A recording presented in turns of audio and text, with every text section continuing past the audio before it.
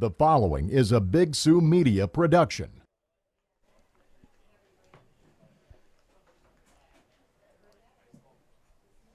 Welcome everybody to beautiful Volga, And South good Dakota. Afternoon, ladies and gentlemen. Matt Larson with you here on BigSiouxMedia.com as we are on the final day of the 2018 South Dakota VFW 15 and 16 Class A state tournament. Our first game of the afternoon is a Consolation Championship game.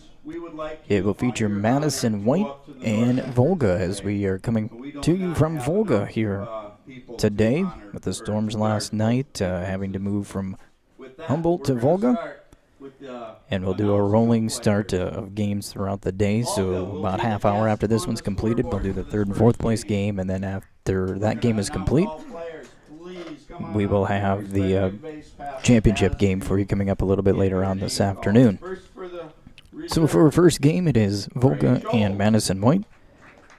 Quick recap, Volga got here. They lost their opening round game 9-1 to Beresford, but came back yesterday with a 2-0 win over Wagner. Madison White was defeated by West Central 7-3 in the opening round, but picked up an exciting 8-7 win yesterday afternoon over Mobridge to advance to this Consolation Championship game. Volga will be the visiting team on the scoreboard. And their starting lineup is this way. Leading off and catching, number 5, Jake Goodfellow. At shortstop, number 17, Ashton Bolche. Batting third, the first baseman, number 40, Sean Reuker. Batting fourth, number 27, the center fielder, Jackson Schiller. Pitching, number 30, batting fifth, Kobe Clausen. And now for the home team on the scoreboard, Madison White. Batting sixth and playing second base, number 13, Aiden Tisdall. Batting seventh, the left fielder, number 56, Caleb Elijah. Batting eighth, the third baseman, number 4, Jackson Koyama, and the designated hitter, number 58, Avery Mangan. Playing right field is number 10, Lane Vanderwall. And now for the starters. For the starters for the home team, Madison White. Pitching, number 4, Brock Minert. Batting second, the center fielder, number 21, Braden Boothie. Catching and batting third, number 3, Colby Menace. In the 4 spot, the third baseman, number 30, Taylor Hoyer. At shortstop, number 24, Tyler Tappy. Batting sixth, the first baseman, number 31, Jack Jankard. The left fielder, number 9, and batting seventh, Keaton Eibert. Batting eighth, the second baseman, number 25, Carson Hunsley. And the right fielder, number 15, Mitch Williams. We'll step off the mic. They're going to do the players' code and the Pledge of Allegiance, and then we'll get this one underway. Take it away, Danny.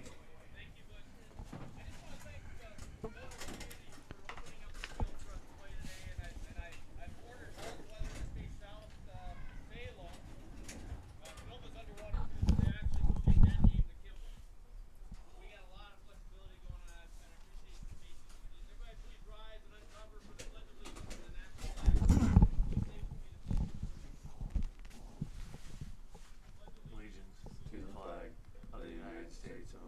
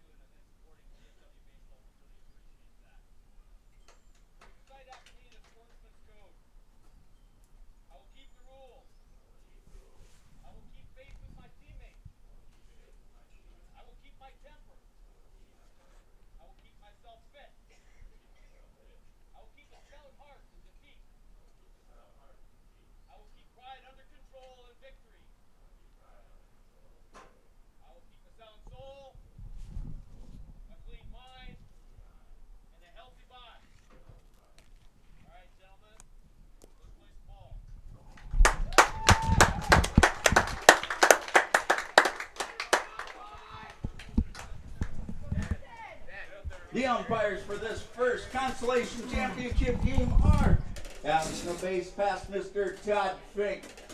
And behind the plate, calling balls and strikes will be Mr. Tad Heitkamp. This crew is all the way from Garrettson, South Dakota, and they're an excellent crew. They've been certified for many years, and you're going to get a good game called by them.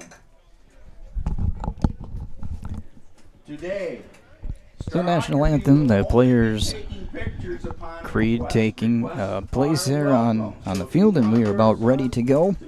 Have their picture taken. Go ahead and ask him. But otherwise, he is not going to be taking pictures today. He will be taking. We want to thank our sponsors, the Humboldt Bar, Pizza Ranch, Manitoba Equipment of Madison, South Dakota VFW, Mobridge Youth Organization, and Wires Tax and Management Services of Madison for making these webcasts possible. The 2 games yesterday, and then there are 3 games today.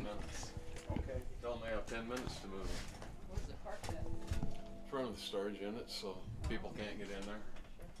Okay, somebody's got a commercial vehicle. It's a black Dodge Ram.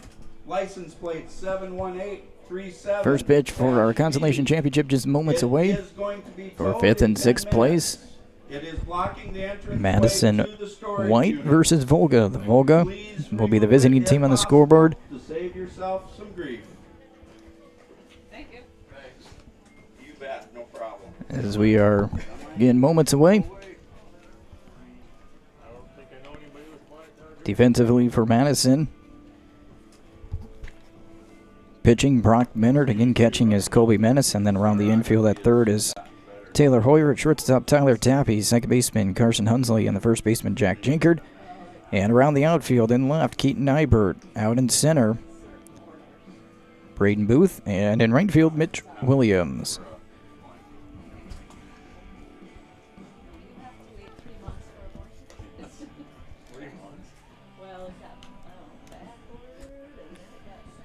And coming up for Volga in the top half of the first will be Goodfellow, Bolchi, and Reuger.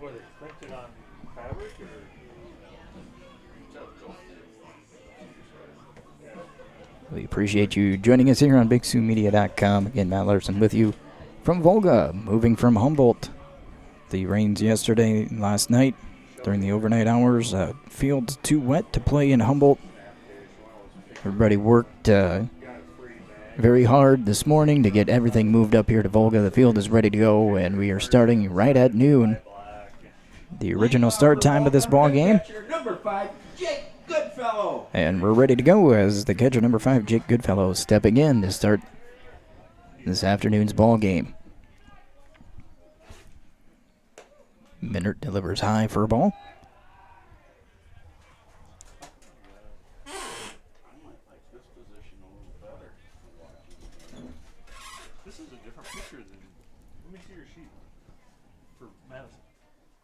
Minard's next pitch in there for a strike, and the count 1-1. Brock Minard, number 4.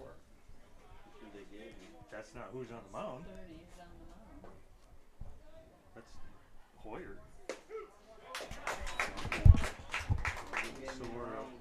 So what do we start with, the ball? Second one in there for a strike, and it is now 1-2 and it's swing and a miss, strike 3. Was that another called strike? Swing. So we do have some defensive I can't tell who that's. Shortstop. changes that we're going to get made here. It is not Brock Minard that is on the mound. 4 on third base. It is number 30, Taylor Hoyer. Yeah, but he's supposed to be right here. That's a 4. So that's Menace. Yeah, that's Menace over there. So we'll get the changes made. So the second pitch in there to Bolchi. A strike count even at 1-1.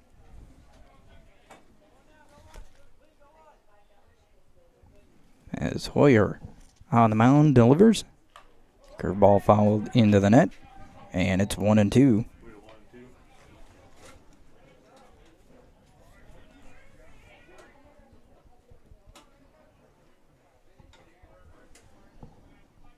So the 1-2 from Hoyer.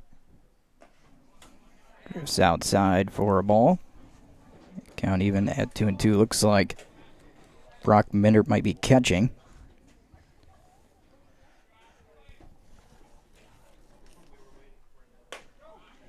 That one is high for ball 3, so the count runs full. 3 balls and 2 strikes. I couldn't quite hear what he said, but I thought I should have told. And a swing and a miss, strike 3. Back-to-back strikeouts to start the ball game for Hoyer. First baseman number 40, Sean Royer.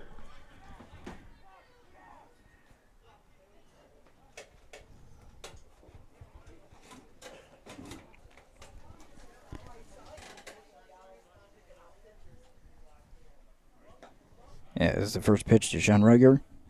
Outside for a ball, 1-0. Tappy's on short. Yeah, I don't know where they're at now. Jankford's on third, first. Looks like 25 on. Tap foul. And 1-1. I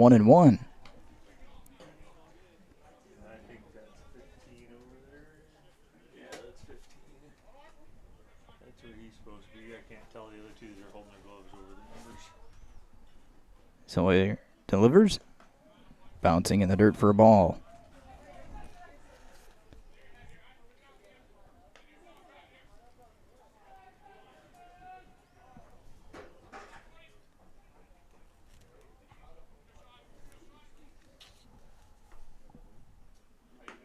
Outside corner for a strike, 2-2.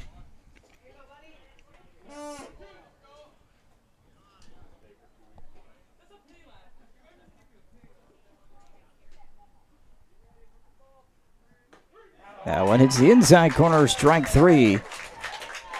And 3 strikeouts in the inning for Hoyer. 3 up, 3 down. No runs, no hits, no errors, and nobody left. Volga 0. Madison. We'll head to the bottom half of the first inning.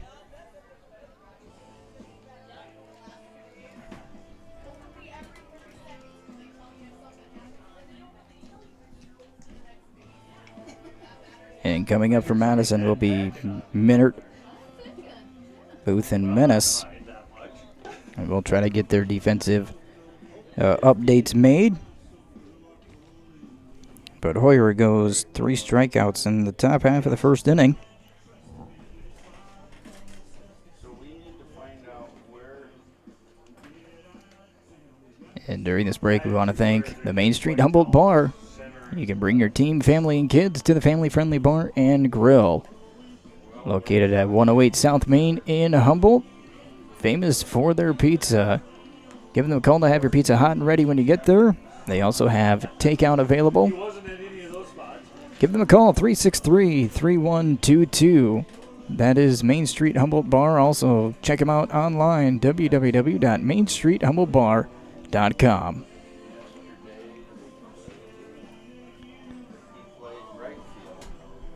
Who was that, Williams?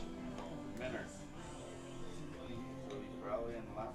Minert, I have it center at the moment. And then where's As it will be Minert's catching. Is he? Yes. Minert's catching. Where's Colby Menace? Third. Okay, so 1, 2, 3, 4, 5, 6, 7. to start things off in the bottom half of the first. The catcher, number 4, Brock Minert.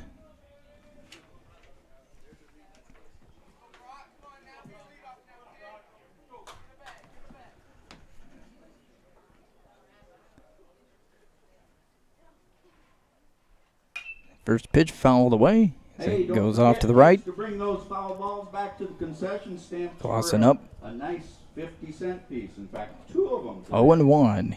Start the bottom half of the first inning.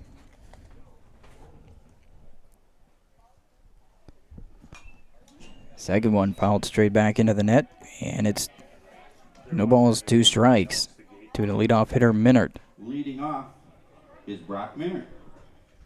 Catcher.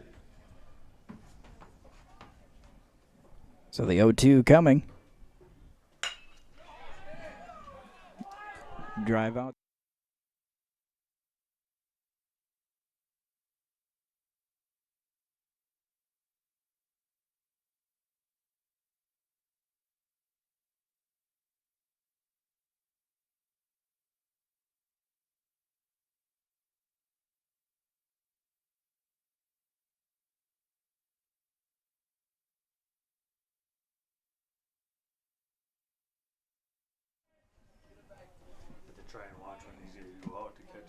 bigger numbers.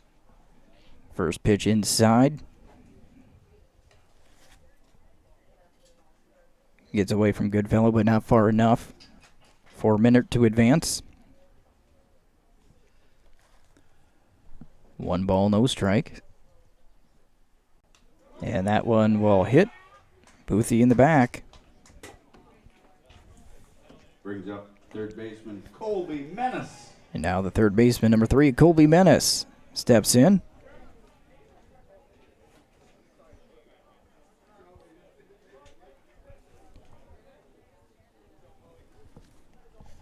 So 2 on for Madison here in the top half, or bottom half of the first inning. Volga went down in the top half, 1-2-3. First pitch fouled off to the left. 0-1 to Menace.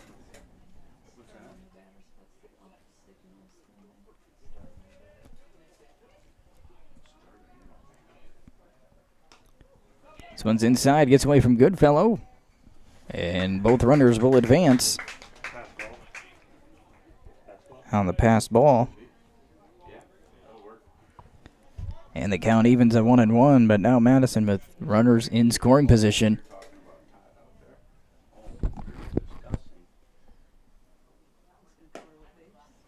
That one's a little low for ball 2.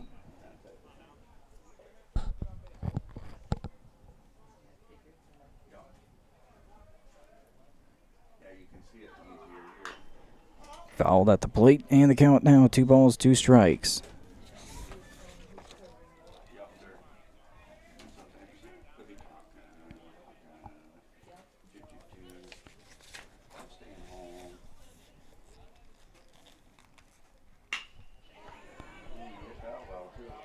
This one's built.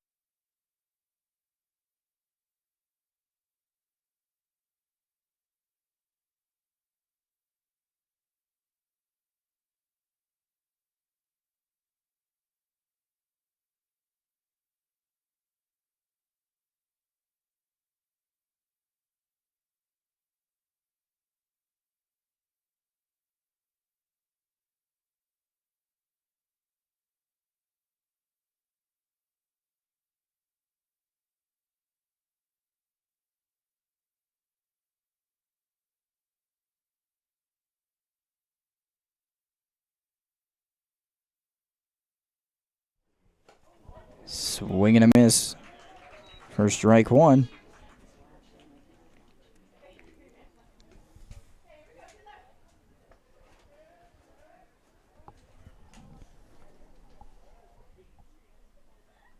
That one drifts outside for a ball.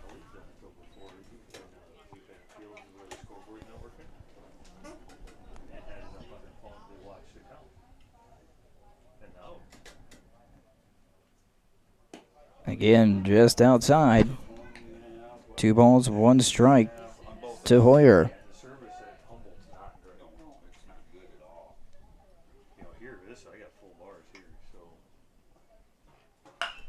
Here's a drive out into left field.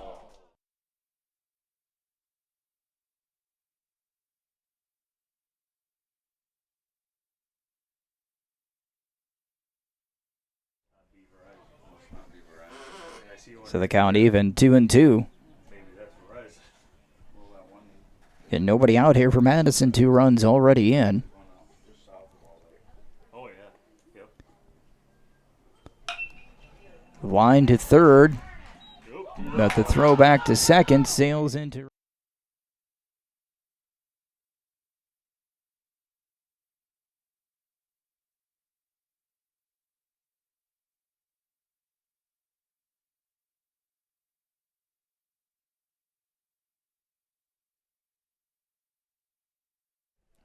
Shortstop, Tyler Menace Tappy. remains at second. And the shortstop, number 24, Tyler Tappy, to the plate.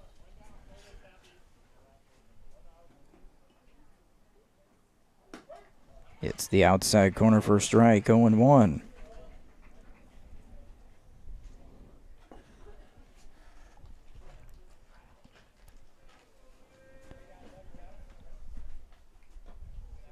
That one's low for a ball.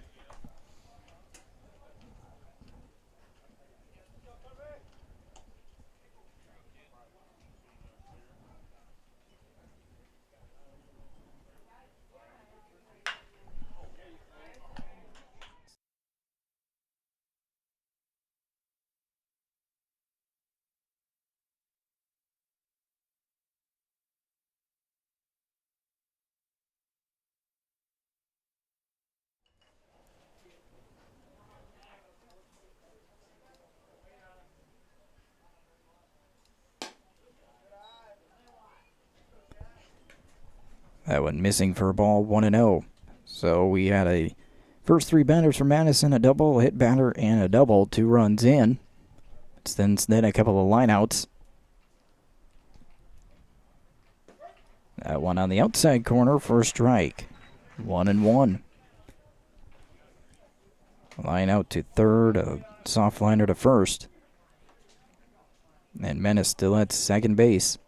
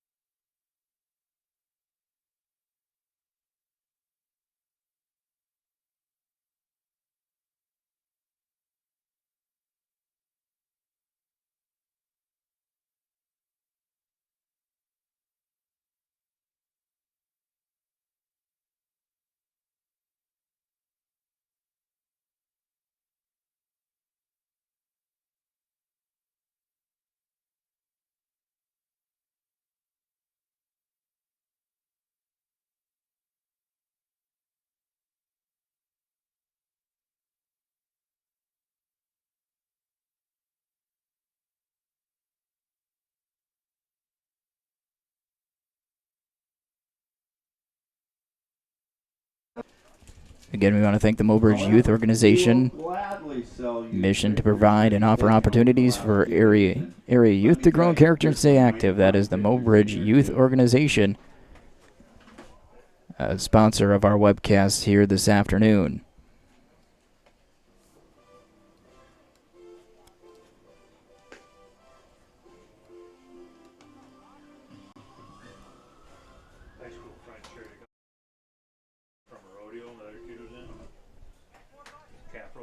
Leading off the bottom of the second. So we'll get things squared away here for the top half of the second. Stepping in, Jackson Schiller, the center fielder, against Hoyer as the first one. Sails outside for a ball, 1-0.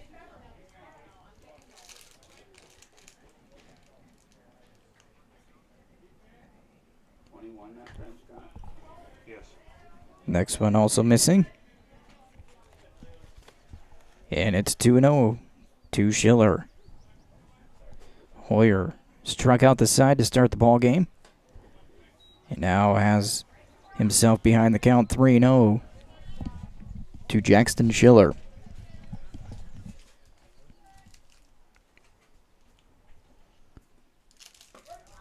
There he finds the strike zone, 3-1.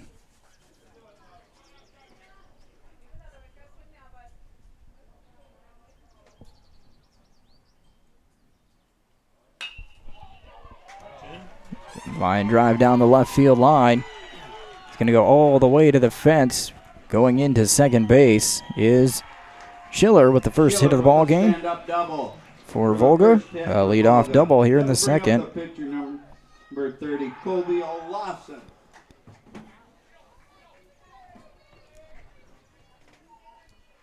That'll bring up the pitcher, Colby Olafson.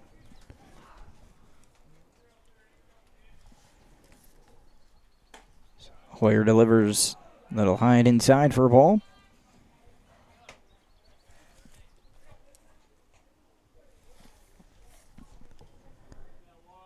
Schiller at second. That one's in there for a strike, 1-1.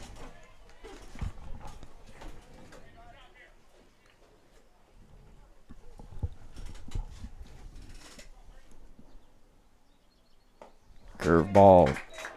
Swing and a miss by Olafson, and it's 1-2.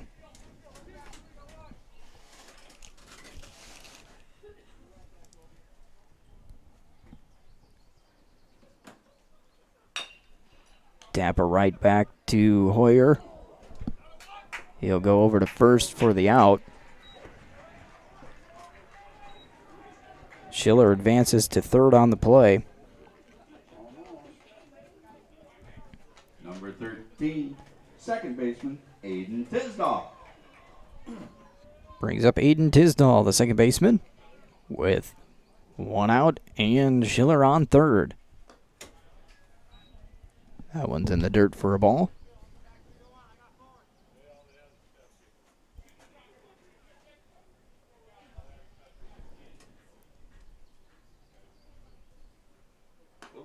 That one stays inside, ball two.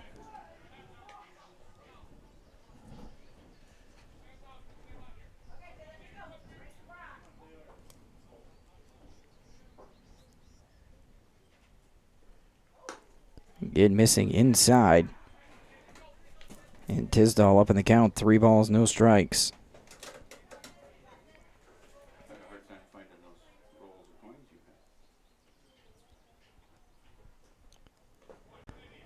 And a 4-pitch walk to Tisdall.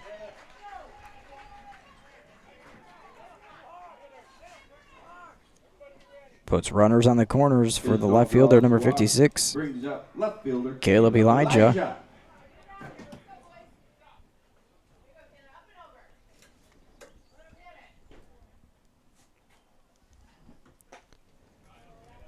That one high and outside. Yeah, Hoyer pitched 5 pitches last night. So he could go 95 today. And that one stays up and inside, ball two. So that's 6 straight out of the zone for Hoyer. Yes. Did we haul all our stuff up here? No, they're doing that on their own. And there's a strike now to move the count to 2 balls, 1 strike.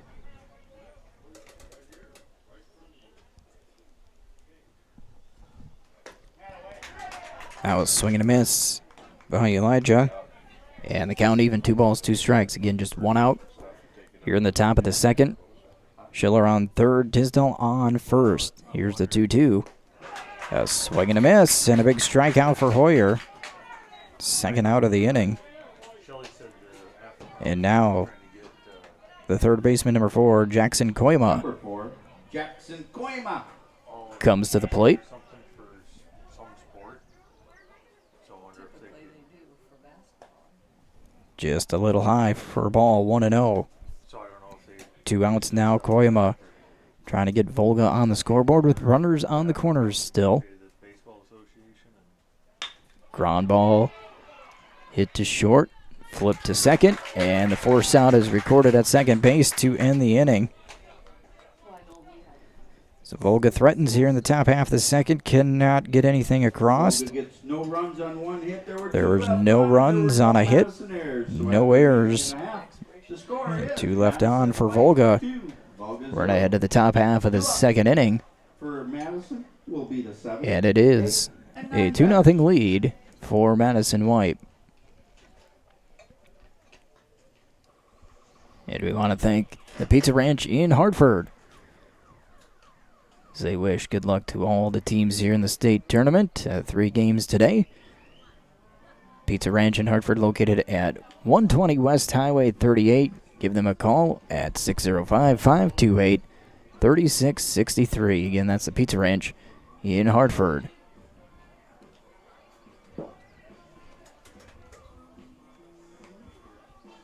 you don't even have to worry about hits and errors today. No, I don't. Balls and strikes.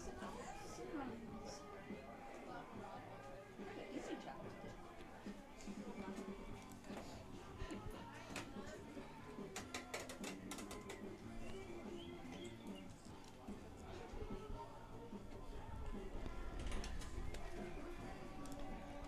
So coming up here in the bottom half of the second inning for Madison will be the bottom of the order. Nybert, Hunsley, and Williams, the 7, 8, and 9 hitters.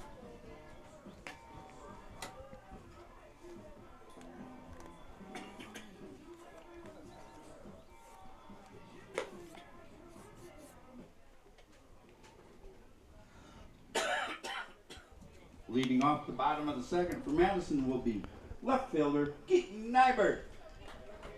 So starting things off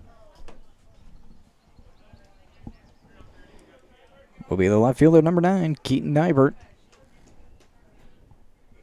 to face a Lawson. On the outside corner for a strike. 0-1. Long ways for Larry to walk.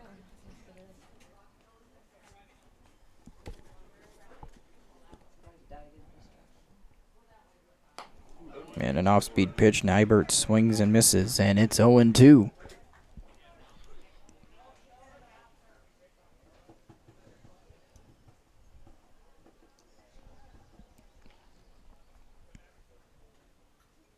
And another off-speed pitch.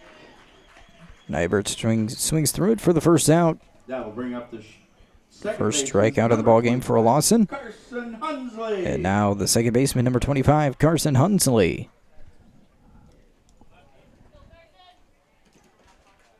Will come to the plate. That one just a little high.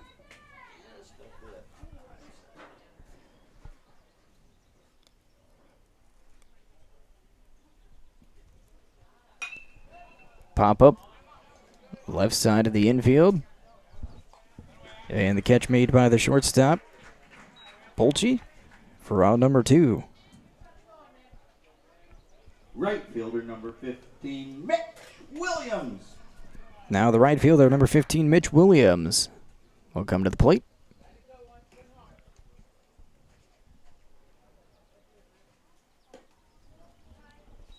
First pitch is low and away for a ball.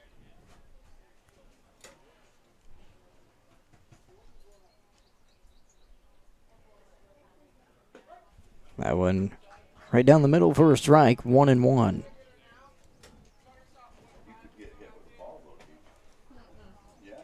Scott's gonna catch it now.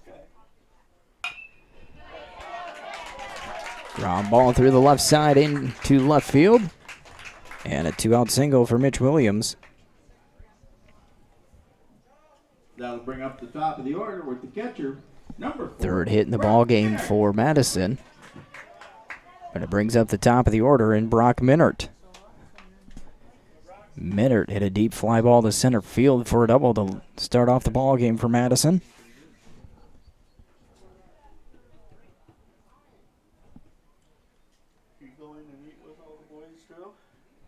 Williams with a small lead at first.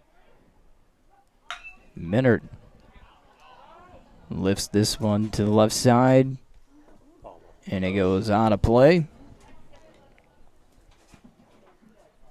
Remember to bring those foul balls back to the concession stand for a couple of 50-cent pieces. Oh, you never mentioned it. Not sure you knew, or I don't know. We got a text later. Ball high, and it's 1-1. because you were at home with me. You never mentioned it.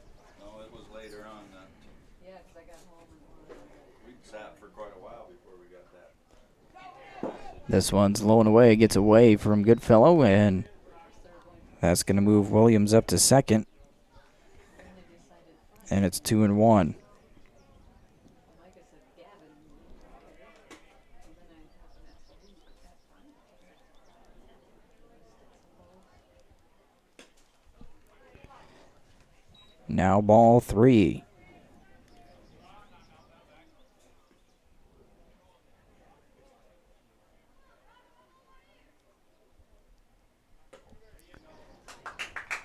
And this one misses as well, ball 4. So runners on first and second now. It's the first spot given up by Lawson. Brings up Center fielder, number 21. the center fielder, Boothie. Braden Boothie. He's hit by a pitch. Last at bat.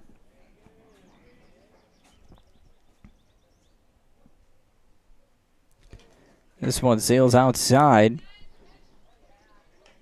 Ooh, that was still close. Goodfellow chases the ball down and throws it down to third, but not quite in time. My parents bought a twin. So the wild pitch advances both runners. Second and third, 2 outs. And Boothie takes up and in, ball 2. Just west of Ellis Road on the north side there.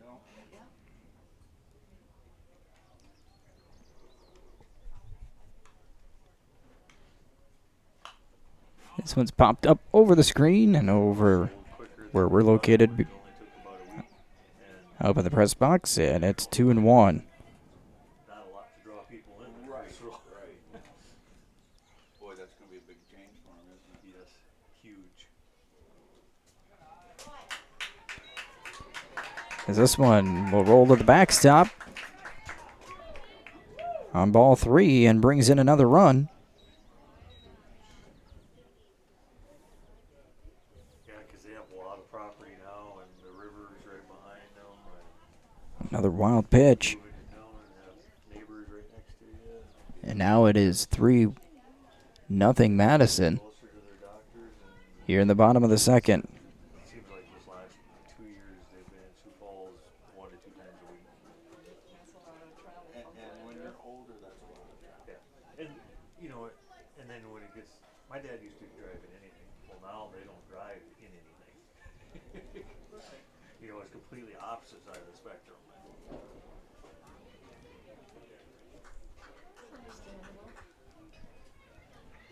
I was kind of pushing for them to get to a one-level place because they're in a ranch and everything's downstairs now.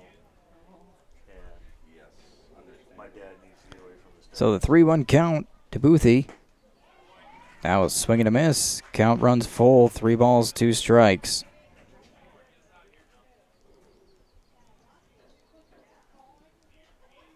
So they're moving, I think, one weekend, and the next weekend, my mother-in-law is moving.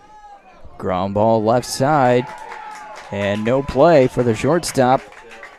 Deep in the hole. Okay.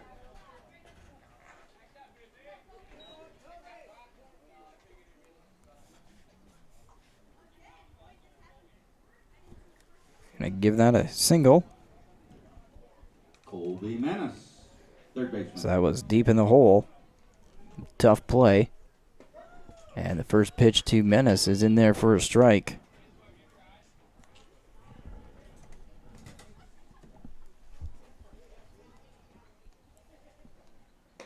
Second one just missing outside, 1-1. So Boothie with the RBI single to bring home Minert. Second run of the inning. Makes it a 4-0 ball game. Here's the 1-1. Fly ball hit out to center field Shallow. I thought it was going to go a little deeper than that. and hit right to Schiller, who camps under it and makes the catch for the final out of the inning. Madison picked up So a couple of 2 more runs on 2 more hits. on There was 2 1 hits. left on, and there were no No errors, 1 left. After 2 complete, We've completed 2 Madison here in scored. Volga. It is 4-0 Madison White. Due up for Volga will be the 9, 1, and 2 batters.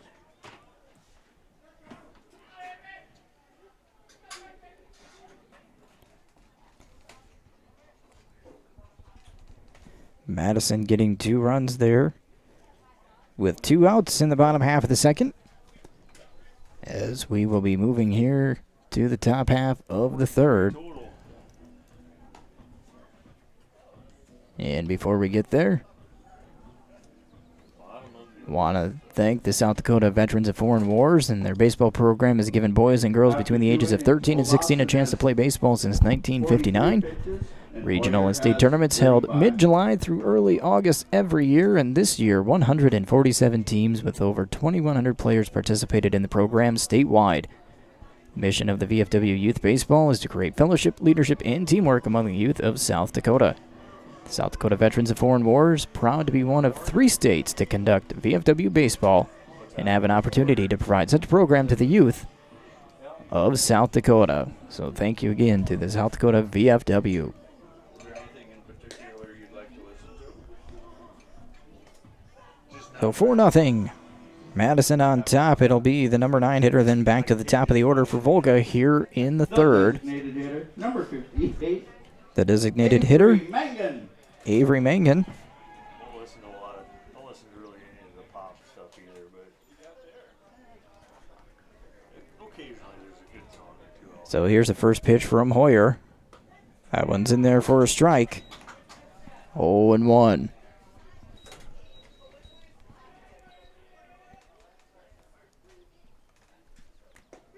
That one in there for strike 2.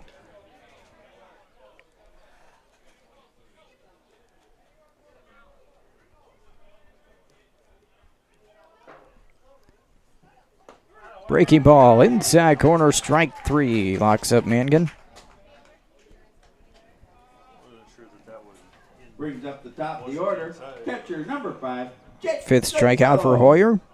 And 1 out here in the top of the 3rd.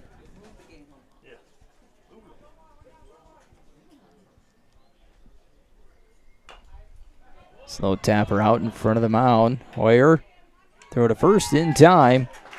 And Jake Goodfellow out on 1 pitch here in the top of the 3rd for the 2nd out of the inning. Shortstop number 17, Ashton Bolte. Now the shortstop Ashton Bolte steps in. 0 for 1. That one up and in. I think from what they sounded like on the news this morning, the longer the clouds hang around, the further back it pushes any storm. Okay. Because this And now that one in there for strike. 1-1. atmosphere for the storm. That would make sense.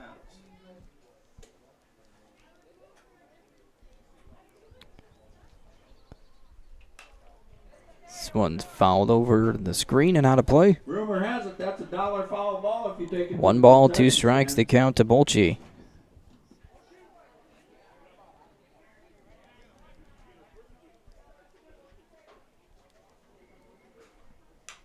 That one again fouled off. And another one. He's going to get a free soda.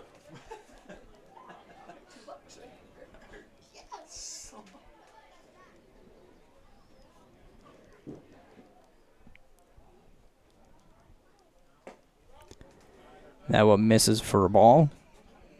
Count 2-2. You got 2 foul balls there, Scott. It Called won't tell. and 2 fouls.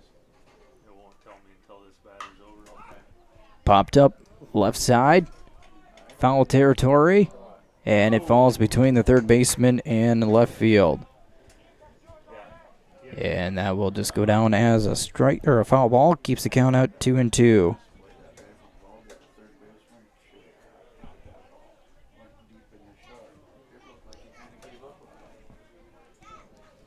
The one the shortstop got? Yeah. Maybe it was more towards him. Here's a soft liner out into center. But it carries right out to Boothie. And he makes a catch for the final out of the inning. So a quick 1-2-3 inning here in the top half of the 3rd. After 2.5. No runs, no hits, no errors, nobody left. And we'll head to the bottom half of the 3rd inning. Here from Volga. For Madison will be the 4, 5, and 6 batters. I had 11 pitches total for the inning. Yep, that's right.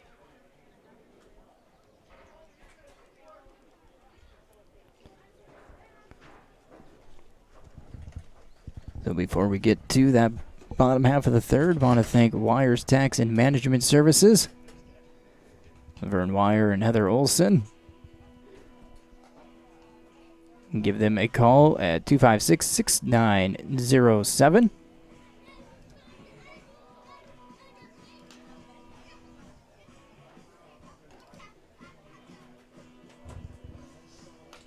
Got Laverne Wire as the enrolled agent, Heather Olson, the certified public accountant. Again, 256-6907. They are located at 124 East Center in Madison. I want to thank them for being a sponsor here of our webcasts. Bottom of the 3rd inning coming up.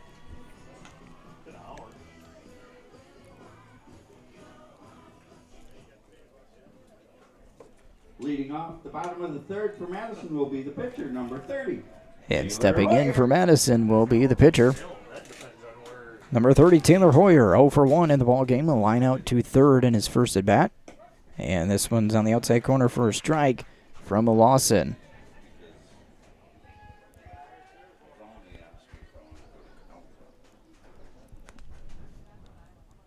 And here's a line drive into left field. This one over the head of the third baseman.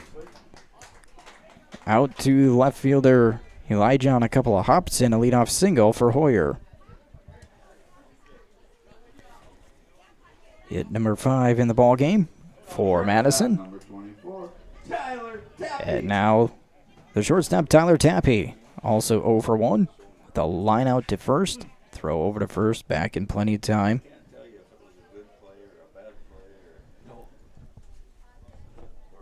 Was Hoyer. I know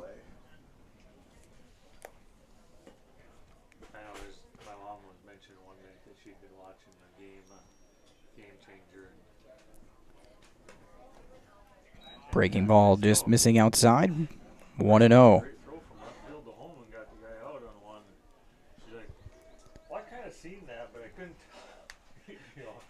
You lose all of the excitement out of it because she couldn't tell the whole story. That one just missing as well. 2-0. Sure, because you went from 7 to 2 or whatever. Yeah.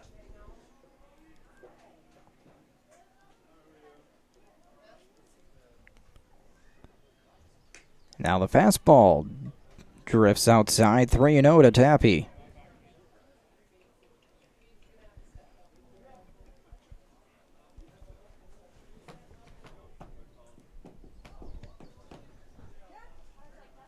Three-0 pitch inside corner for a strike.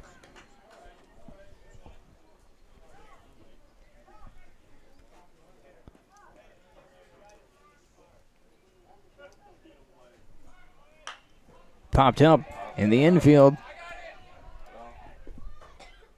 as the pitcher makes the catch. For out number 1, Pop-up brings right up near the number first 31, baseline. First baseman, Jack Jenkers.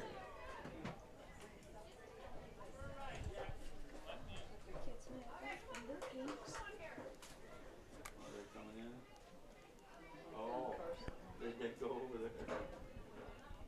They go to McDonald's. Carson next. And the first pitch to Jankard in there for a strike. Jankard 0 for 1, a ground out to first.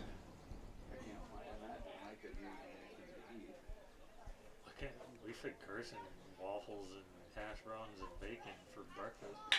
Not long before we left. This one hit out into right field. But, you know, I don't know. Right on a line out to right fielder Vanderwall. Stopped it on a hop. Base But another hit brings for up Madison. number 9, left fielder, Keaton Nybert. Brings up the left fielder Keaton Nybert. Came out to eat on Thursday. We went to Buffalo Wild Wings for lunch. And Ground ball hit over to third. So on a fielder's choice, Nybert will reach. Hoyer out at third base for the second out of the inning. Jankard moves to second. eat all those. Number 25. And now the second baseman, number 25, Hunsley. Carson Hunsley, will step to the plate. Hunsley 0 for 1, a pop up to the shortstop. That one just a bit high for a ball, 1-0. Yeah, exactly. So Madison has pushed across a couple of runs in their first 2 innings. And is swinging a miss by Hunsley, 1-1. They've got runners on first and second here with 2 down. I'm just glad she invites you for lunch once in a while. And now strike 2. That works too. I figure I'll get it started. Maybe eventually he'll be asking. 1 ball, 2 strikes to Hunsley. A loss in pitches, and that one gets the jersey of Hunsley. I'm not sure the umpire was convinced until the kid started going on his own. He didn't say time right away, did he? No. So Hunsley will take first on the hit batter. That brings up Mitch Williams with the bases loaded and 2 out. And Lawson's pitch hits the outside corner for strike, 0-1. Williams 1 for 1. At a seeing eye single ground ball through the left side. Last inning to start the 2-run rally with 2 outs. That one's outside, 1-1. Carson can't take it. He can't. When he sees him going over there, he lets him almost all go. Lawson with the 1-1. Low for ball 2.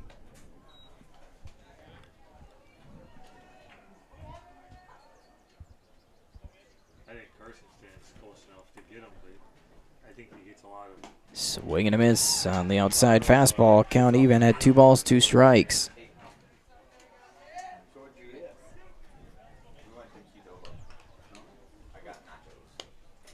The 2-2 coming up from Lawson. Fouled straight into the net. And the count still remains 2-2.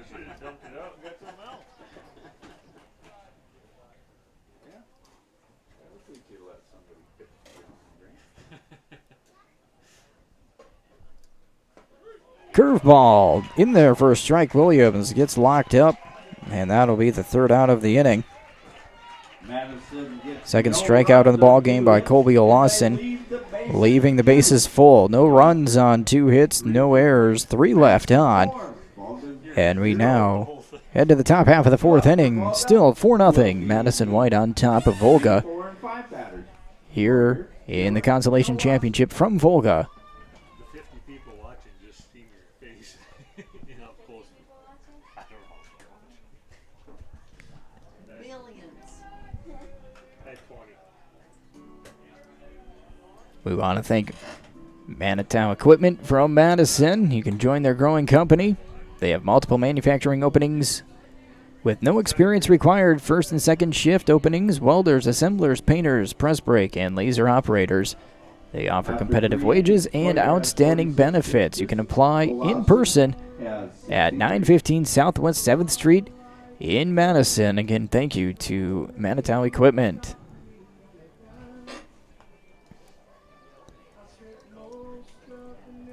Top of the 4th inning. Volga trailing by 4. Yeah, they almost need to be 8 to 12 inches higher.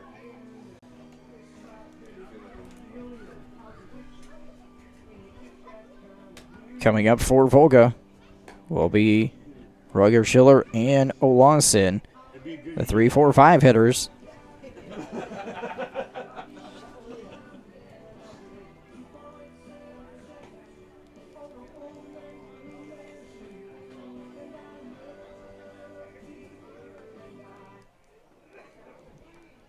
Leading off will be first baseman, number 40, Sean Reuger.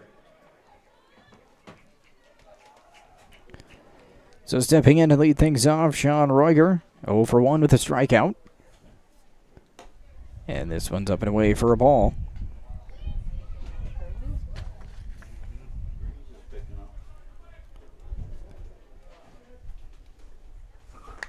Swing and a miss.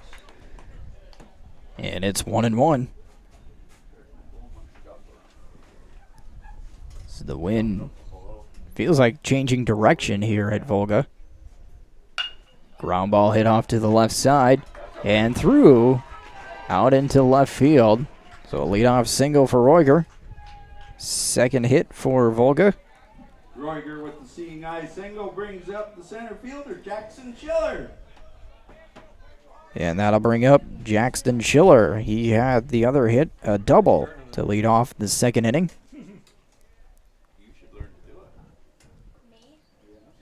He steps in. Takes a pitch on the outside corner of the fastball in there for a strike, 0-1.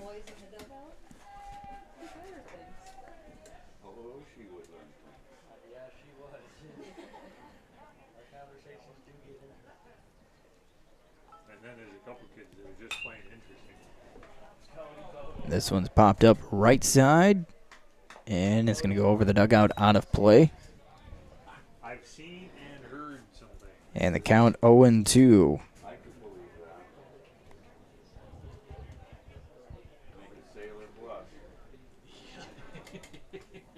Reuger takes his lead from first. And the 0-2 from Hoyer. Right back to Hoyer off of his leg.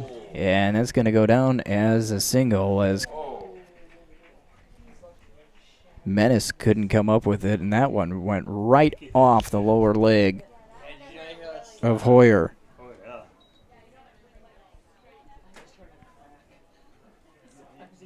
I don't even know how I can score that word off the third, off of one. And So it's a line drive single. yeah. But we hope that Hoyer is okay. Looks like it caught him on his back pitching leg.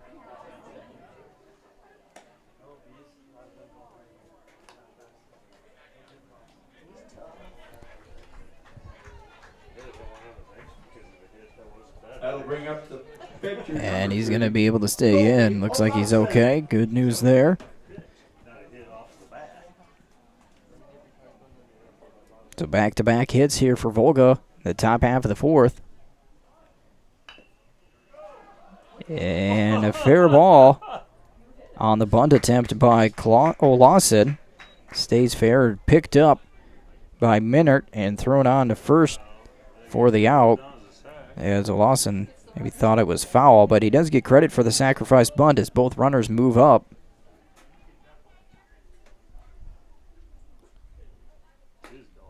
Number 13, Aiden Tisdall. So one out now, and Aiden Tisdall, the second baseman, steps in with two runners in scoring position. First pitch off the zone for a ball. This one's hit out into right field, and it's in down the line and all the way to the fence. Two runs are going to score. Throw in from right. Comes into second base, but a two-run double for Tisdall. So the sacrifice bunt works as both runs come in. Two-run double brings up number And the 56, fourth hit in the game, Elijah. third this inning. And it's now a 4-2 ball game. The first pitch to Elijah's pop foul. Elijah 0 for 1 as a strikeout. And now the count even at 1-1. So a single out to left by Roiger. The line drive single off of Hoyer's leg for Schiller. Lawson with the sacrifice bunt, and then a two-run double by Tisdall for Volga here in their half of the fourth inning. And that one drops in there for a strike for Hoyer, and the count to Caleb Elijah 2-2. All day. The longer the clouds stay, the better off we are. And that one in there for a strike. Elijah caught looking. Because the sun is part of the heating in that. Sixth strikeout in the ball game for Hoyer, and now with two outs, Jackson Koyama comes to the plate. Technically reached on a fielder's choice. His ground ball to short ended the second inning. It's the first pitch to Koyama. A strike. Here's the 0-1. Slow roller. Pretty tough play to second. Throw to first in time by a half a step to get Koyama for the third out of the inning. Two runs do come across for Volga here on three hits. No errors and one left. It's a 4-2 ball game as we head to the bottom half of the fourth inning. The top of the order, 1, 2, and 3.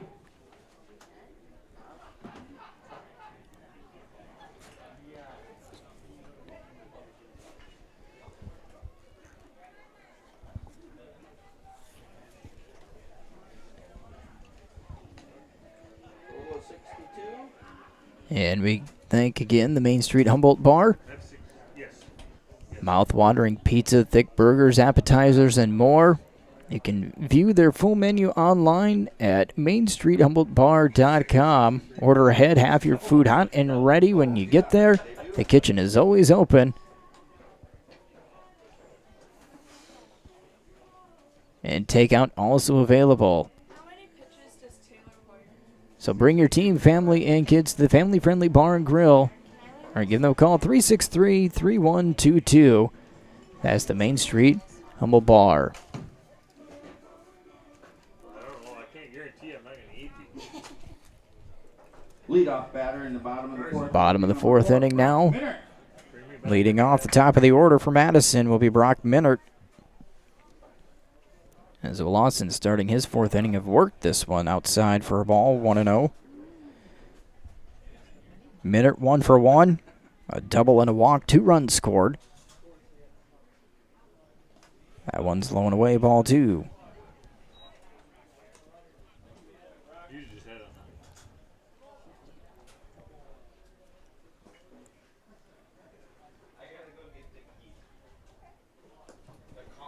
And again, low and away, ball 3. Boothie and Menace due to hit for Madison. And again, missing low and outside. Second walk drawn by Minert. And just the second walk given up by Lawson in the game. Number 21, center fielder. And now the center fielder, number 21, Braden Boothie. Steps in 1 for 1. He was hit by a pitch in the first inning and came around to score at an RBI single in the second.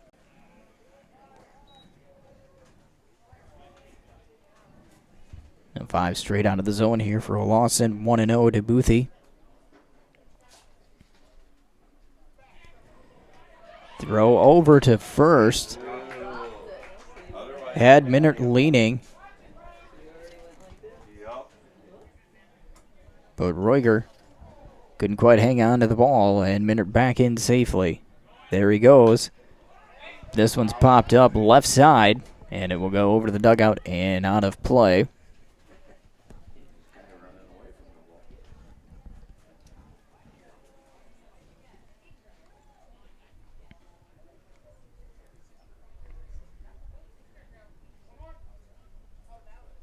One and one the count. Another throw over to first. Minert back standing. Kind of a small stadium. That's why they got the big high fence. Minert's going to go. Ground ball hit to the left side. Throw across the diamond. Gets Boothie. A nice play by the third baseman, Koima. Minert does advance to second base. And now the third baseman, Colby Menace. 1 for 2. Swings at the first pitch, and this one's foul down the third base line. Menace with a 2-run double to left center in the first inning. And a fly out to center.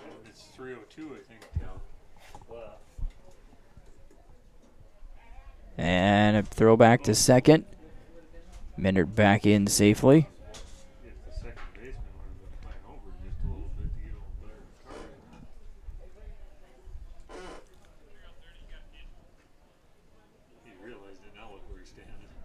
Here's the pitch. And that one drops in there for a strike, 0-2.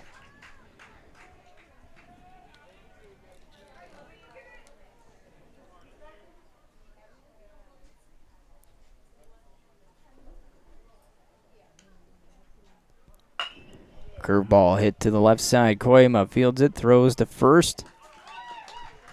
Advancing to third is Minert. But a couple of ground balls here to third base. As 2 outs for Madison. Number 30, Taylor Hoyer. Koima making a couple of good plays. And now Taylor Hoyer stepping in. 1 for 2. Line out to third and a single. As this one's outside for a ball, 1-0.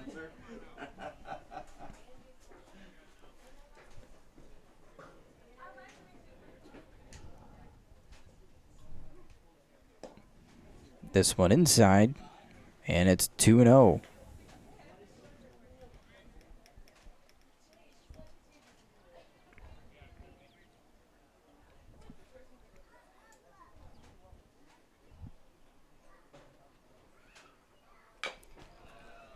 Slow roller down the third base line, but is foul. Yeah, we left everything, up there in Charles Nest. We didn't go to Humboldt before we came up. Umpires have left all their gear out in the shed. 2 balls, 1 strike. Why not, I guess. Low and away, ball 3. It sounded like 2-1. It sounded like 3 or 2. And now inside, ball 4. Second walk of the inning. Shortstop number 24. Puts runners on the corners now for the shortstop, Tyler Tappy. Tappy's 0 for 2, a line out to first, and a infield pop-up to the pitcher.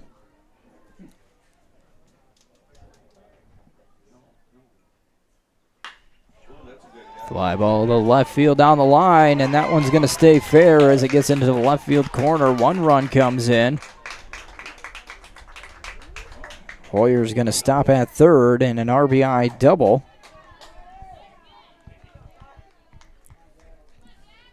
For Tappy. RBI double by Tappy brings up first baseman Jack Jenkins. Brought in runs. Add 1 to Madison to the home team.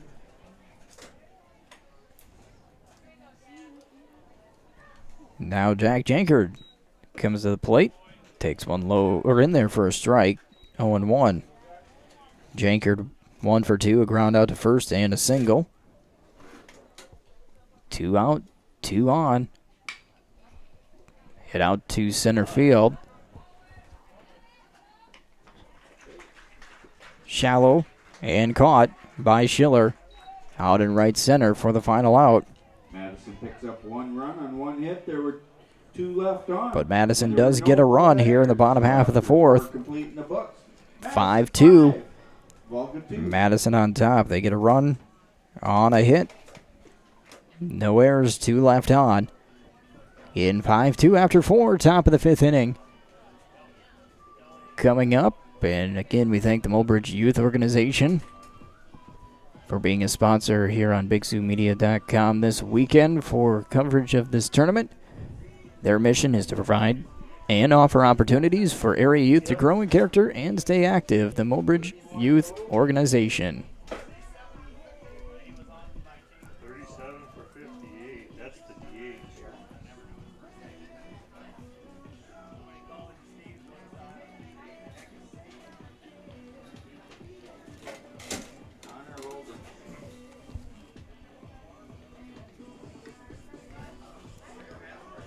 So 4 innings of work by Lawson.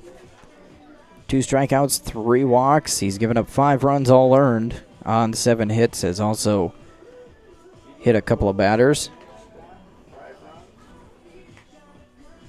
And 4 innings in the books as well for Hoyer. He's given up 2 runs, both earned on 4 hits, 1 walk, and 6 strikeouts.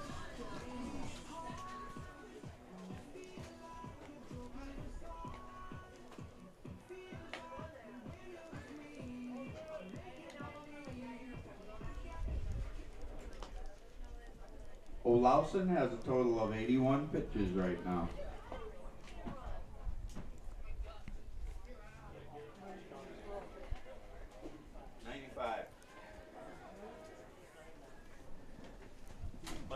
Leading off will be number 37, Connor Logan. So the top half of the 5th inning.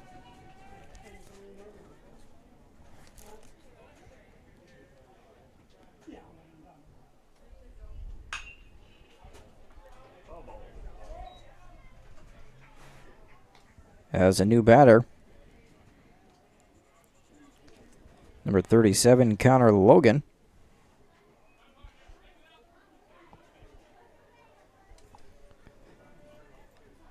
First one fouled off, second one poked out to the right side, and that one's going to fall in front of right fielder Williams. So Logan off the bench. Logan with the leadoff base with a hit. leadoff single. Catcher number 5, Jake Goodfellow. And now the top of the order, number 5, the catcher Jake Goodfellow. Goodfellow's over to a strikeout and a ground out back to the pitcher. Here's a slow roller out in front of the mound. Hoyer's going to pick it up, races to first base, and beats Goodfellow as both Hoyer and Jankard went for the ball, but Hoyer's momentum able to keep him going towards first base and beat Goodfellow. So an unusual mark in the book is 1 unassisted for the first out of the inning. But moving up to second base is Logan. And now Ashton Bolche will step in. He swings at the first one and fouls it off.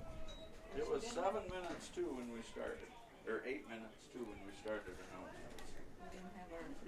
Bolche 0 for 2, a strikeout and a line out to center. Tap foul and the count 0-2. Actually, we were doing pretty good the last couple days. It's almost like we've done that. So here comes set and the 0-2. Ground ball hit left side. Picked up by the shortstop. Fire over to first. Nice play by Tappy. First baseman number 40, Sean Roiger. Over to Jankard for the second out. Logan moves over to third. And now Sean Roiger steps in. 1 for 2, a strikeout and a single. Pitch stays up in the zone. 1-0.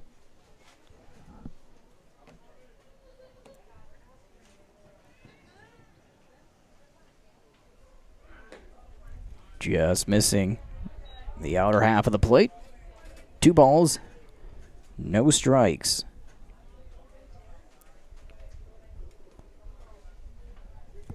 Hoyer out of the windup. And this one missing low for ball 3.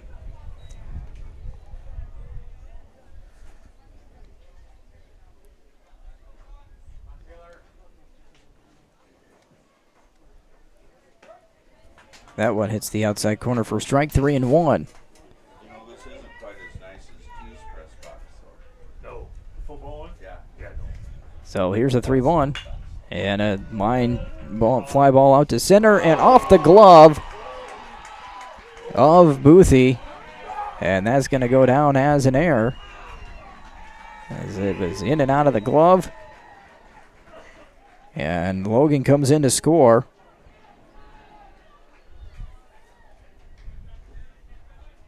Roiger stops at second. Center fielder number 27, Jackson Schiller. So Jackson Schiller steps in now. 2 for 2, swings at the first pitch. Ground ball to the left side at third base, a bobble, and back-to-back errors. He bobbled it. Yeah,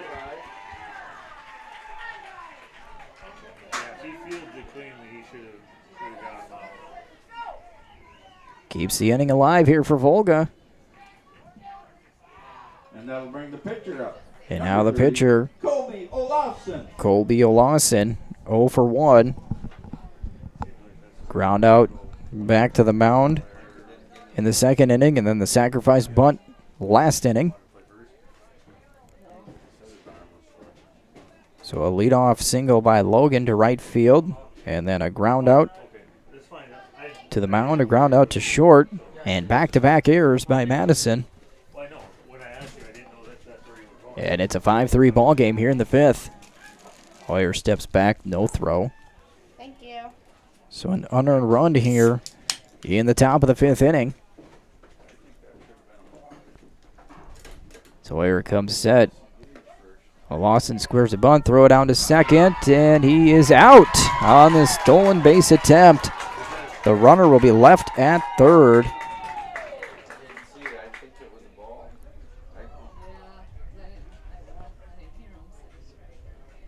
A discussion about the call, but it stands. Volga picks up 2-6 caught stealing, There were 2 Madison errors and there was 1. but a run on a hit, 2 errors in the inning for Madison. And it's a 5-3 ball game going to the bottom half of the 5th inning.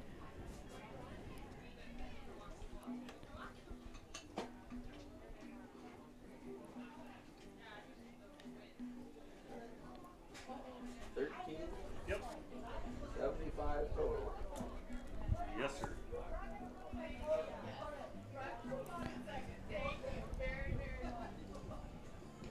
So, before we head to the bottom of the fifth, gotta thank the Pizza Ranch in Hartford.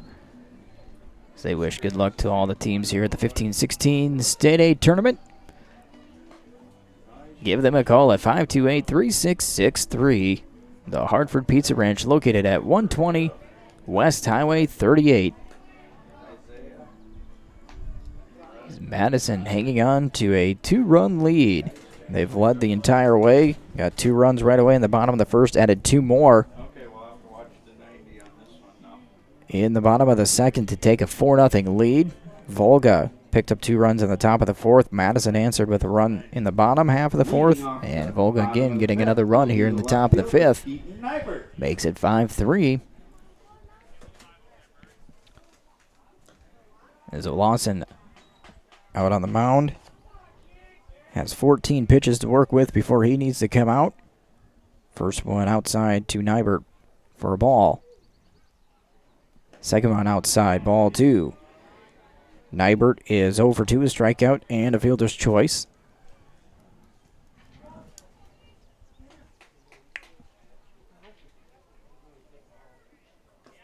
Low and away, ball 3.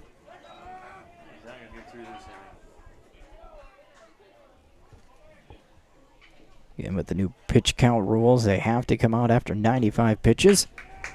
That was pitch number 85. And a 4-pitch walk to lead things off for Nybert. Fourth walk given up by Lawson. Now the second baseman, number 25, Carson Hunsley. 0 for 1. Pop up too short and was hit by a pitch. And before we get to Hunsley, we will have a pitching change. So they're going to take out Lawson before he hits the 95 pitch max. 4+ innings of work. Gives up 7 hits. Currently 5 runs all earned. He is responsible for Nybert. Walk 4, struck out 2. And also hit 2 batters. As the new pitcher looks to be number 27, Jackson Schiller.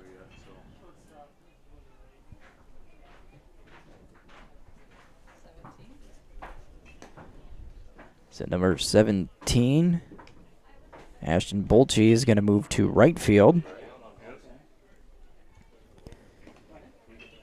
Vanderwall is going to move to center field.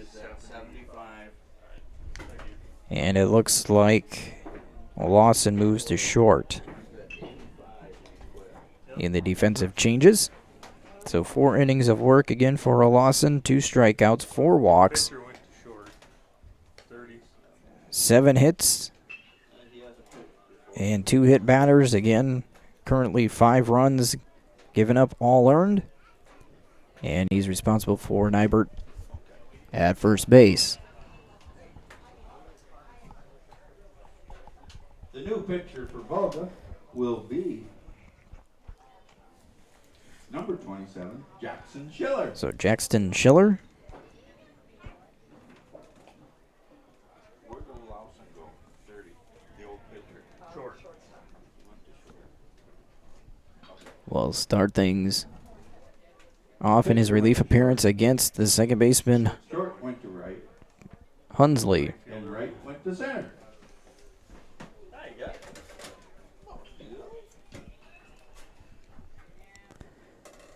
And Hunsley 0 for 1 with a pop up to short and being hit by a pitch. Swinging a miss, strike 1.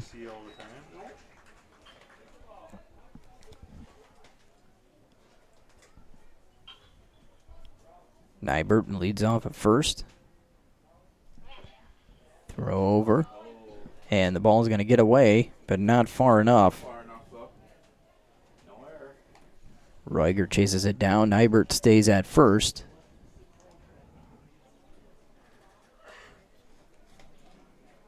Count still 0-1. Nybert goes. Ball goes outside and to the backstop. Nybert will stop at second with the stolen base. And the count even at 1-1.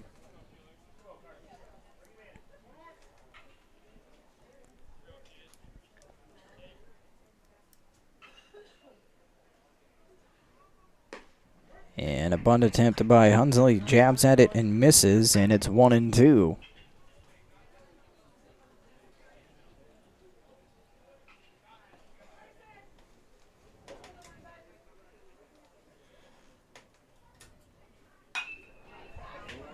Shallow fly hit out to the left, but getting underneath it is Elijah for out number 1. Can of corn out in left field brings up the right fielder, number 15, Mitch Williams.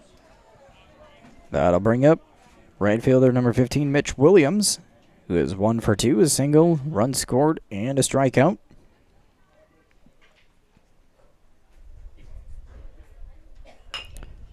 Ground ball hit left side is short. A Lawson across the diamond to Royer. It's Williams out, short to first for the second out. Bring up the top of the lineup. Nybert moves to third. Brock Minert. And now Brock Minert will step to the plate. Minert 1 for 1, has 3 runs scored. Had a double to start the ball game and has been walked twice.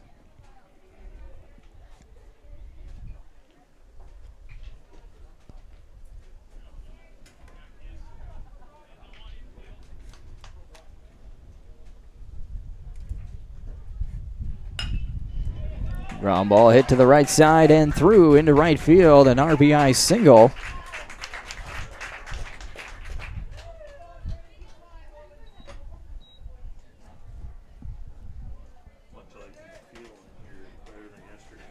Braden Boothie, center fielder.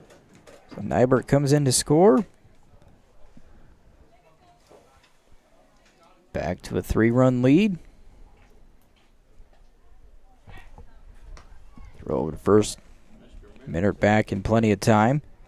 So that'll close the books on a loss and gives up a total of 6 earned runs. Minert leads from first. Inside. Ball 1 to Boothie. Minert will get a stolen base. Boothie is 1 for 2.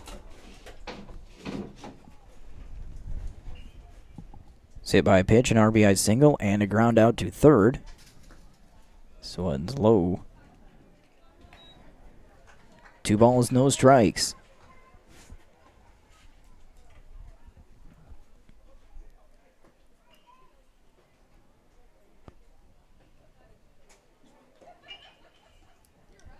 Low and away, ball 3.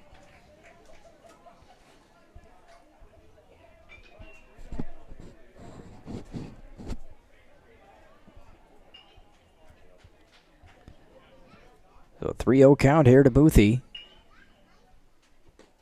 Low and inside, ball 4.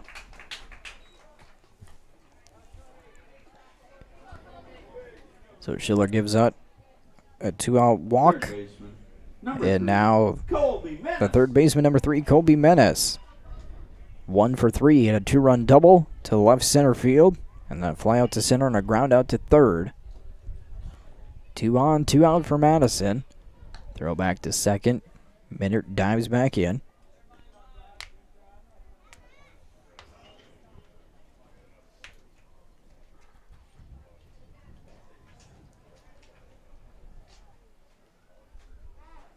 And now time called.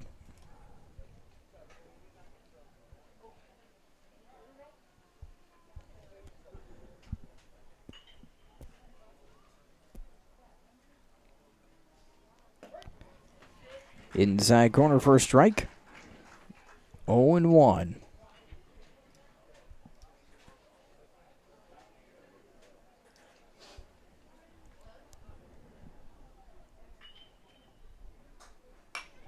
This one's fouled out of play. And Schiller now up in the count on Menace. No balls, 2 strikes.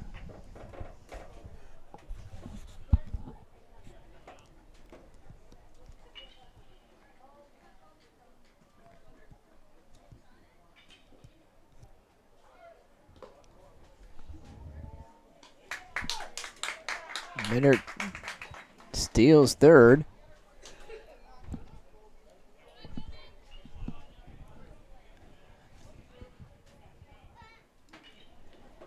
Taking off on the pitch. It was inside, and it's 1-2, so now runners in scoring position. The 1-2. Deep fly. This one's deep out to left field, and this one is over the fence for a home run. This one, a 3-run home run to left field for Colby Menace. First throw home run of the derby. Makes it a 9-3 ball game.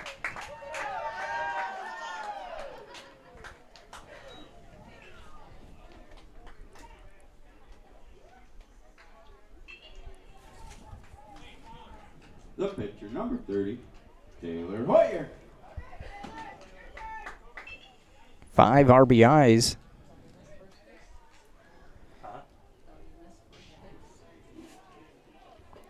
In the ball game for Colby Menace. Does he really look? Supposed to? That's one of the things we're supposed to look at. And the first pitch to Hoyer, a strike. And as a general rule, there's not much else to do right now. This one's popped out of play. It's like a playoff. Hoyer 1 for 2, a line out, a single, and a walk.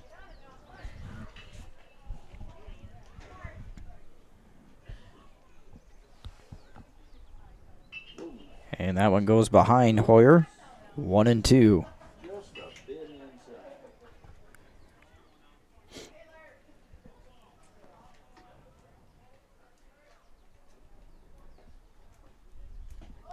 And a swing and a miss by Hoyer for the third out of the inning.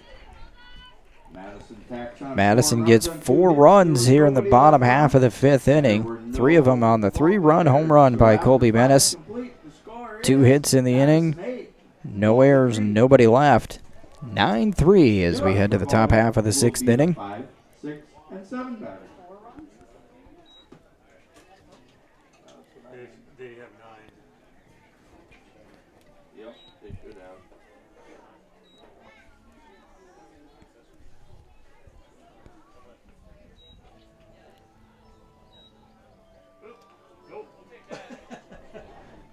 And we again want to thank the South Dakota Veterans of Foreign Wars. Their baseball program has given boys and girls between the ages of 13 and 16 a chance to play baseball. They've been doing that since 1959. The regional and state tournaments, sponsored by the South Dakota VFW, are held mid-July through early August every year. And this year, 147 teams with over 2,100 players participated in the program statewide. The mission of the VFW Youth Baseball is to create fellowship, leadership, and teamwork among the youth of South Dakota. South Dakota Veterans of Foreign Wars, proud to be one of the 3 states to conduct VFW baseball and have an opportunity to provide such program to the youth of South Dakota. Again, thank you to the South Dakota VFW.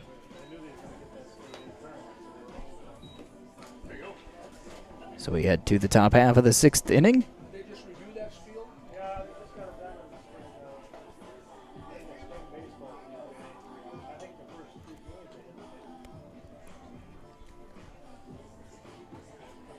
A 9-3 advantage for Madison, a big 4-run inning.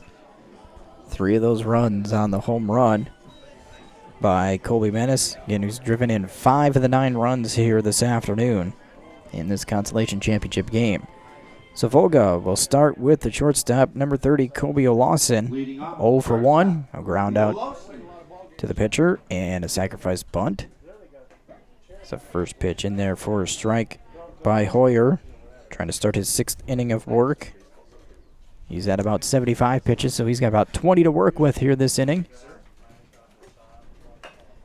This one's tapped at the plate, dribbles foul, and the count 0-2.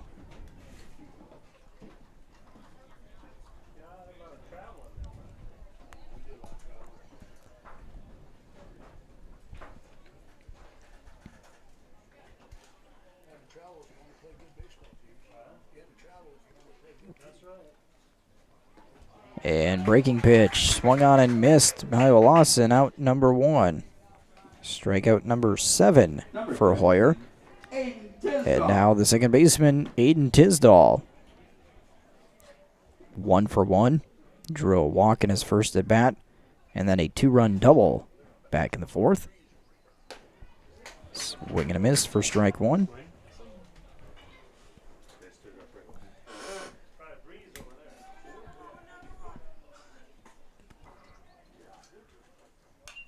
Fouled straight back. And quickly 0-2 to Tisdall.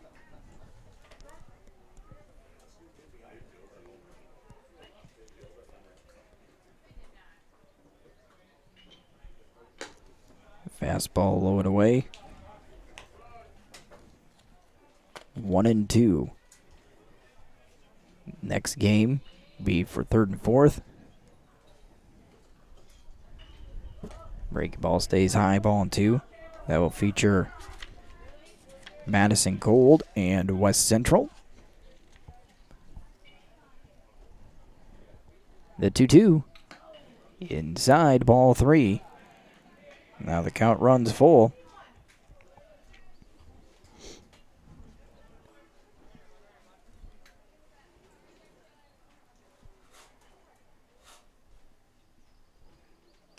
Breaking ball, up and in. So Tisdall works a 1-out walk. Second, given up by Hoyer.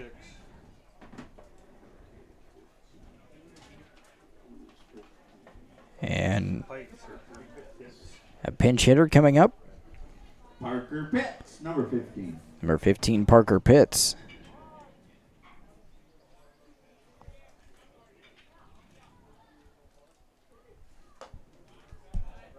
That went outside for a ball. So that's 5 straight now out of the zone by Hoyer after he got up on Tisdall 0-2. And Pitts drives one to deep left field. And if it stays fair, it is a home run, but it drifts foul. Not by much. A long strike as Pitts got around on the pitch from Hoyer and drove it deep to left field.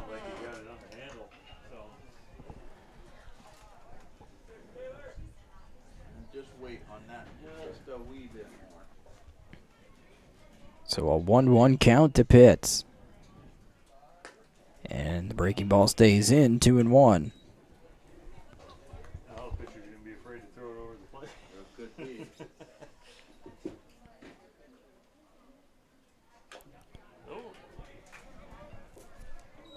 Tap foul by Pitts. And the count 2-2.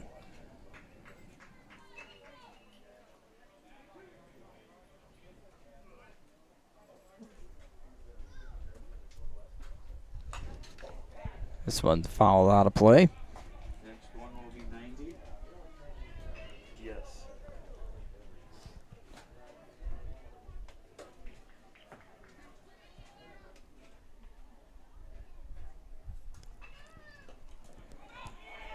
Bowling away. Ball 3. And the wild pitch allows Tisdall to get to second. And the count now full to Pitts at 3-2.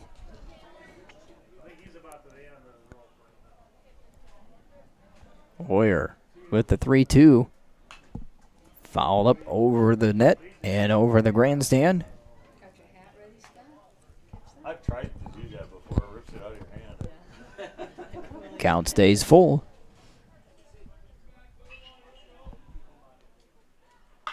Ground ball foul. Staying alive. This is a good at bat. Yeah. Very good.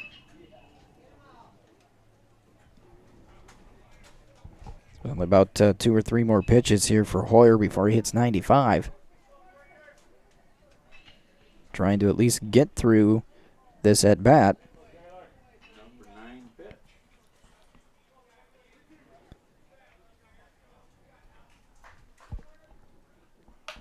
Off the handle. And that one's going to drift out of play as well.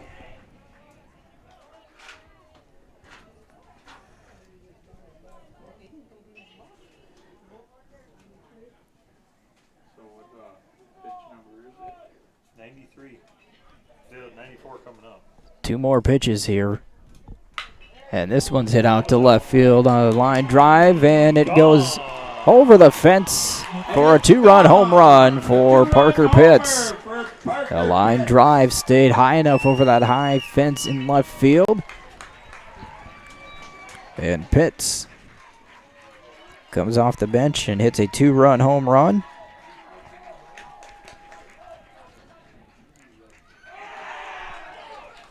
And makes the game 9-5. Yeah, 94 in a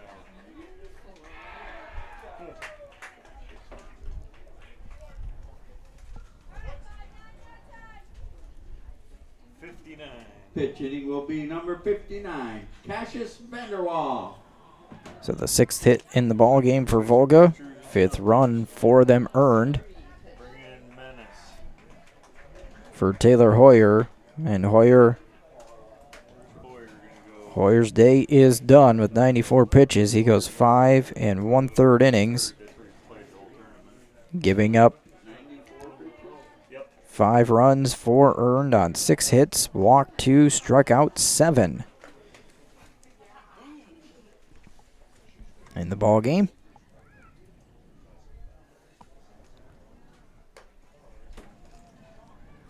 The new pitcher for And the new pitcher is going to be number 3, Colby Menace. 10 pitch at bat. Yes, it was. That's a good bat. That's a good at bat, and then you end it with a really good hit. Yeah. So Menace moves to pitching mound. It looks like Hoyer moves to third. 6 foul balls. And a 4-run ball game here in the top half of the 6th inning. Hey, Danny. Hey, when this game is over, I'm working on getting a small table. So we do the consolation. We'll do the. I have a qualifier medals for the. How do I put this? Select losers. The non-winners. For the Consolation Championship. Well, yeah, for this game, so I have medals for the non-winners. So 1 out here Trophy and medals for the consolation championship. And what we'll do is I'll do it on in the top half of the 6th inning. 2 runs in. And the big home run by Parker Pitts. So I'm waiting for my small table to get here. And we'll have a new pinch hitter as a first pitch from Menace in there for a strike. Looks like number 59, Cassius Vanderwall. Hitting the outside corner, strike 2.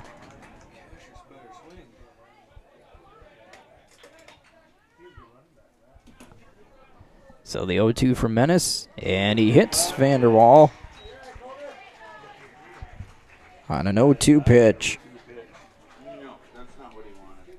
And that'll bring up Number 37. number 37, Connor Logan, who is 1 for 1, had a single. Last inning, came around to score.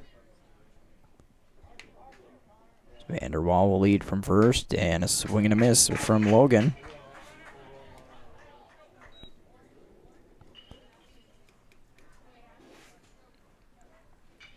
He got that base hit to right last time. Tapped at the plate foul. Madison again gets ahead of the batter 0-2.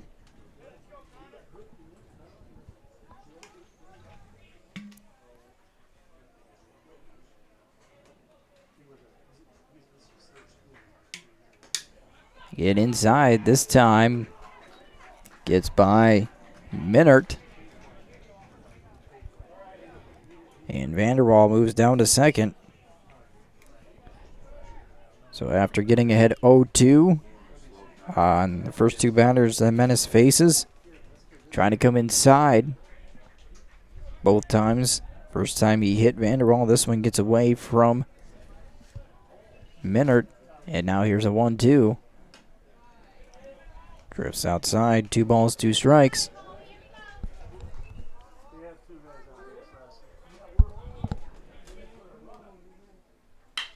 And a line drive out to left field, and it's going to get down and get by the left fielder, Nybert.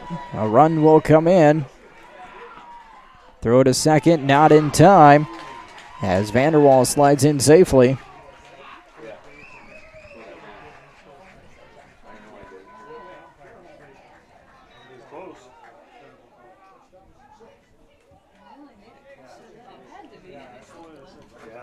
The leadoff batter, catcher Jake Goodfellow. And that now makes it 9-6.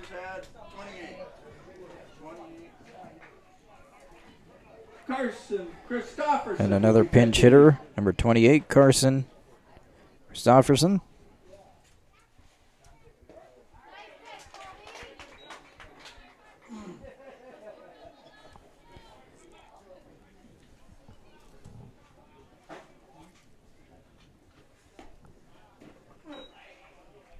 Count 1-1.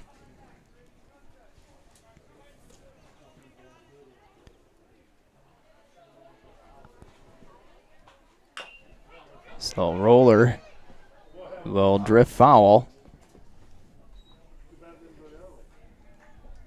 And again, Menace will work ahead in the count, this time 1-2.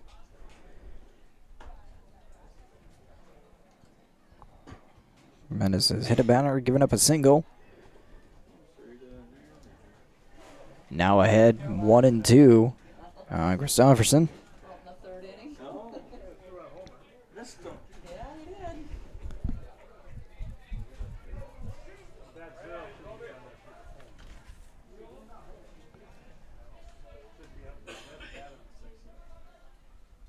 And the breaking ball is low.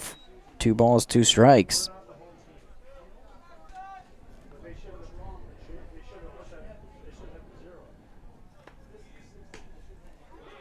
And the count now full at 3-2.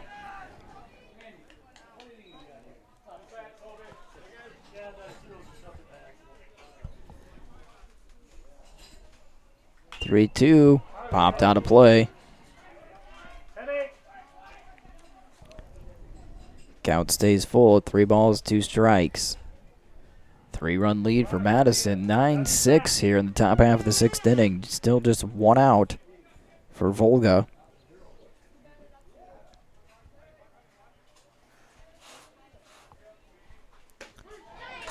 And that one catches Christopherson looking. Route number 2. Right fielder, number 17, Ashton Bolche.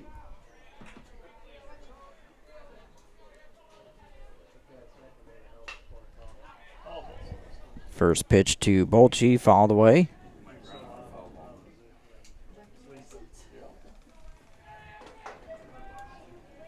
Bolche steps in over 3, strikeout, fly out to left. And the next one followed down the left field line. And it's 0-2.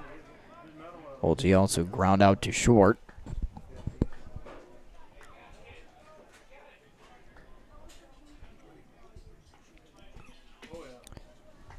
So Menace with the 0-2. Soft liner to short. Picked up on a hop across the diamond. Throw. Safe. As Jankard couldn't find the bag. Everybody stays and advances. You almost have to give an error to the first baseman on that one.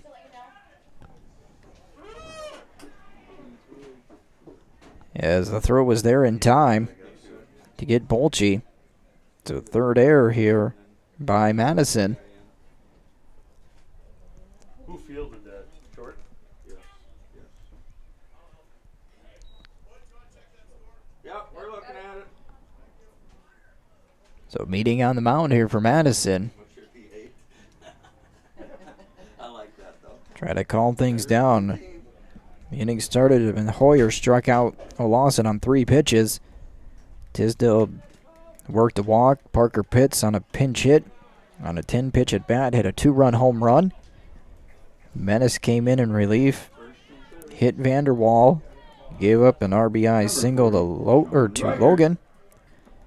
A strikeout to Christopherson and then the error. And now the first pitch to Roiger is outside for a ball, 1-0. Logan's on third. Bolche on first. And here's a fly ball hit out to right field. And it is going to be chased down on the line and caught by Williams to bring this sixth inning to an end. 8 batters come to the plate, 3 runs scored on 2 hits, 1 error, and there was 1 Madison 2 runners left on, and we will head to the bottom half of the 6th inning. Madison 9. It is a 9-6 ball game. Due up for Madison will be the 5, 6, and 7 batters. 20 for Menace. Okay.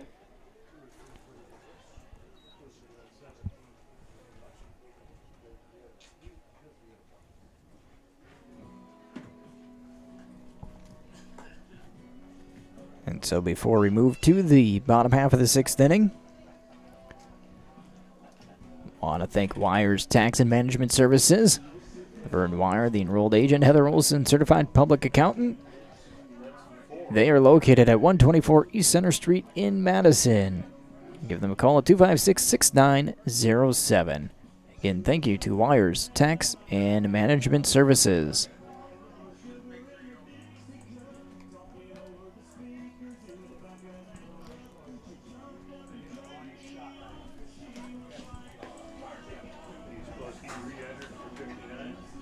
What's that?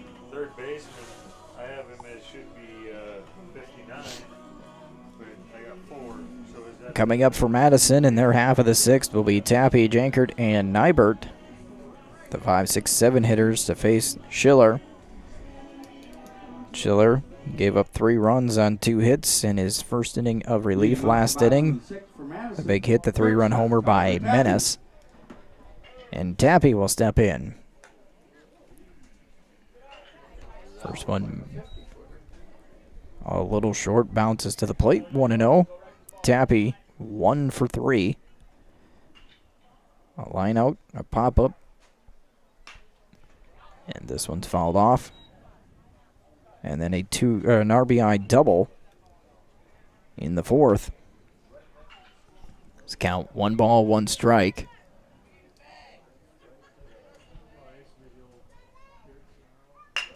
Ground ball hit to the shortstop. And that'll eat him up. And Tappy will reach on the air. single? Yeah, it's got to be. That took a nasty. Or they're going to give him a single.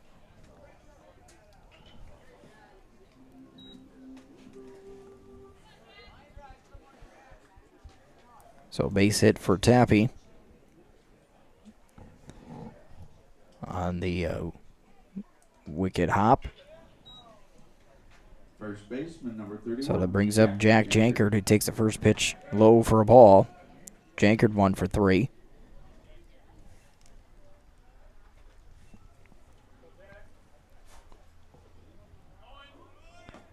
Low and away. Down to second on the steal. Beating the throw was Tappy. I believe so. So 2-0 the count to Jankert, with Tappy now moving up to second base on the stolen base. And this one's low and away, ball 3.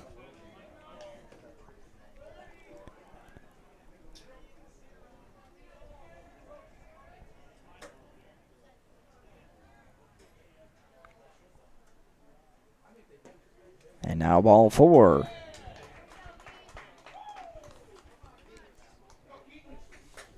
Second walk given up by Schiller. And now Keaton Nybert steps in. Nybert. He's going to maybe see a new pitcher. We do have a meeting here by Volga. Nybert, the last batter yet to face Schiller.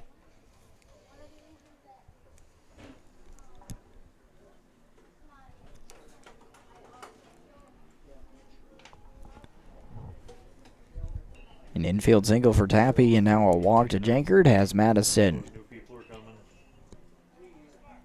With runners on first and second, nobody out in the bottom half of the 6th inning.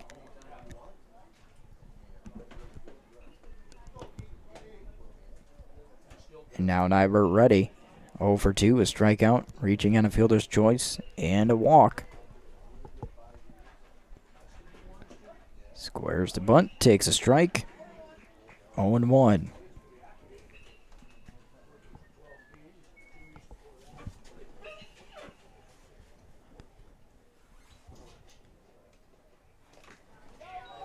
Scoring to bunt again, but this one sails low and away and gets by the catcher. Both runners will now advance on the wild pitch.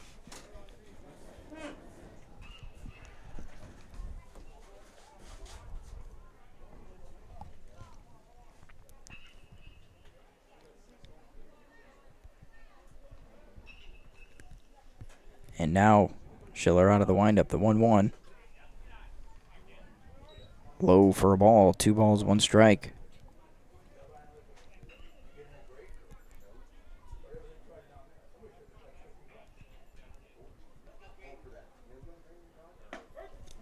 That one crossing the zone for strike 2. The count even at 2 balls and 2 strikes.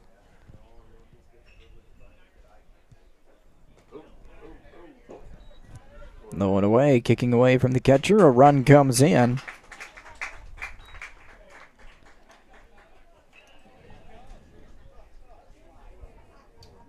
Jankard moves to third on the wild pitch.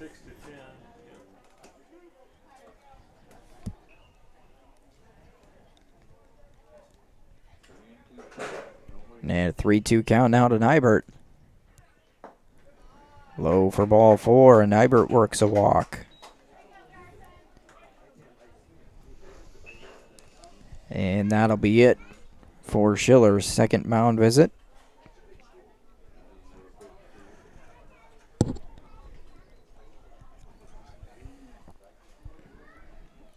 Nobody out in the bottom of the 6th inning. A single, 2 walks, a couple of wild pitches. And Schiller will throw 1 inning. Strikes out 1, walks 3, and gives up 3 hits.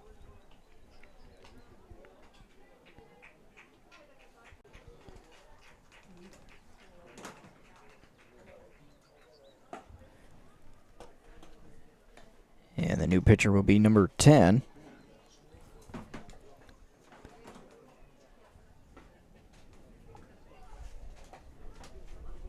Lane Vanderwall.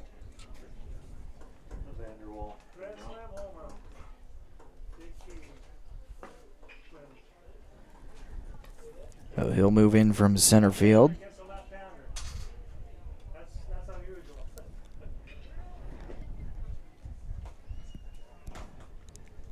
And I believe Schiller will move back to center field. For Volga will be number 10, Lane Vanderwall. He was playing center field. So 1 run here for Madison in the bottom half of the 6th inning to push their lead back to 4 at 10-6.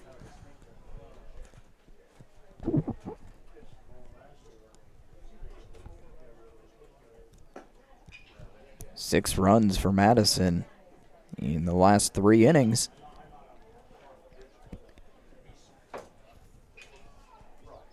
Jankard will be on third base, Nybert on first. With nobody out, and Carson Hunsley coming to the plate. Hunsley 0 for 2, a fly out to short, fly out to left, and was hit by a pitch. He squares bunt, pulls back. Takes a strike.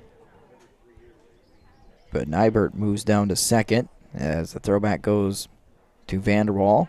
So runners on second and third. Nobody out. And here's the 0-1.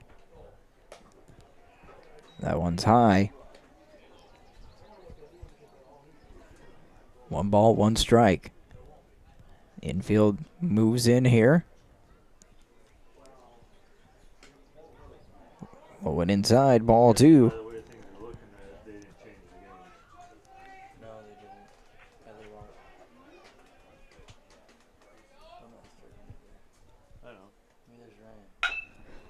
Ground ball hit to first base.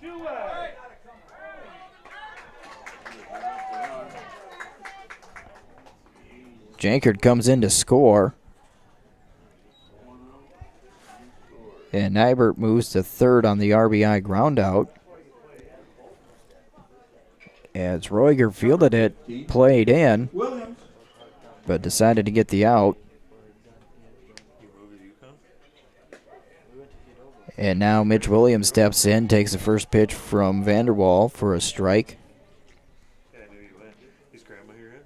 I don't think so. Second one just a bit outside for ball 1-1 by Vanderwall. Yep. Williams 1 for 3. Now a swing and a miss. And the count, 1 ball, 2 strikes. A single, a strikeout, and a ground out to short for Williams in the ball game. As Vanderwall delivers the 1-2, breaking ball. Fouled right over the screen and out of play.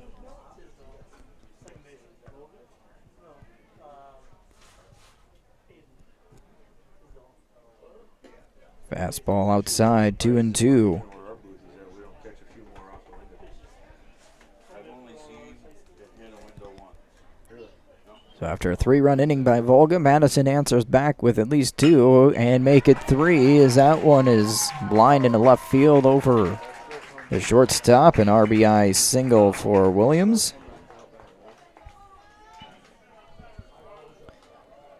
First hit given up by Vanderwall. Up top of the order. Yeah, they hit And that'll close the books completely now for Schiller. Chevy Equinox where those people are sitting. It bounced right in front of those and hit the car. Hit the bumper. Pretty close. Top of the order, line drive up the middle and sneaks through into center field for Minert. Alright. Have fun down there. As Minert collects his 3rd hit of the ball game, he's now 3 for 3. Center fielder, Braden Boothie. So with just still 1 out. Williams on second, Minert at first. And now Braden Boothie steps in. 1 for 1, or 1 for 2. This is Vanderwall. Delivers on the outside corner for a strike. A walk, hit by a pitch, 2 runs scored. Boothie also has an RBI single and a ground out to third. That one stays in for a ball, 1-1. So after Volga scored 3 in the 6th, Madison has 3 so far here in the 6th. Throw back to second. Williams back safely.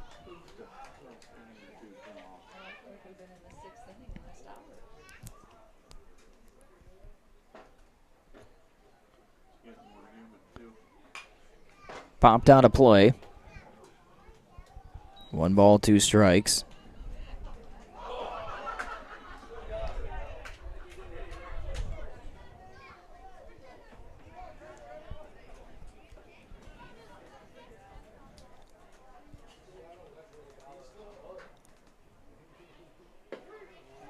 Breaking ball in there for strike 3. Boothie goes down looking for the second out. First strikeout for Vanderwall. And now the pitcher, number 3, Colby Menace, steps to the plate. Menace is 2 for 4. The first pitch on the outside corner for a strike. Menace has 1 run scored. A double, a home run, 5 RBI. Comes up with 2 on and 2 out. Here's the 0-1. Low for a ball. Menace had the 2-run double in the first. Then a fly out to center, ground out to third. And last inning hit the 3-run home run to left field. Here's a line drive hit out to left field. But right at left fielder Pitts, who catches it for the final out of the inning. Madison picks up 3 runs on 3 hits. Madison does get 3 runs as they answer Volga. 3 hits in the inning. And it is A 12-6 lead as we head towards the top half of this 7th inning.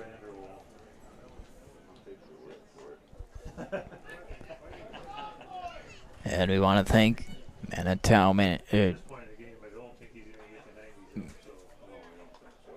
Manitow Equipment. There we go. Manitow Equipment. We want to thank them for being a sponsor. You can join their growing company.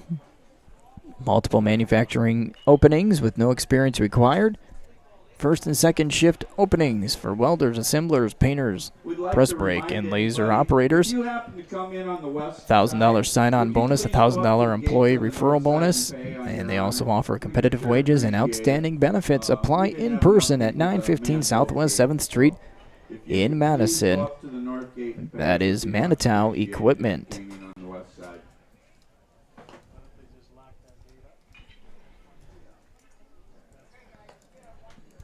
We'll mark it top half of the 7th inning.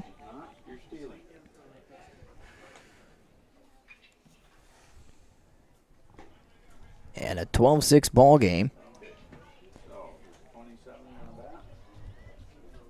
14 runs scored in the 4th, 5th, and 6th innings combined.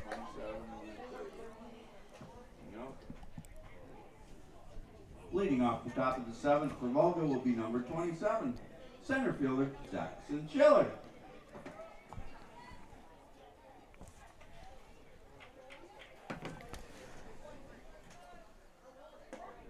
First pitch for Menace. In there to Jackson Schiller for a strike, 0-1.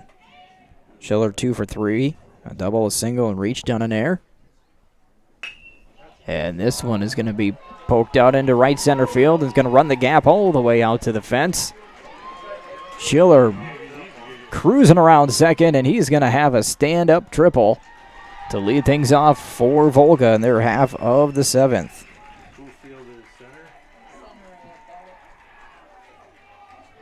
Line drive right out to the right center field gap. And Schiller has a single, double, and triple so far here in the ball game. And Lawson steps in, takes first pitch for a strike. Well, if you get up again, you got to root for Schiller to get a home run. Second one in there, strike 2. Lawson 0 for 2, a ground out to the pitcher, strikeout, and a sacrifice bunt. Now the count 1-2. As Menace working out of the windup. Ground ball hit right side. Madison plays back, gets the out. A run will come across on the RBI ground out, second to first.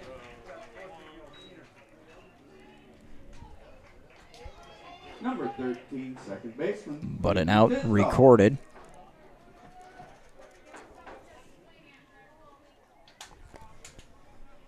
And now Aiden Tisdall steps in, takes a strike, 0-1. Tisdall 1 for 1, a 2-run double and 2 walks. That one just misses. 1-1 the count. Swing and a miss. Tisdall 1-2.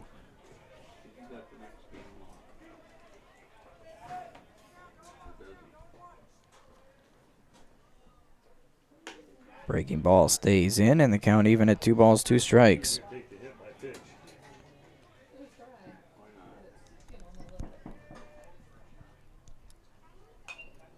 Fouled into the fence. Count 2 balls, 2 strikes.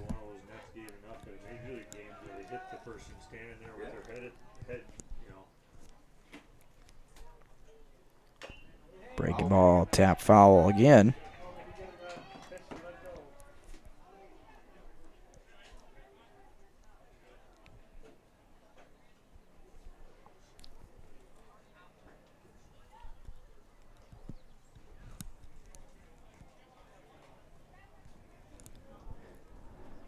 Two and two the count. 1 out in the top of the 7th.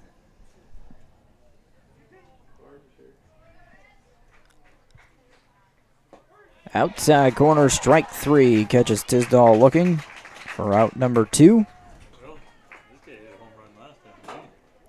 Second strikeout by Menace. Parker Pitts. And that brings up the left fielder, Parker Pitts. Pitts hit a 2-run home run last inning.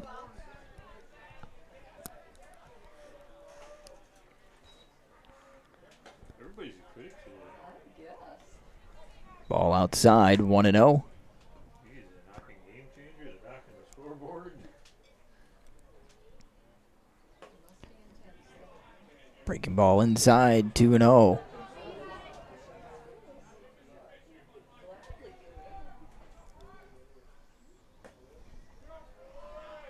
Now inside, 3 balls. The count to Pitts.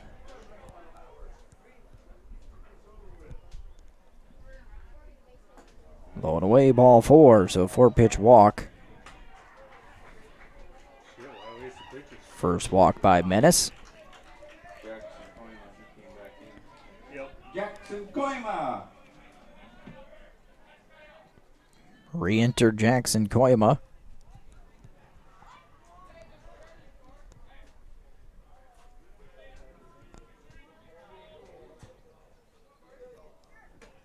His Pitts attempts a steal down to second. And he's in safely. Pitch inside to Koyama for ball 1-0.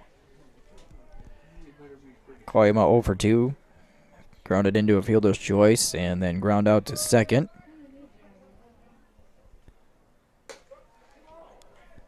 Pitch high, ball 2. 6 straight out of the zone here for Menace. With 2 out, top of the 7th. That one's in there for a strike, 2-1.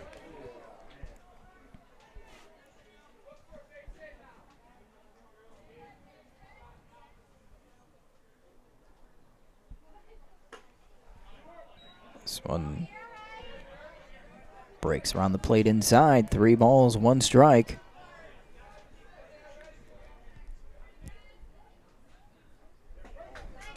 And now in there, strike 2, 3-2. As many balls as he's throwing in the last little bit here, he wasn't swinging. Menace comes set, the 3-2. That's it. Caught looking. It's Koyama. Volga gets 1 run on 1 hit. They leave Strike 1 3 the on. call. However, That'll that's end the end ball of the game. Third strikeout. Final score for the Consolation Championship. 1 run is Madison it 12, for Volga 7. Congratulations, Volga, boys. as Madison Well, White will the take presentation 5th place. of medals right behind home plate here. Getting 12 runs on 13 hits. They committed 3 errors. The crew will get out Meanwhile, onto the Volga field. scores 7 runs on 8 hits, and they had no errors in the ball game. I had 43 from that signature. Didn't think he did, but if I end the game, then it takes longer to go back. 1 2/3 innings pitched for Menace. Gives up 2 runs, both earned on 2 hits. Hit a batter, walked 1, and struck out 3. We've got 7 runs. So we give the win to Hoyer. And Vanderwall for Volga finishes with 1 inning pitched, 3 hits, no runs, and struck out 1. So Lawson is tagged with the loss. Hoyer gets the win here in the Consolation Championship, 5th place to Madison White. And Volga will take home 6th place. We will step aside as they prep the field for the 3rd and 4th place game. Coming up, it will be West Central versus Madison Gold.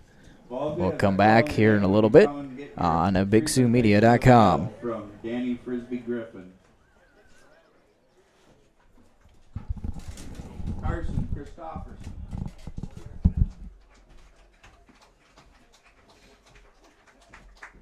Parker Pitts.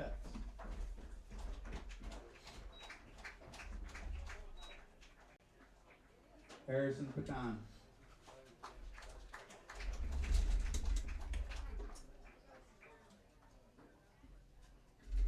Connor Logan.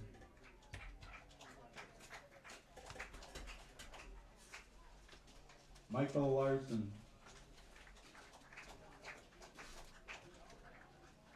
Cassius Vanderwall. Trey Scholes.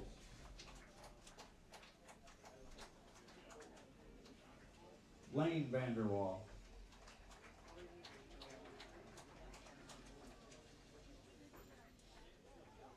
Avery Mangan.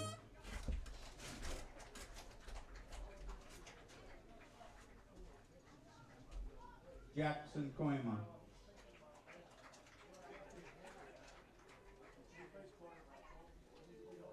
Caleb Elijah.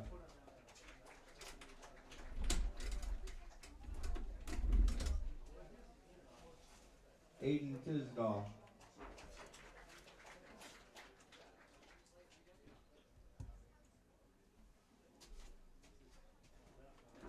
Colby Olafson.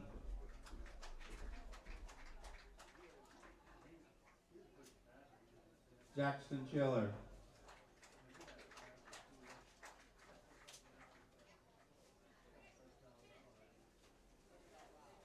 Sean Roiger.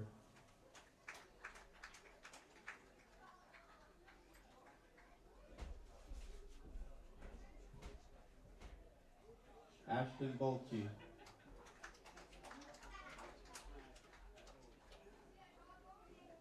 And Jake Goodfellow. Coaches, Nick Strasberg.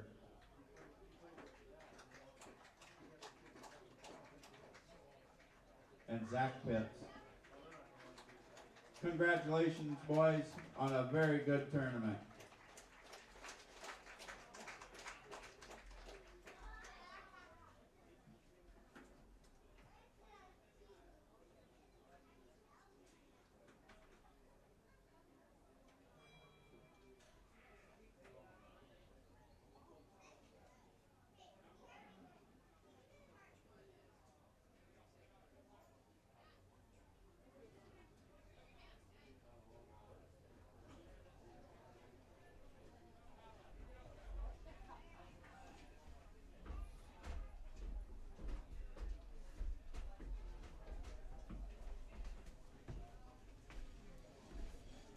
You got a lineup for us, I guess.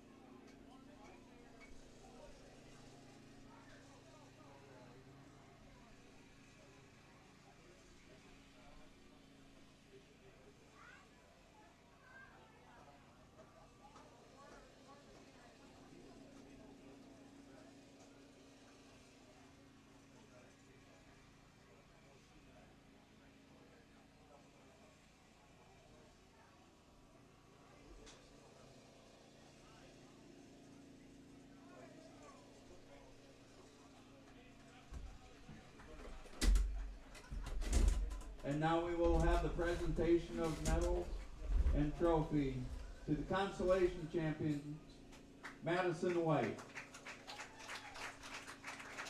Blake Kennington,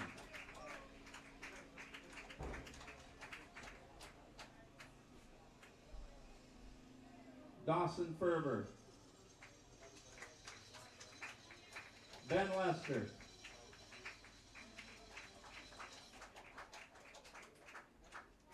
Mitch Williams,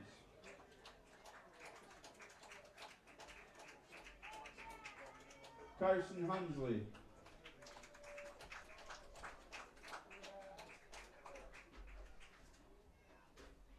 Keaton Nybert,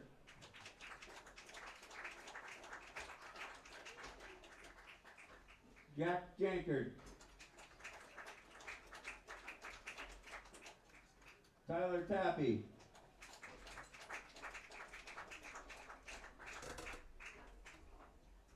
Taylor Hoyer.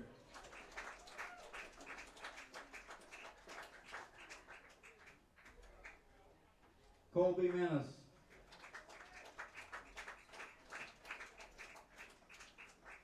Braden Boothie.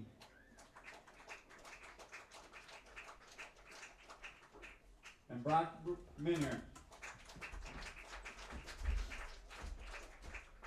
Coaches, David Hunsley. Rick Nybert.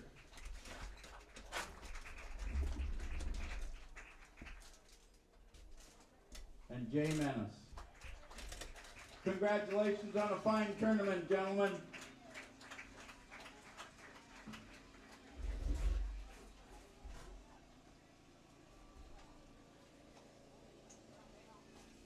Okay, you got that.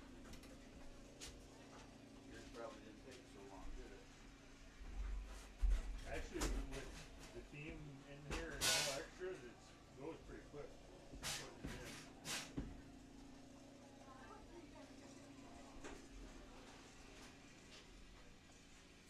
I was looking these things up, these infield viewers before the game. Anywhere from 3,500 to like 9,500 for you. Where's this at? All One like this? Yeah. Similar to that. Some had hydraulic lifts on the back and some had just that. We should have something like that. But they were all the ones I could find were in California, just quickly looking, were in California, Florida, or Georgia. One company said they shipped though, so I wonder where they cost to ship.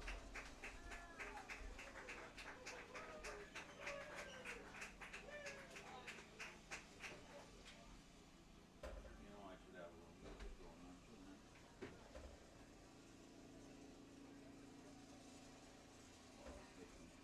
Start here.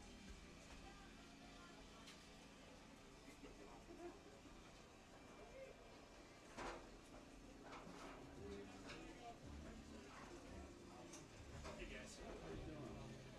I could use right now the other one at the moment. He just they got those funky lip names for no, but he's set him enough now, I suppose. It gets better as the time goes on. Well, shoot, I coach him and I still get it wrong. I understand. Thank you.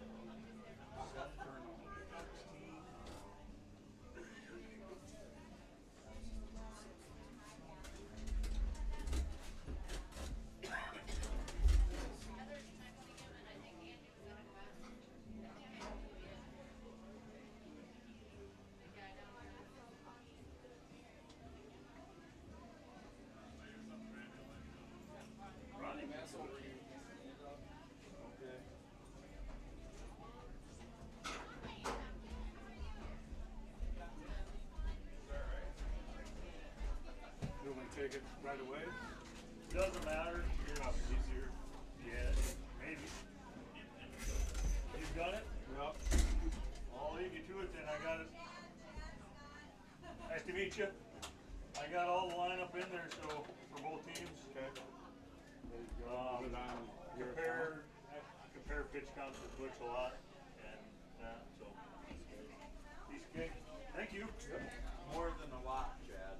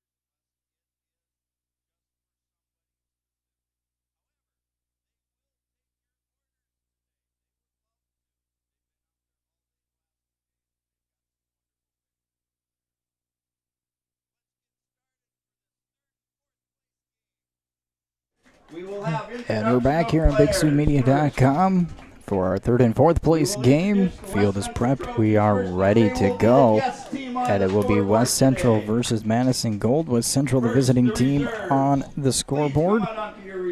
And to recap of how these two teams came to get here, West Central got a 7-3 win over Madison White to open up the tournament on Friday, and then lost 8-5 last night to Dakota Valley.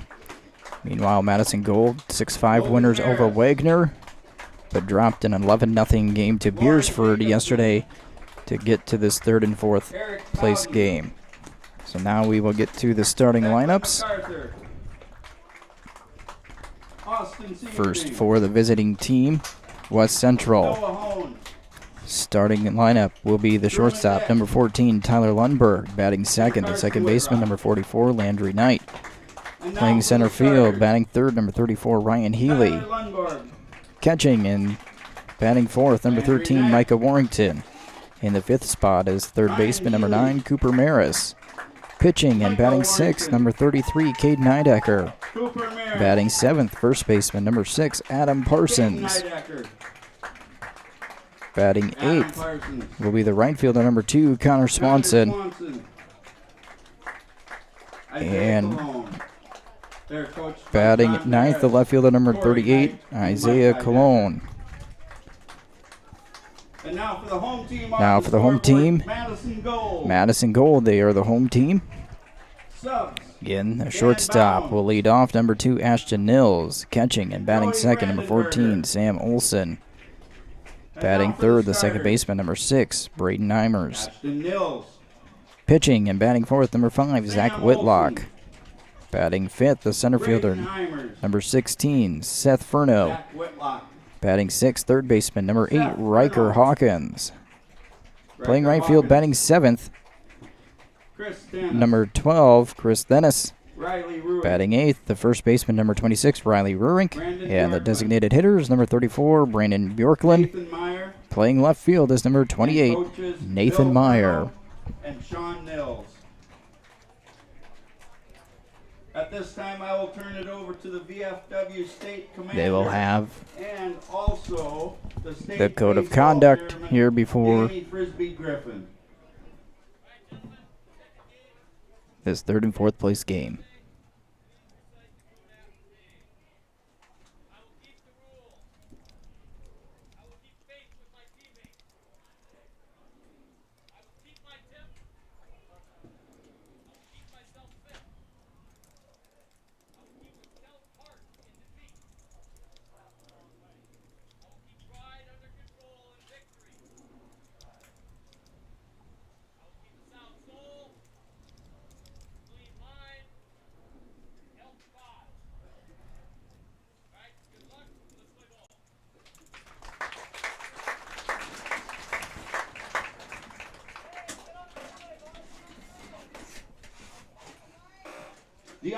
So the players' code completed. And now we're ready to begin. Calling balls and strikes behind the plate will be Mr. Brian Wedham, their wonderful crew from Garrettson, South Dakota. This third and fourth place ball game. 78 degrees. Feels like 82. We'll get our blowing out of the southwest at 8 miles per hour. Scoreboard set up here in just a moment. Fourth place game. Let's play some baseball. West Central and Madison Gold.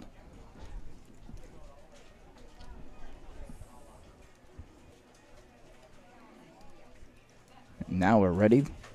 Top half of the first inning, and before we get started again, we want to thank our sponsors, the Humboldt Bar, Pizza Ranch of Hartford, and Tow Equipment in Madison, the South Dakota VFW, Mulbridge Youth Organization, and Wires Tax and Management Services in Madison. So big thank you to all of them for helping make these webcasts possible.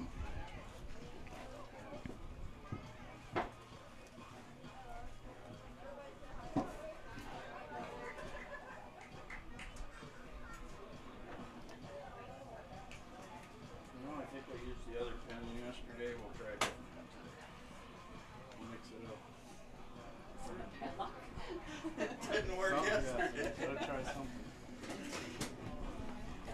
So again, defensively for Madison, Whitlock is pitching. Sam Olson will do the catching.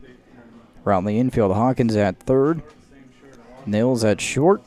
Eimers at second. And Rurink at first. And in the outfield, Meyer in left. Furno in center. And Tennis in right. And leading off for West Central will be Lundberg, Knight, and Healy here in the top half of the first inning.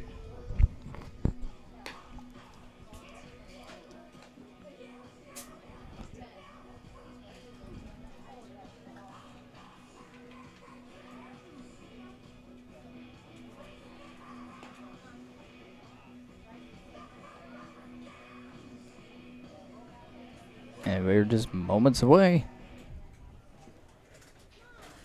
Leading off for West Central will be number 14 shortstop Tyler Lundberg.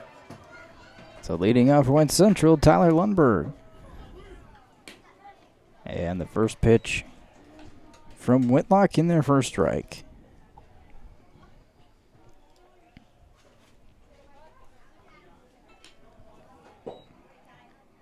This one up and away. And the count even at 1-1.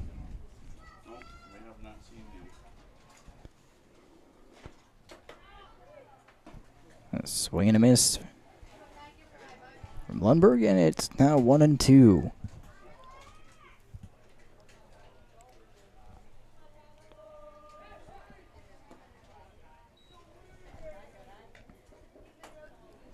Two balls, two strikes.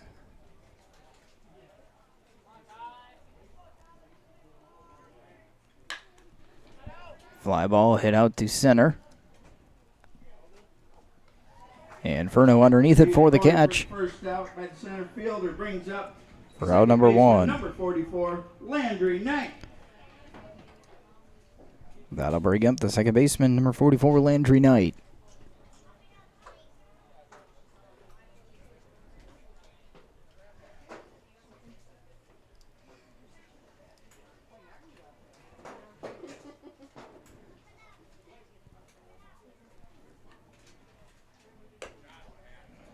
First pitch is up and away for a ball.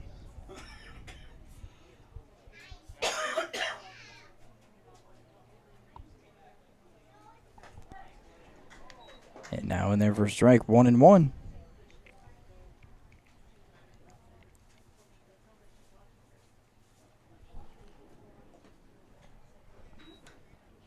That one low. Bounces in for ball two. The 2-2, or 2-1, now 3-1. 3 balls, 1 strike to Knight.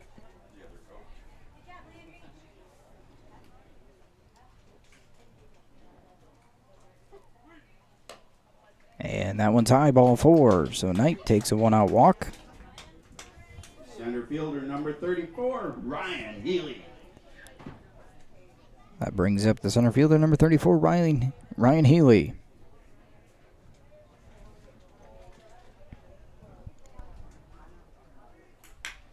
First pitch, drive out to center field.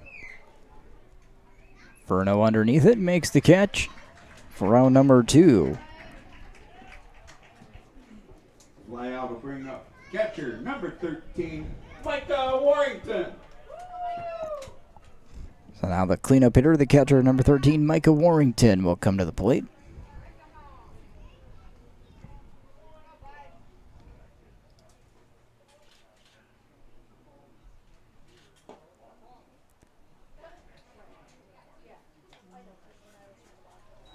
That one low for a ball.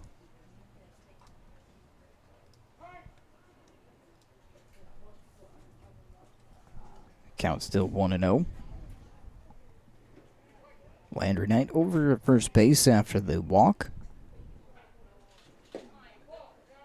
That one just missing low for ball 2.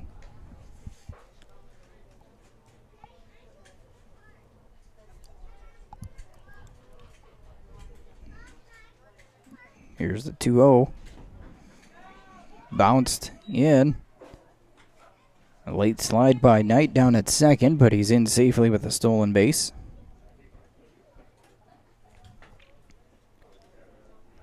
And a 3-0 count for Warrington.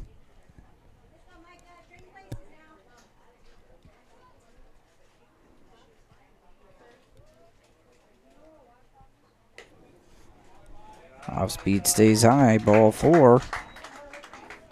Second walk in the inning by Whitlock. And now runners on first and second for the third baseman, number 9, Cooper Maris.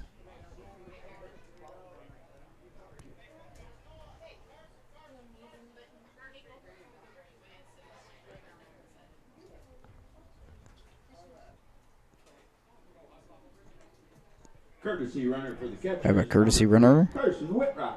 Will be number 3, Carson Whitrock.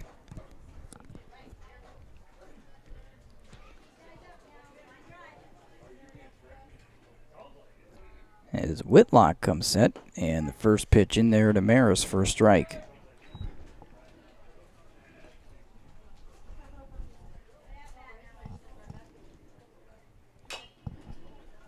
Slow tapper off to the left and foul. And now 0-2.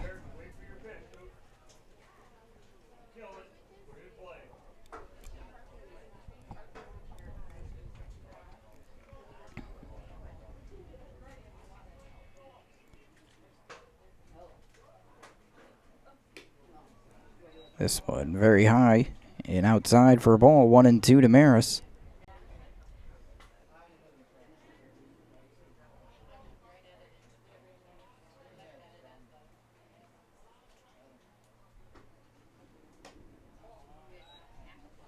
Outside, ball 2.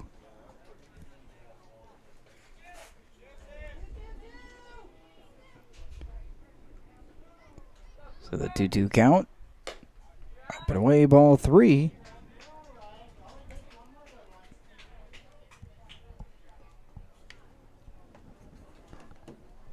So the count runs full here at 3-2.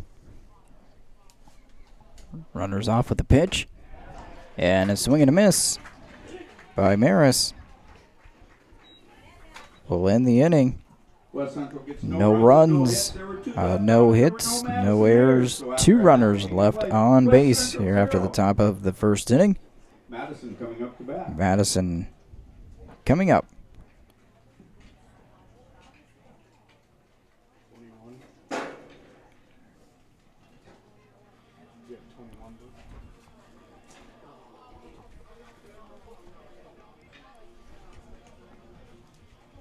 And we'll thank the Humboldt Main Street Bar, where you can bring your team, family, and kids to the family-friendly bar and grill, famous for their pizza.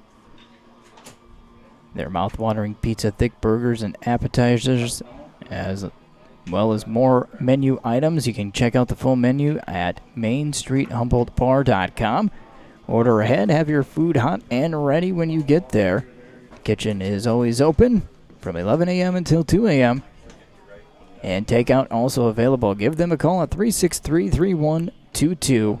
They are located 108 South Main in Humboldt.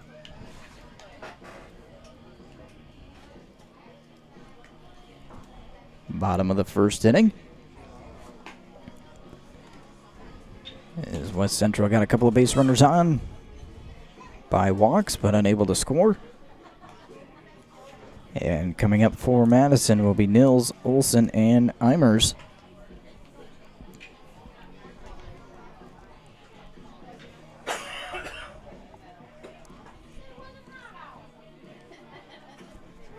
In this third and fourth place game, leading off the bottom of the first, shortstop number 2, Ashton Nils. The shortstop number 2, Ashton Nils, to lead things off for Madison.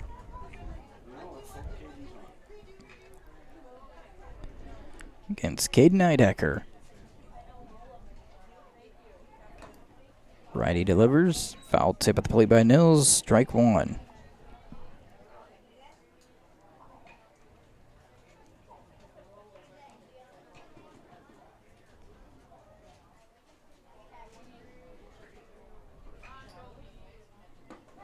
That one in there for a strike. It's the outside corner. 0-2.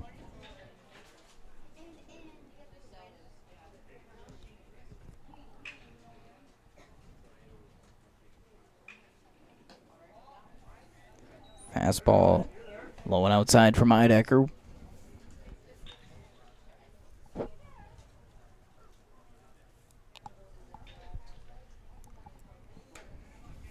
Like the breaking pitch slipped out of the hand of Heidecker. Count even now at 2-2.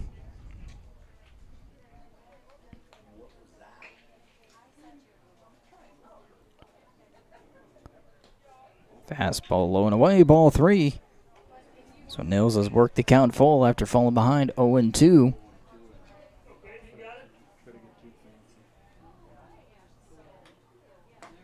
Swing and a miss on the fastball. Out number 1 will bring up the catcher number 14, Sam Olson. 14, Sam Olson.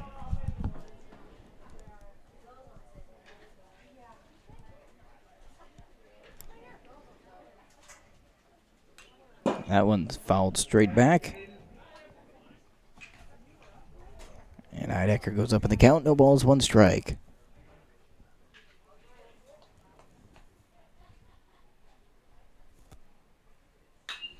Pops straight up on the infield. And a basket catch made by the second baseman Landry Knight. Pop brings up second baseman number 6. The out recorded, out number 2. Brings up the second baseman number 6, Braden Eimers. Somebody called him on. Heidecker's fastball up and away for a ball.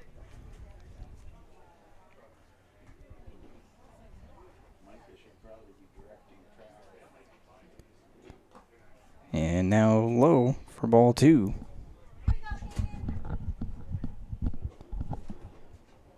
Two balls, no strikes.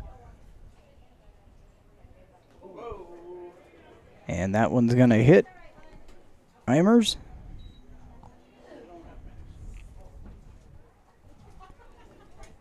He'll head down to first with 2 outs. Zach Whitlock.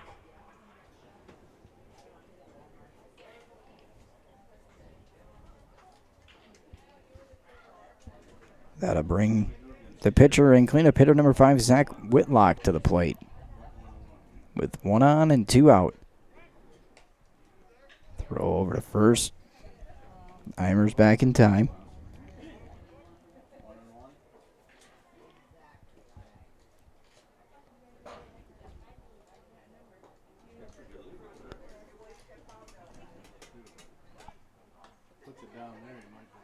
Throw back over again.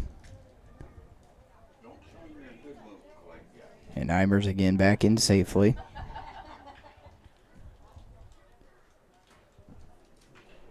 Heidecker comes set. And now time called by Whitlock at the plate.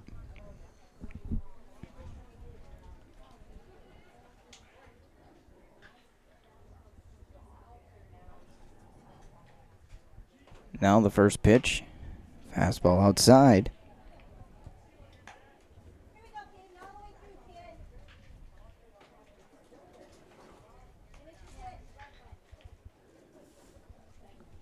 One ball, no strikes. That one just low for ball 2.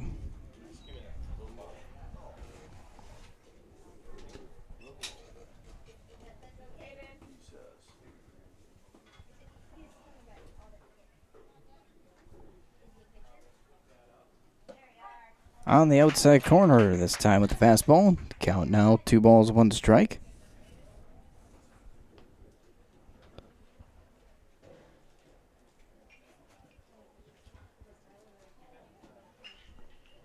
Heidecker comes set and delivers inside, ball 3.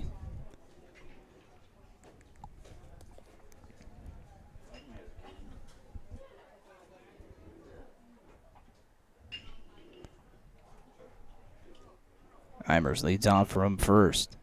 The 3-1. Down in the dirt, ball 4. Whitlock draws a walk. So after the first 2 batters retired, a hit by pitch, a walk, and now the center fielder, number 16, Seth Verno, steps in.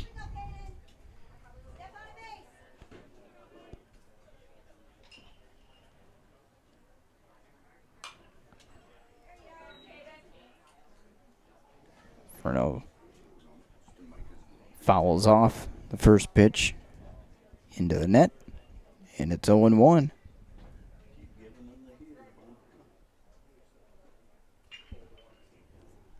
Two on, two out. Fastball inside. 1-1.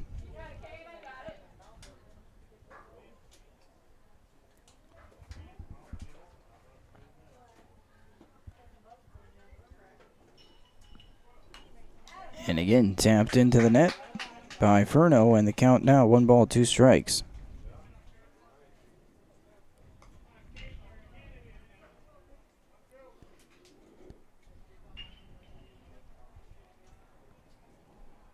Zeidecker will come set. Spins back to second, no throw.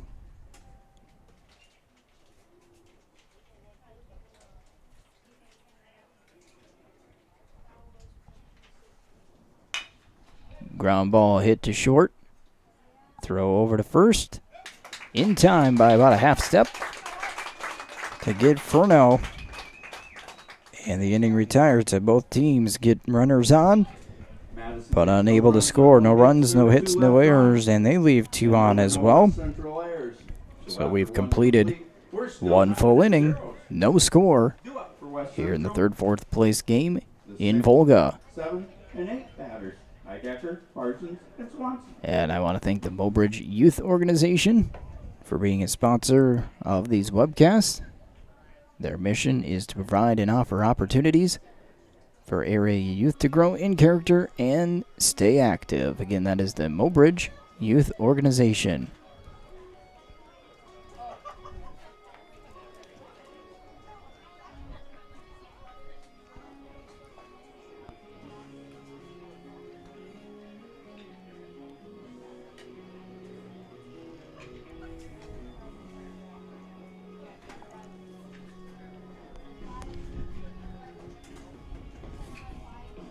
Both pitchers,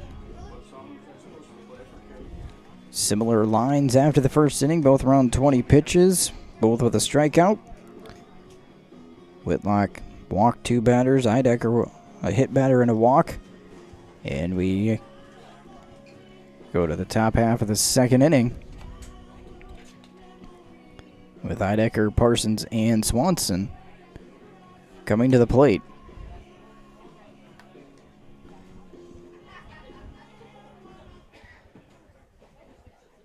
Leading off the top of the 2nd for West Central, pitcher number 33, Caden Heidecker.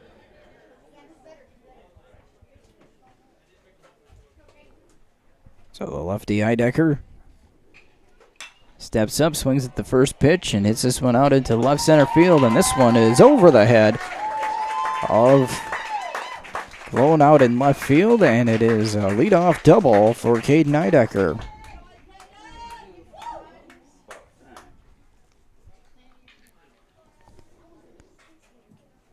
Leadoff double brings up first baseman number 6, Adam Parsons. And that'll bring up the first baseman number 6, Adam Parsons. And the first pitch on the inside corner for a strike. 0-1 as the lefty-lefty matchup here between Whitlock and Parsons. Outside corner, strike 2.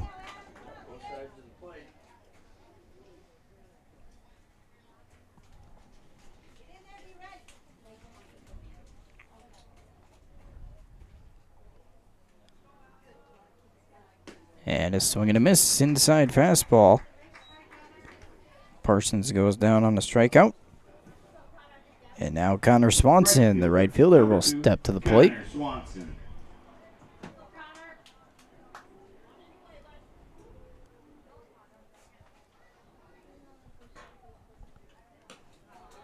That one missing outside.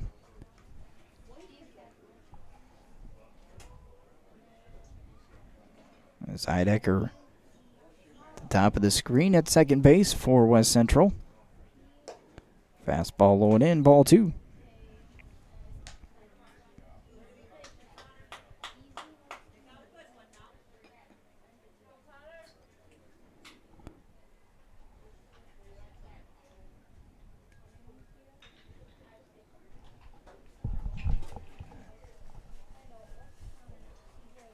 So the 2-0 coming from Whitlock. That one hits the lower half of the zone, inside corner for a strike.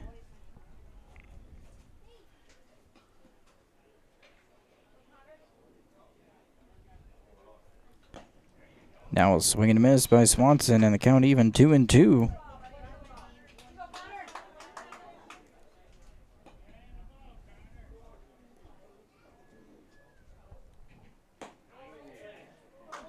That one just misses to run the count full of 3-2.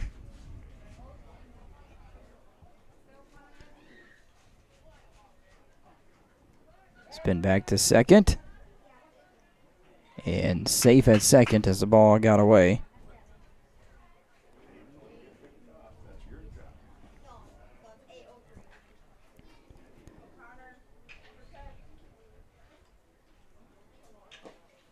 Ball 4, throw down to third on the attempted steal. And he is out at third on a one-out walk to Swanson. The 2-5 caught stealing for out number 2. Number 38, Isaiah Cologne. And Swanson is at first base after the walk.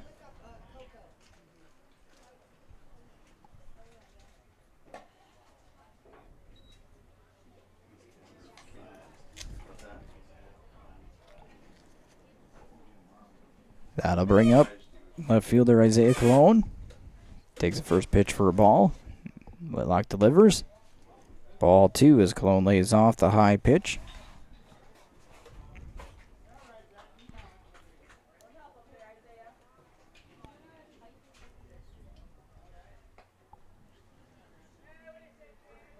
Two-0 from Whitlock. There goes a runner. Ball 3 outside. Throw down to second. Not in time. As Swanson gets a stolen base. Actually, we call that a strike, so it's 2 balls, 1 strike.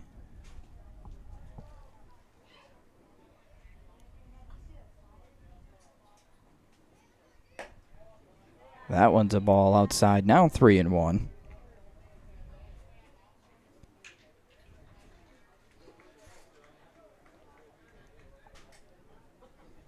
So Swanson at second, 2 out, the 3-1 from Whitlock. And now a step back.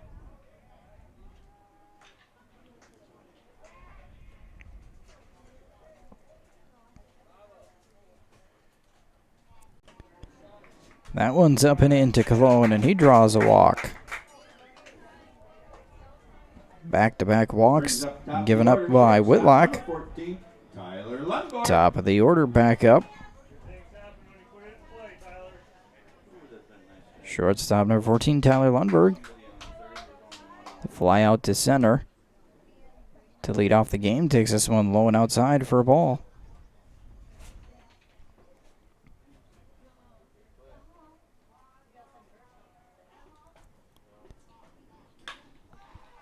This one's popped over to the right side. And will land foul.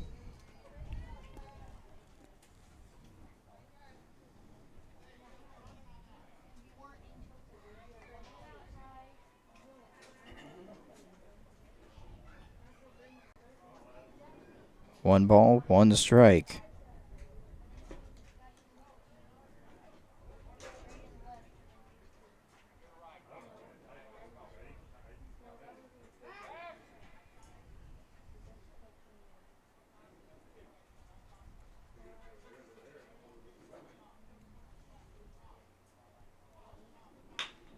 Ground ball hit towards the shortstop.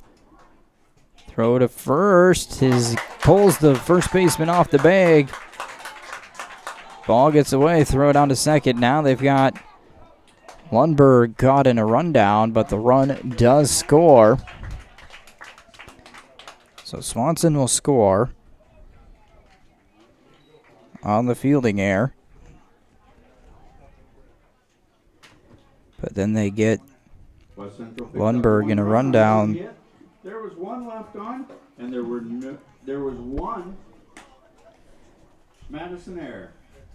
So the run will score. We'll try to recap West Central 1, Madison 0. everything that happened there. So there was one run 5, 6, 7, and 8. that goes Hawkins, unearned and Rury. on one hit. There was one error and one left on base.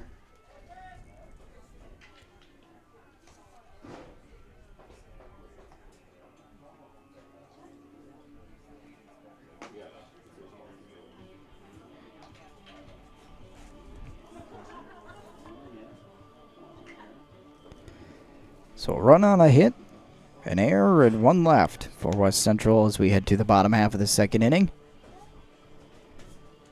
We get all of that sorted out. They're ready to go, so we'll get right to it here. Riker Hawkins steps in for the first time this afternoon, takes high for a ball, 1-0. Swing and a miss. Strike one. 1 ball, 1 strike. Zydecker working quickly. Here's the 1-1. That one low for ball 2. Hawkins, Dennis, and Rurink to the plate this half of the inning. Inside corner, strike 2.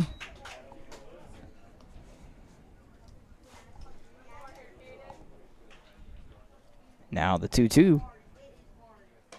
That one's high.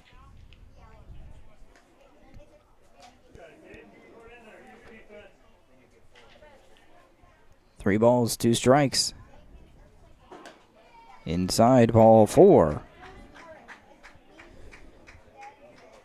So a leadoff walk. Fielder number 12, Chris Dennis.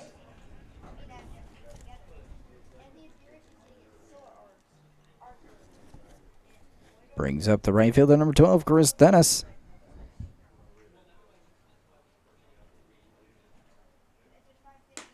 Inside corner with the fastball for a strike, 0-1.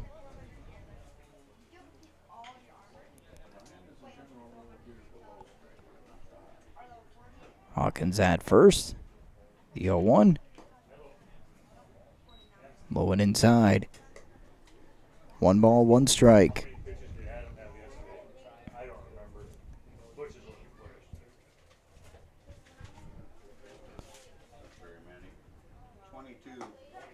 Breaking ball hits the outside corner for strike 2.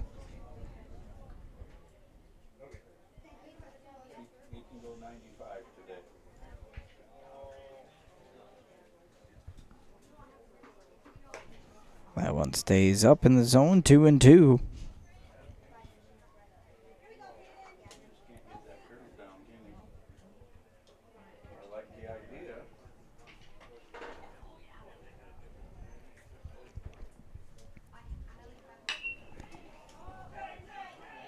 Fly out to center field. Coming in to make the catch is Healy. Hawkins stays at first, and that's 1 down for Madison. And now the first baseman, number 26, Riley Rurink.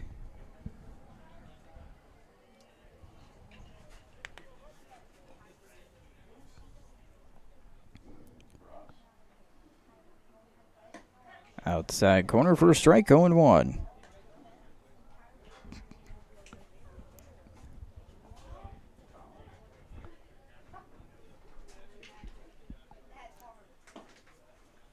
That one just low.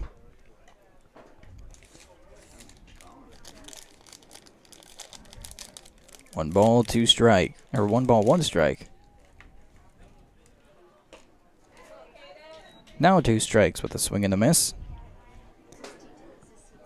1-2.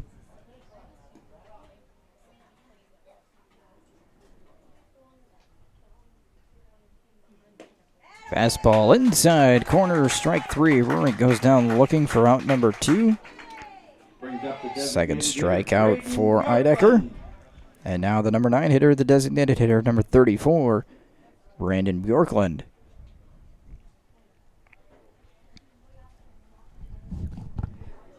Hawkins still at first base after his leadoff walk.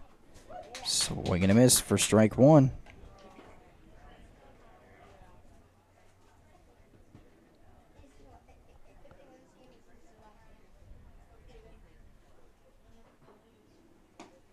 And another one. Quickly, Eidecker's up 0-2.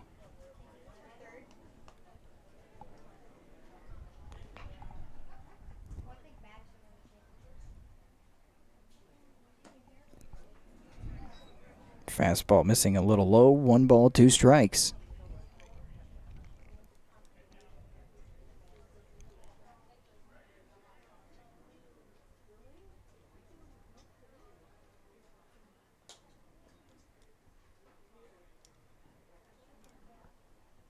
And a swing and a miss.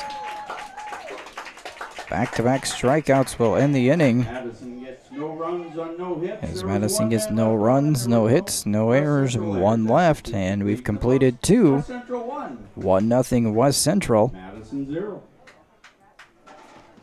39 total for him as well.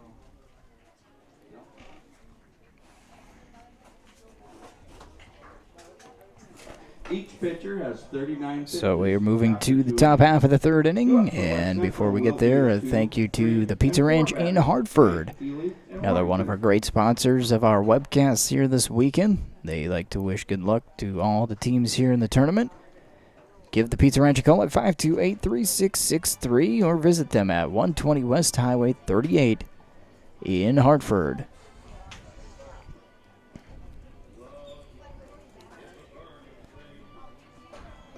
As we move again to the top half of the 3rd inning.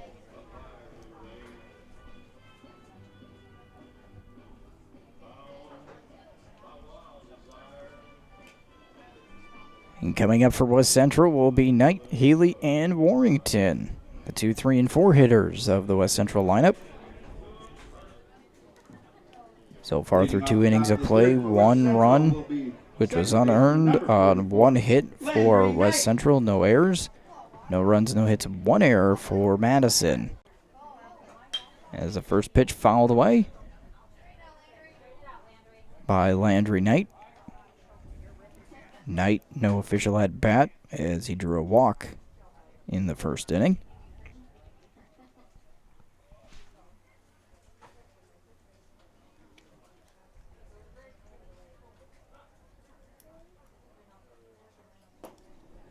Swing and a miss for strike 2.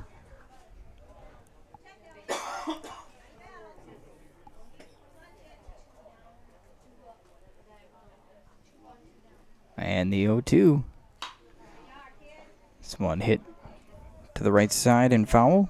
This wouldn't be near as warm as ours in the early spring. Since you have to lift up that whole overhead barrier.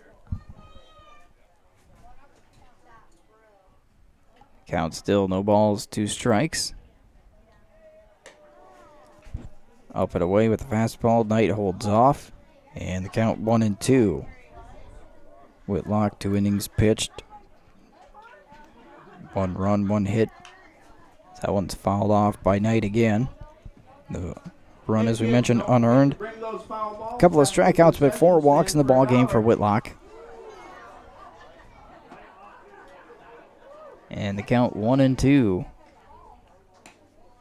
Outside. And now the count even, 2 balls, 2 strikes.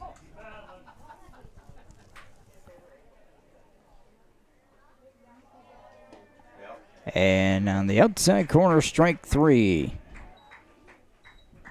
Brings up center fielder, number 34, Ryan The battle Healy. won by Whitlock, picks up his 3rd strikeout. And now the center fielder, Ryan Healy, steps to the plate.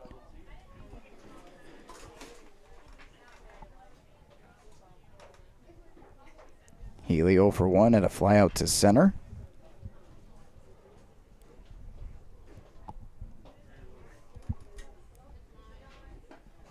Off speed pitch, swing and a miss by Healy.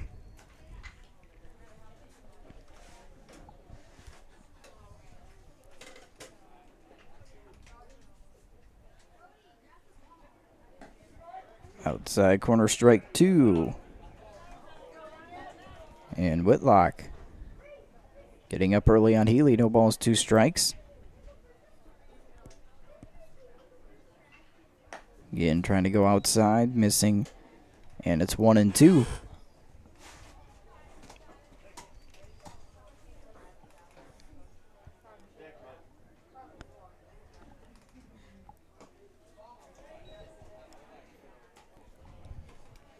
Low and outside, ball 2. Healy works the count back to even 2-2. This one's hit towards the right side, and this one will land foul. So similar at bat for Healy that Knight had. Count 2-2. Pop foul, out of play again.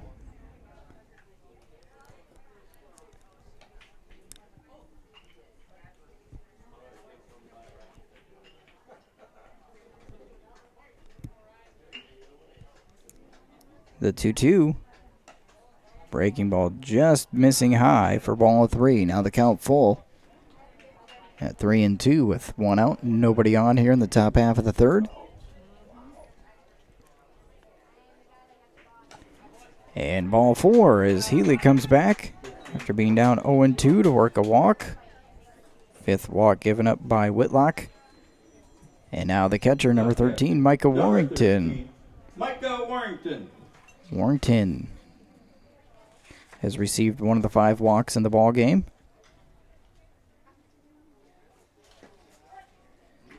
Takes pitch on the outer half of the plate for a strike. Warrington had 3 hits in last night's game against Dakota Valley. And here's a line drive over leaping shortstop and down for a single.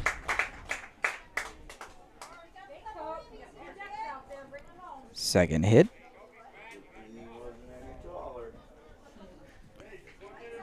And that'll bring up the third baseman, Cooper Maris. Third baseman, number 9, Cooper Maris. Maris 0 for 1. Struck out in the first. Comes up with 2 on and 1 out. Here's a drive out to left center field. This one's going back. It's way back, and it is gone. A 3-run home run for Cooper Maris to the left center field gap. And West Central now on top, 4-0.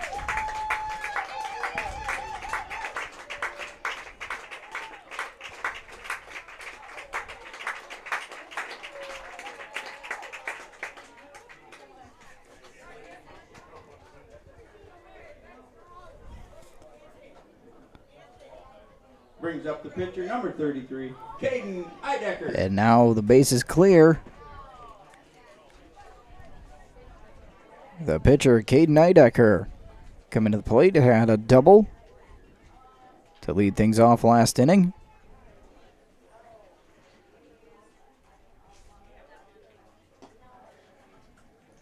Breaking ball stays inside. Ball 1.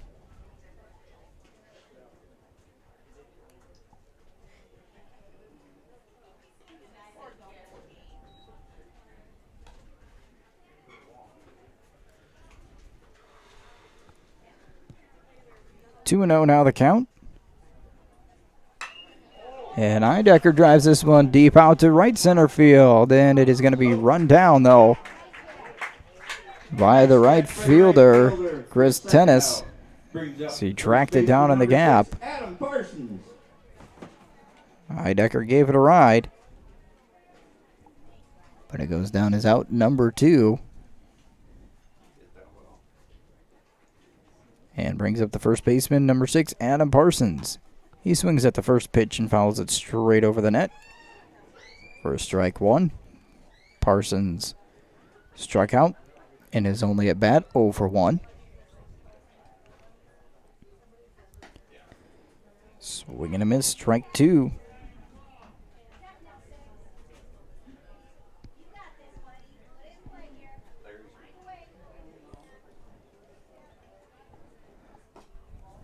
That one low. 1 ball, 2 strikes.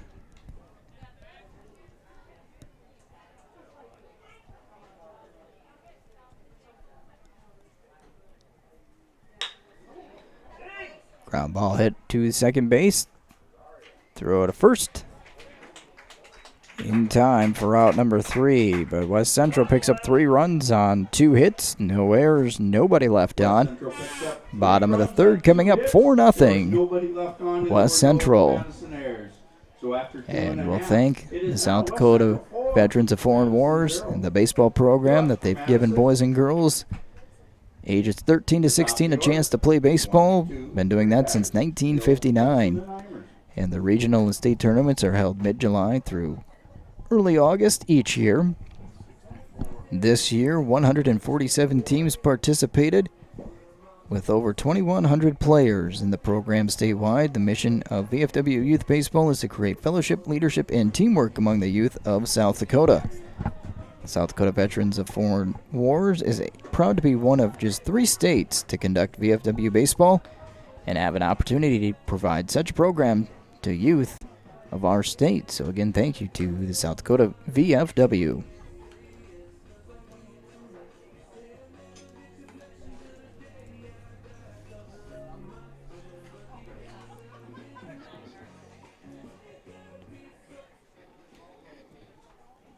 Leading off the bottom of the 3rd for Madison will be the shortstop, number 2, Ashton Nils.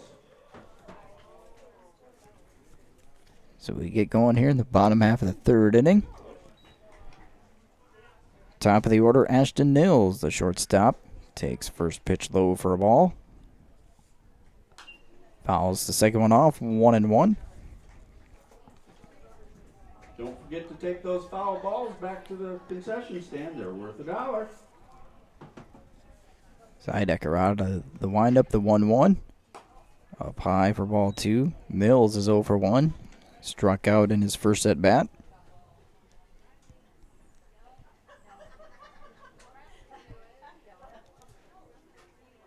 And that one's up and in, ball 3.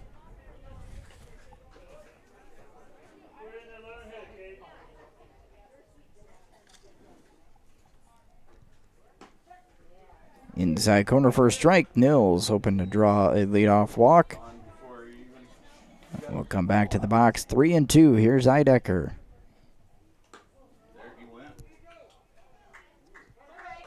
And they say he went on the check swing. They peel down to first. Nils will go down on strikes for the first out. Sam Olson. Strikeout number 4 for Eidecker. And now the catcher, number 14, Sam Olson, steps in. So he popped up to second. 0 for 1. Down low for a ball.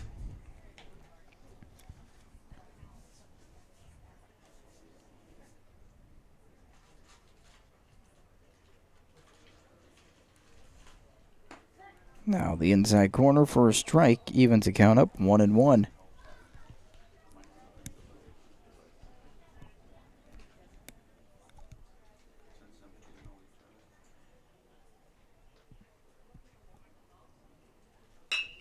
Ground ball hit towards the right side, picked up, recovered, and it goes down as a 4-3 putout for out number 2. Second baseman, number 6. Landry Knight able to recover and get Olson before reaching first base. And now the second baseman, Braden Eimers, will come to the plate. Was hit by a pitch in the first inning and takes high for a ball, 1-0.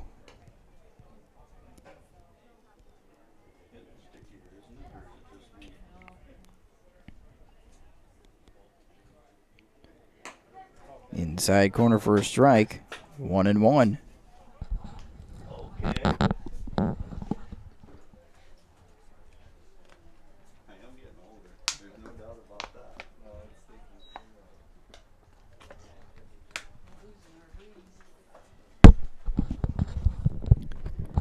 Two and 1 the count as Eidecker out of the windup delivers high, 3 balls, 1 strike to Eimers.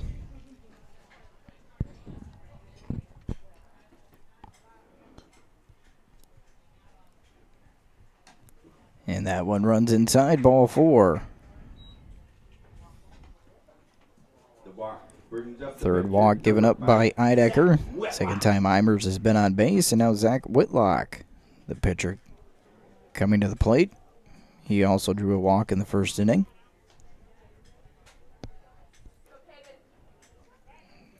Eimers chased back to first. Back in safely.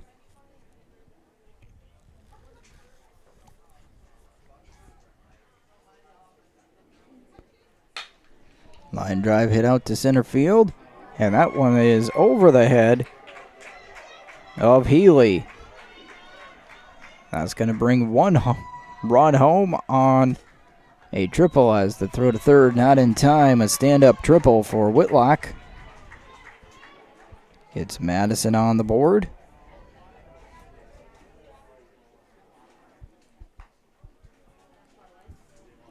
First hit of the ball game drives home a run. Center fielder Seth Furno. That'll bring up center fielder Seth Furno.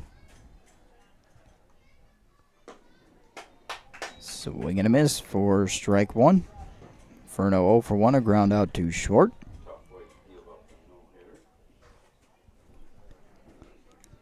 Zeidecker comes set. Hit off to the right side in the air. Underneath it, Swanson makes a catch, and that will end the inning. Madison picks up But a run on a hit, no errors, one left on. West Central errors, so after Now three completed complete 3, it is a it is 4-1 now ball West game. Central 4, Madison 1. Due up for West Central will be the 8, 9, and 1 batters. Swanson, Cologne, and Lundborg. 56 coming up.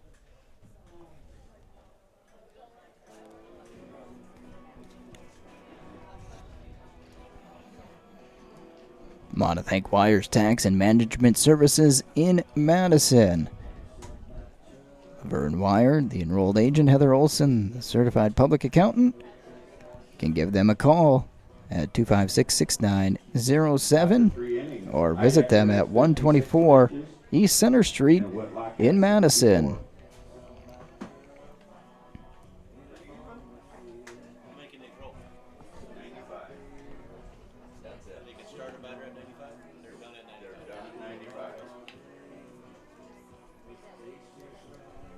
So we now run to the top of the fourth.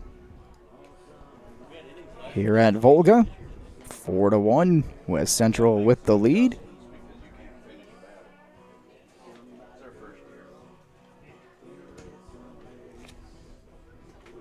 Because if we could at 85, we could finish for the 12.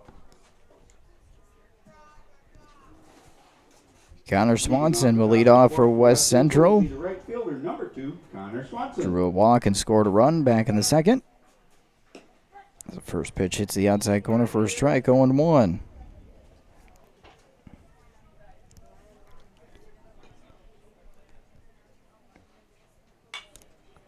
Fouled off to the right. No balls, 2 strikes.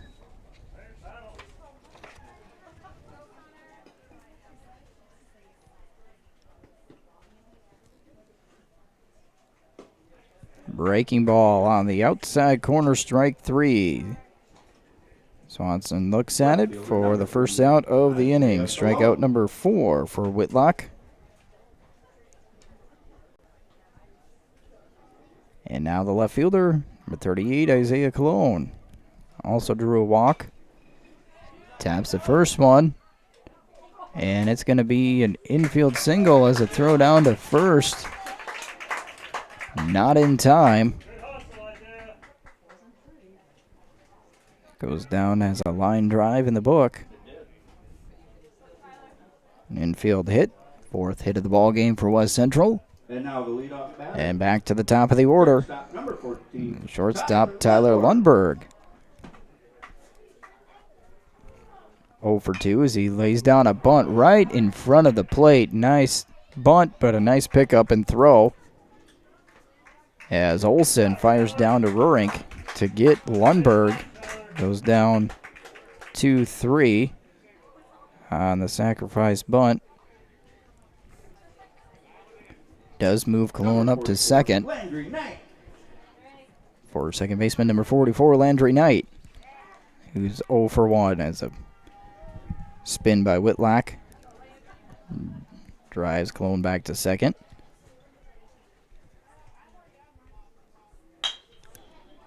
Hit off to the left side and misplayed by the shortstop. Base hitter in there.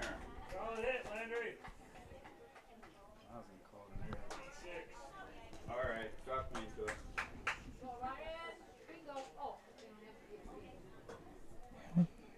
Official book is going to give an error to the shortstop. Runners on the corner with 2 out now. And first pitch swinging, and this one's into left field, or center field, for an RBI single for Ryan Healy. So Healy picks up an RBI. Drives home Cologne.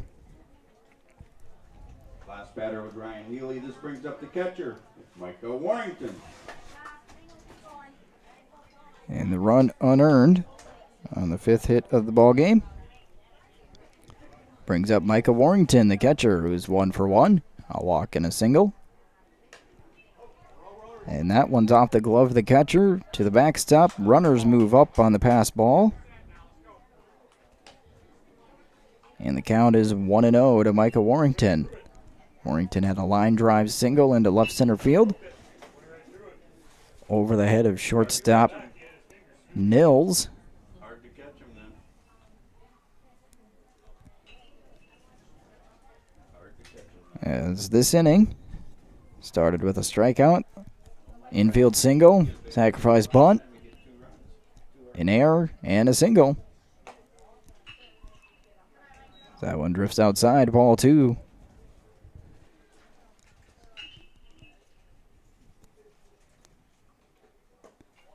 Low, ball 3.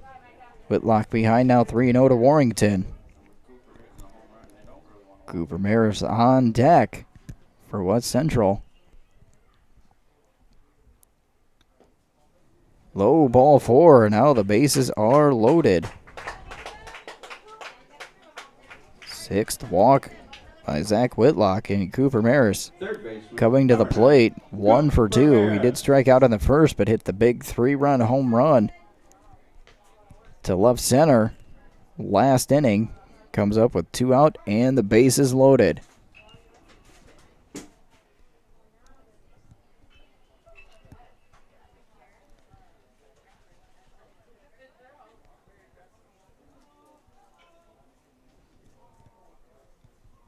Now a discussion on the mound.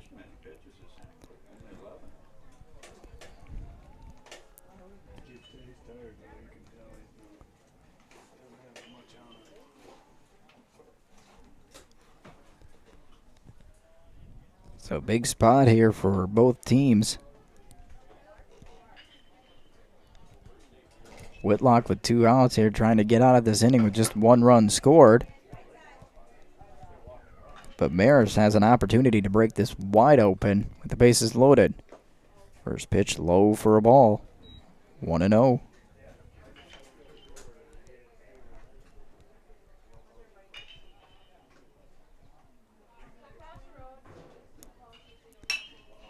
Fly ball deep center field. This one's drifting back, and it is off the warning track up against the fence. 3 runs come in on a 3-run single as Maris steps at first base. He clears the bases again. 3 more RBIs, 6 in the ball game. And 3 more runs come across to make this an 8-1 ball game. And Eidecker steps in. Outside for a strike, throw down to second, not in time as Maris steals second. Eidecker 1 for 2, a double and a fly out to right center.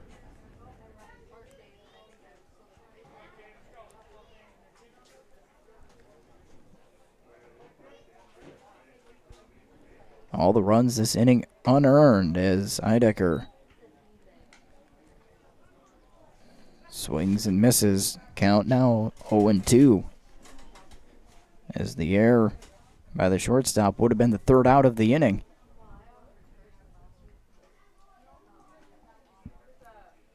And a swing and a miss. Heidecker goes down on strikes for the final out. West Central picked up 4 runs on 3 hits. There was 4 runs in the inning, 3 hits. Another big hit by Maris. He drives in 3 more.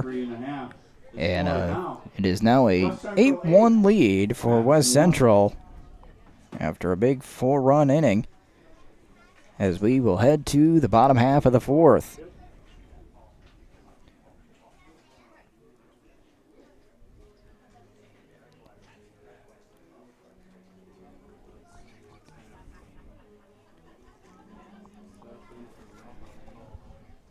And we'll thank Manitou Equipment. You can join their growing company. Multiple manufacturing openings with no experience required there. First and second shift openings. Welders, assemblers, painters, press brake, and laser operators. They offer competitive wages, outstanding benefits. You can apply in person to Manitou Equipment at 915 Southwest 7th Street in Madison.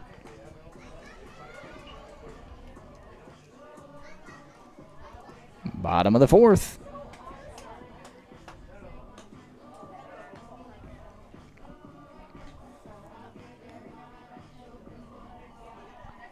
Here from Volga, and having to move this final day of the tournament from Humboldt to Volga due to the storms last night, and leaving the field wet in Humboldt.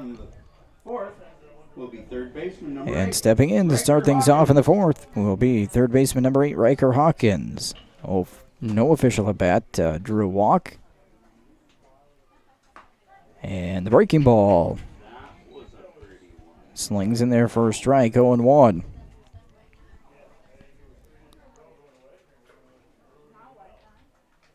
Fastball fouled off over the screen. And it's quickly 0-2 to Hawkins. Ball for somebody.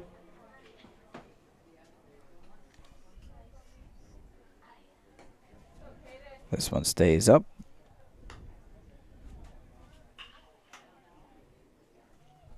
One ball, 2 strikes. Breaking ball off the handle, popped up, left side, and will be brought down by the third baseman. I believe that is Noah Ho now over at third base. A couple of changes. We'll get those when they come to the plate.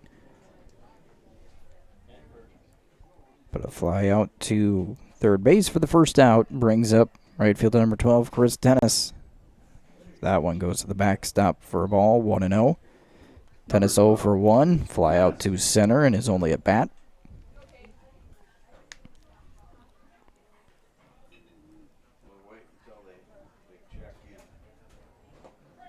This one hits the outside corner for a strike. 1 ball, 1 strike.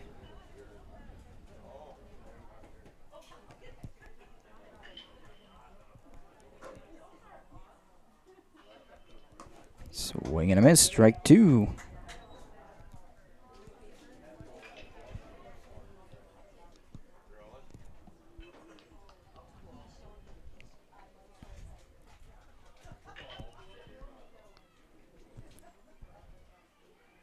Breaking ball inside corner, drops in there for strike 3. Nice low break. Curveball working now for Heidecker as that's strikeout number 5. And the second out of the inning brings up number 26, the first baseman, Riley Rurink, who struck out looking back in the second inning.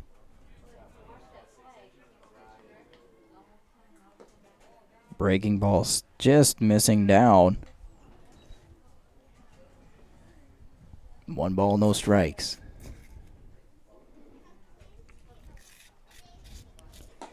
Fastball low and away. 2-0.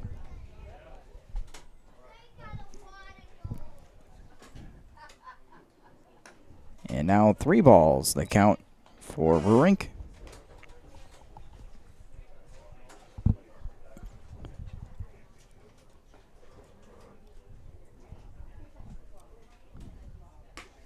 Outside corner, strike one.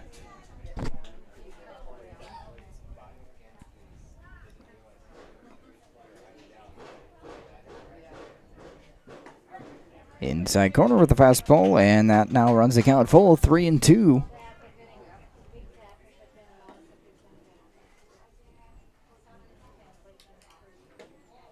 Just missing inside, and Rurink draws a 2-out walk. Brings up the number 9 hitter and designated hitter number 34, Brandon Bjorklund. Bjorklund 0 for 1 with a strikeout.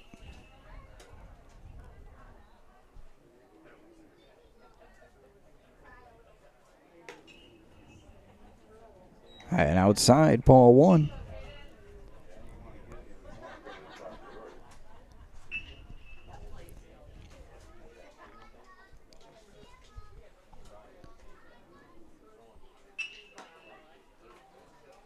Inside corner for a strike.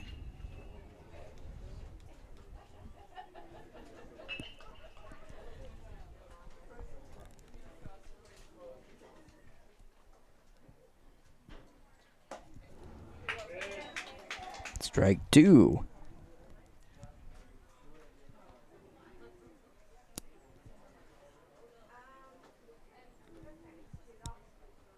One ball, 2 strikes.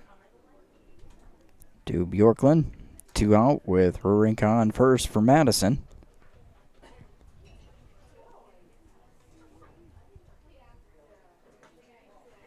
Just low for ball 2. It didn't miss by much.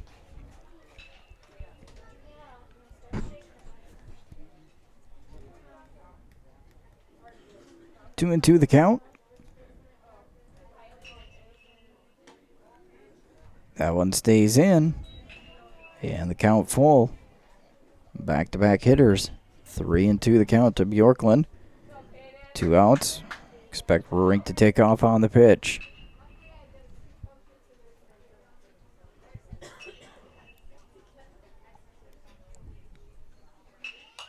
This one's fouled off.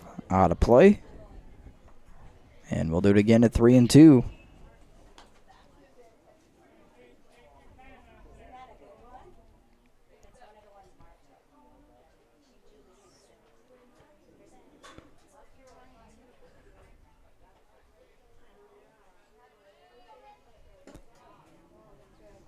Just missing low again.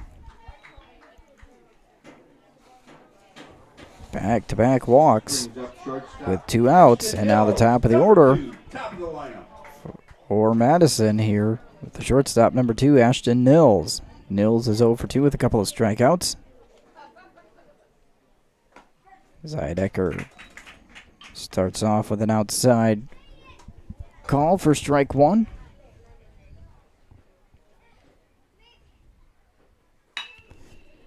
Ground ball hit to the left side. And that one is going to eat up the shortstop Lundberg. Everybody's safe. And the base is loaded now.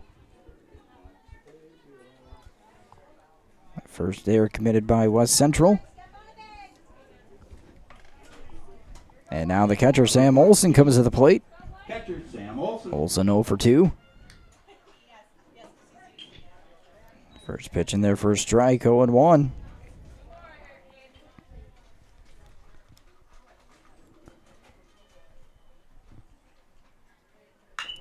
Ground ball hit to the left side. Picked up by Hone at third. Steps on the bag. And that will end the inning. There's no damage done. The base is left full. No runs, no hits. However, the bases were loaded.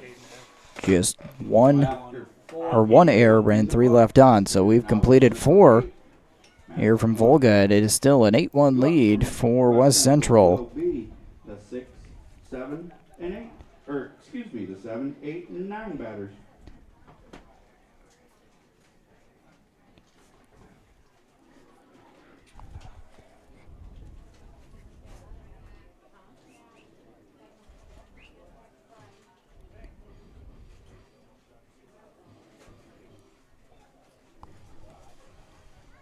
So we'll move to the top half of the 5th inning. And a group thank you again to the 6 sponsors that help bring the webcast to you for this 15-16 Teener VFW tournament. Humboldt Bar, Pizza Ranch, Manitou Equipment, VFW of South Dakota, Mobridge Youth Organization, and Wires Tax and Management Services.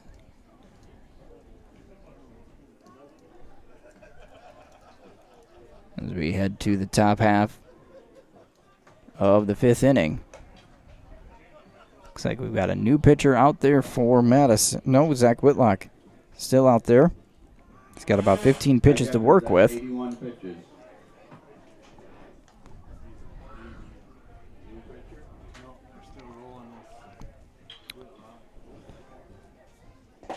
So Whitlock finishing up his warm-ups. He is at the 80 mark, so 15 pitches and he will need to come out.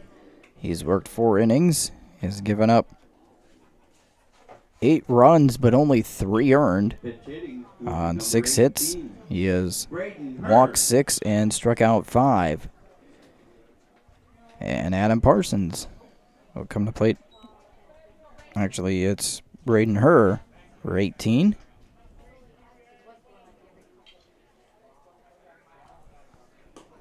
And 2 quick swings and misses. Count 0-2. As Whitlock delivers. Outside for a ball. 1 ball, 2 strikes.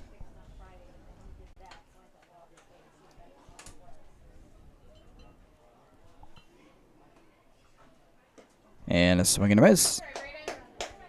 For the first out of the inning. Whitlock picks up strikeout number 6.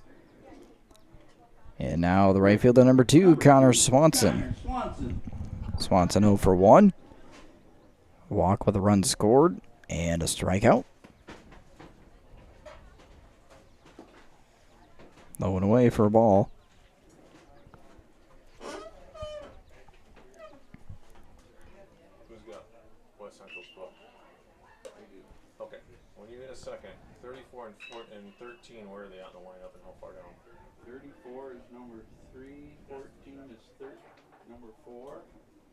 And 13. And now the count runs to 3-0. 15 is 4. And they got 1, 2, 3, 4. The 5th batter up. 5th up. Okay, thank you. Who's pitching? What number is pitching? 33. Outside corner for a strike, 3-1. 1 out here in the top half of the 5th inning.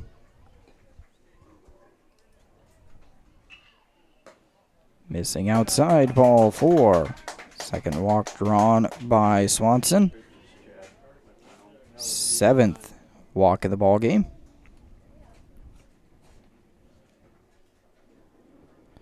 Left fielder, Isaiah Cologne. So it looks like Whitlock has about 6 pitches left. As Cologne steps up, 1 for 1, a walk and a single. Throw over to first. Swanson back standing up.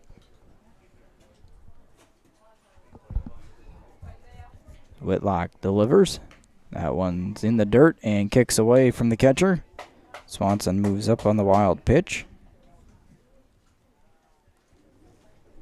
That was pitch number 90. So 5 more pitches remaining for Whitlock. And it's a 1-0 count to Cologne.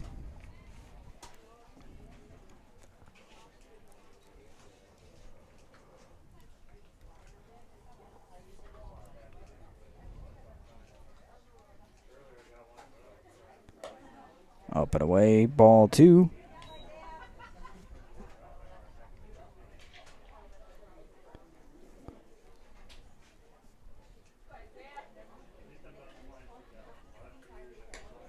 That one's high for ball 3.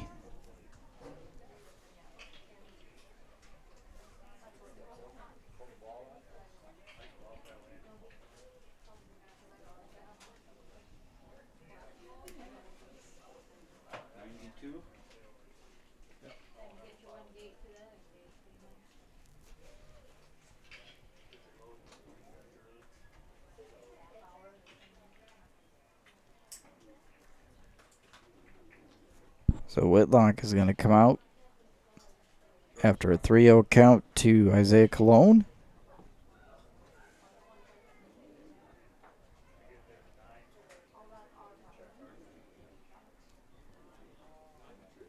And number 2, Austin Nils, will come into pitch.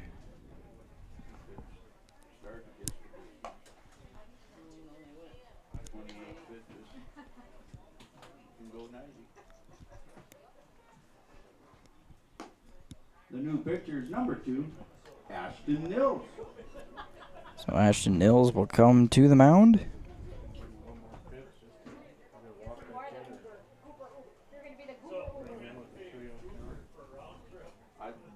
Yeah.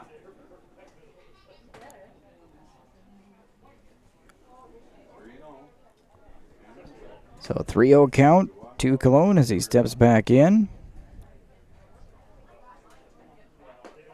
That one's in there for a strike. 3-1.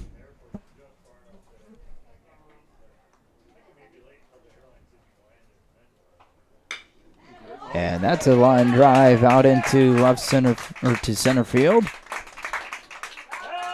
Swanson comes around to score. Moving up to second on the throw is Cologne. So an RBI single. Brings home a run. Pitch hitting will be number 3, Carson Whitrock.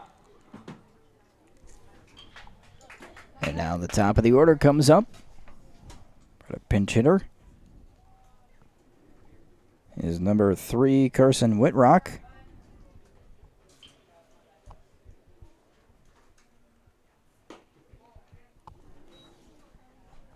That one misses for a ball.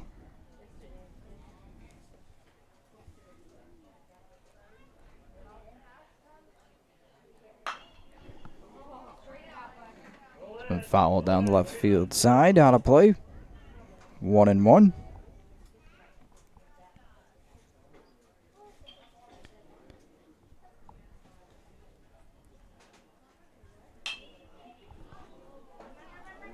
This one's hit off to the left side. Drifting back is a shortstop who will make the catch. That is out number 2. Cologne stays at second base. Pitch hitting will be number 5, Seth Gabbert. And pitch hitting will be number 5, Seth Gabbert.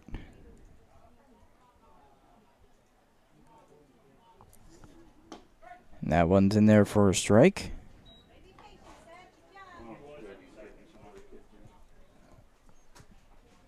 Count 0-1 as Nils comes set.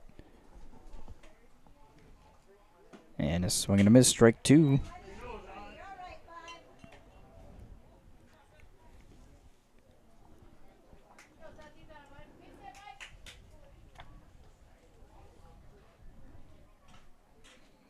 Throw back to second. Diving back safely is Cologne.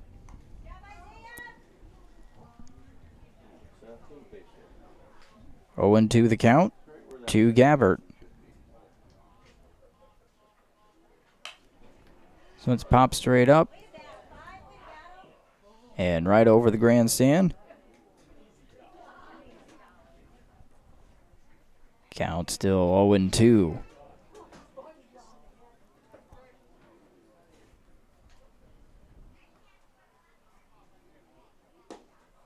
That one just low for ball 1.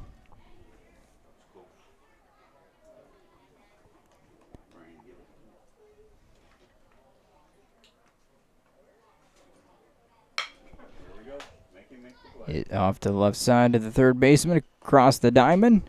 In time by a step to get Gabbert for the third out of the inning, but 1 run on 1 hit. No errors and 1 runner left on. We head to the bottom half of the 5th inning. 9-1. West Central. Madison 1. You up for Madison? 3, 4, and 5 batters. Eimers, Whitlock, and Furno.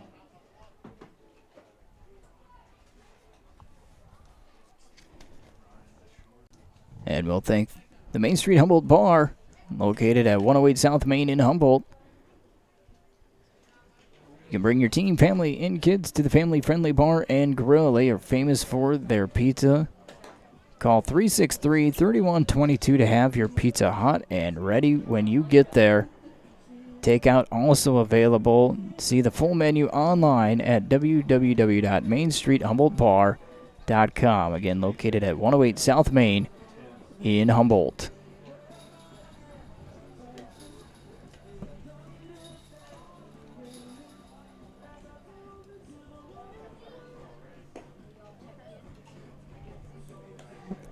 Heidecker back out to start another inning of work.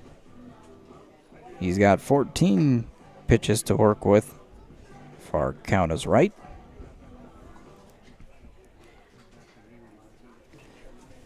Zach Whitlock goes 4 1/3 innings for Madison, gives up 9 runs, just 4 earned on 6 hits, 6 strikeouts, but 7 walks in the ball game.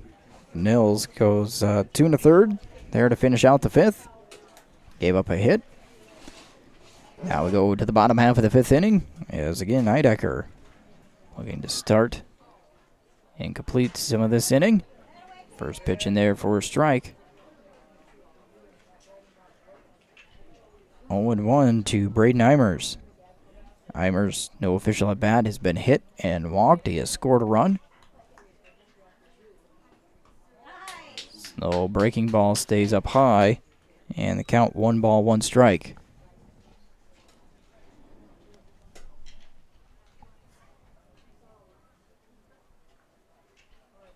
Swing and a miss, strike 2.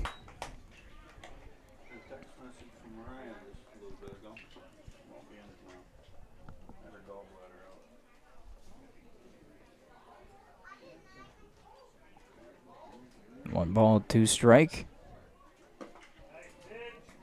Just low for ball 2.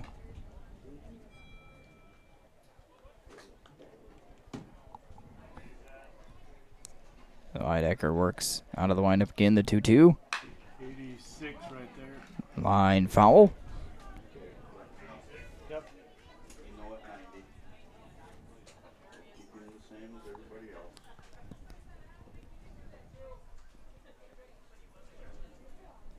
So the 2-2 again. Slow breaking ball up high. And the count runs full now. 3 balls, 2 strikes.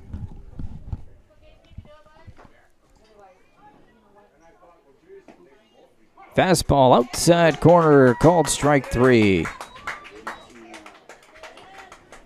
For out number 1. Shortstop number 5, Zach Whitlock. 88 total pitches for Heidecker. And now Whitlock steps in. 1 for 1 as he takes a pitch on the outside corner for a strike. Whitlock has the only hit in the ball game, an RBI triple back in the 3rd. He's also drawn a walk.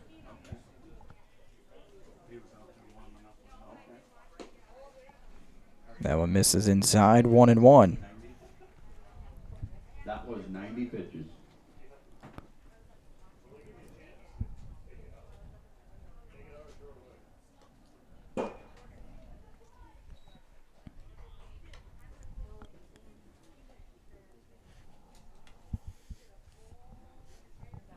Two balls, 1 strike the count on Whitlock. That one's high for ball 3.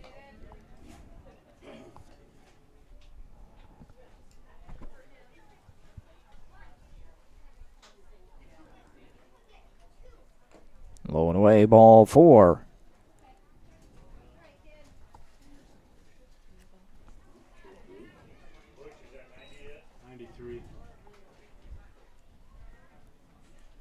And that's going to draw a visit at 93 pitches.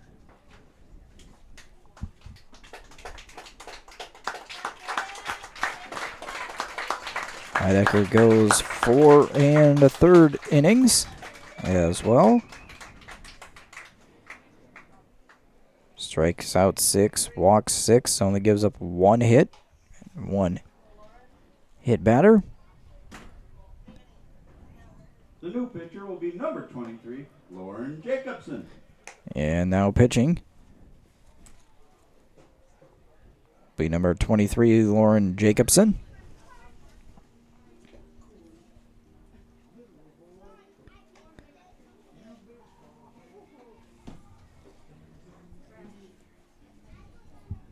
So Heidecker will be responsible for Whitlock. That'll go on stat line if he does score. We have 1 out here in the bottom half of the 5th inning. And a 9-1 lead for West Central. They've scored in every inning but the first.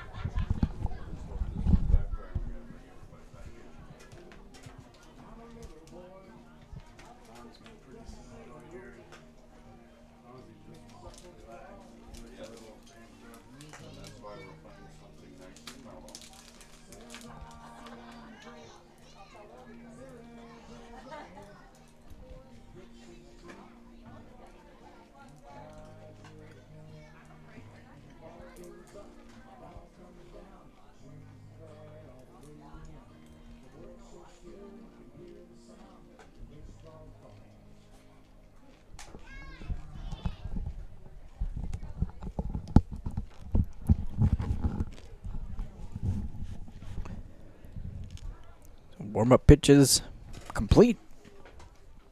With the pitching change here in the 5th. Beresford and Dakota Valley coaches would have their lineups all done. We take them up here so we can get them entered. Thank you. 1 out, 1 on for Madison. Whitlock at first after drawing the 1-out walk. And now the center fielder, number 16, Seth Furno, steps in 0 for 2. A ground out to short and a fly out to right. Will face Jacobson for the first time this afternoon. Jacobson will have to work out of the set position. There goes the runner. Fastball up and away. Whitlock steals second. And it's 1-0.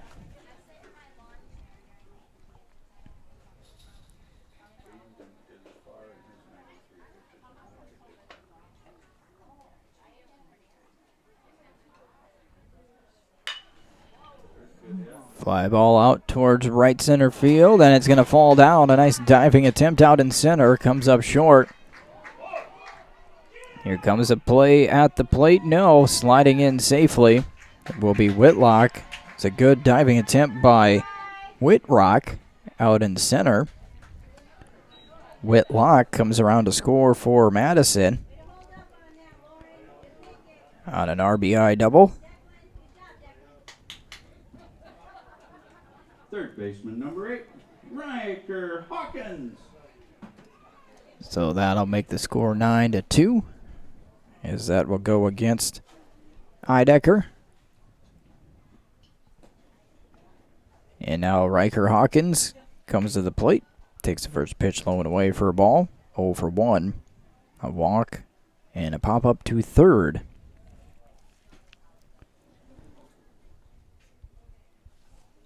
In his 2 plate appearances.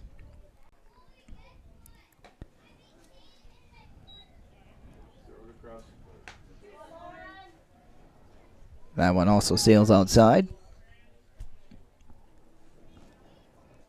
Ball 2. 2 balls, no strikes.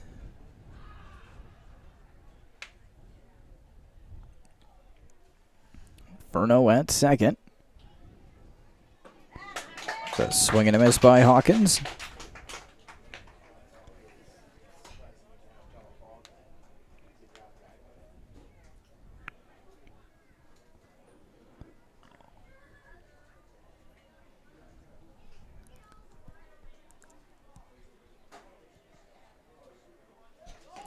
Swing and a miss. Throw down to third. And they got him. Caught stealing. 2-5 the put out. You guys are awesome.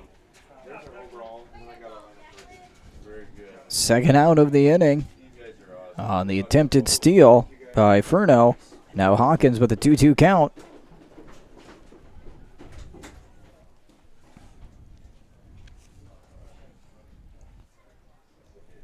Jacobson will work out of the windup.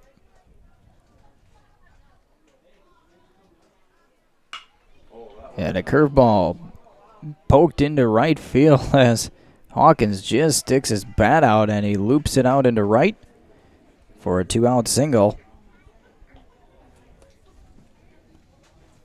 Right fielder number 12, Chris Tennis. And now the right fielder number 12, Chris Tennis. 0 for 2, fly out to center and a strikeout.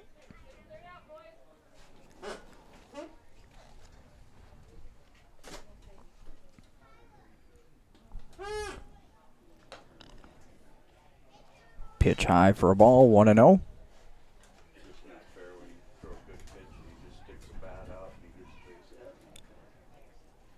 That's baseball.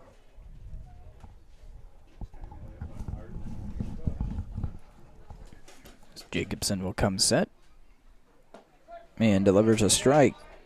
1 ball, 1 strike.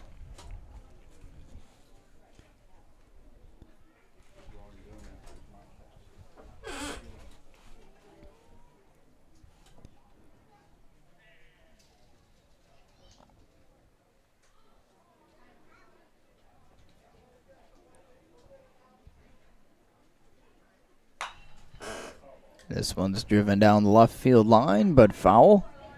It was out of play, and the count now 1 ball, 2 strikes. $1.50 for the next game. I don't think there's that many this game.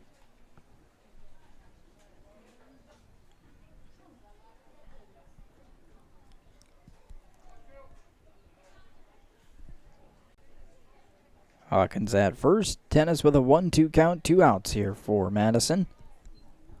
And their half of the 5th.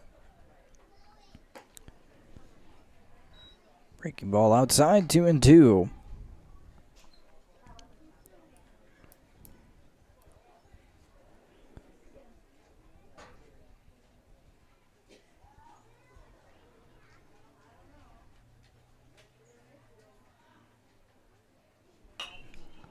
So it's popped up, and it's going to go over the screen and into the stands. Count will stay at 2 balls, 2 strikes.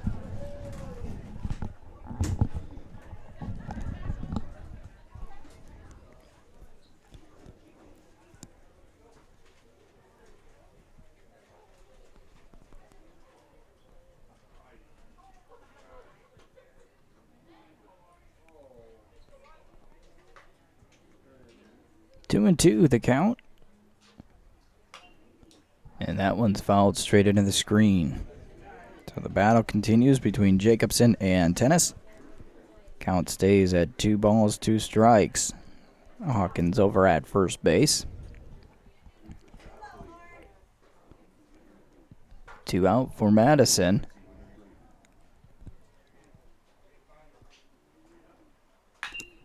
This one's popped up in play.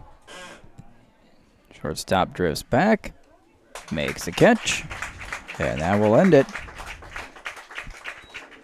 A run on 2 hits for Madison, no errors, 1 runner left on base. There were no errors and there was only 1 left on. And we will go to the top half of the 6th inning West Central 9, with Madison. West Central leading 9-2. He had 14.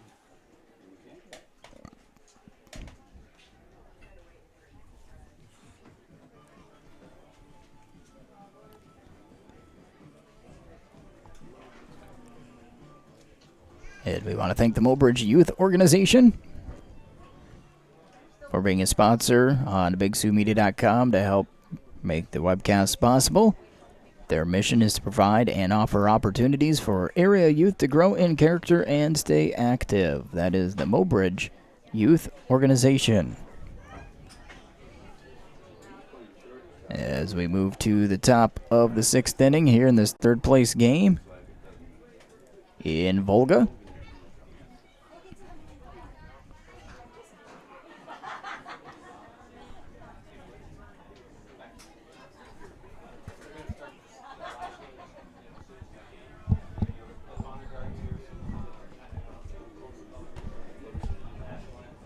Okay, the whole thing. So top half of the sixth will be Healy, Warrington, and Maris, according to our book. Opening game, basically. Just kind of like opening ceremony. Very good. But I just won't do the pledge since we did that once today. We have a new hitter as Nils delivers. Logan Maris in.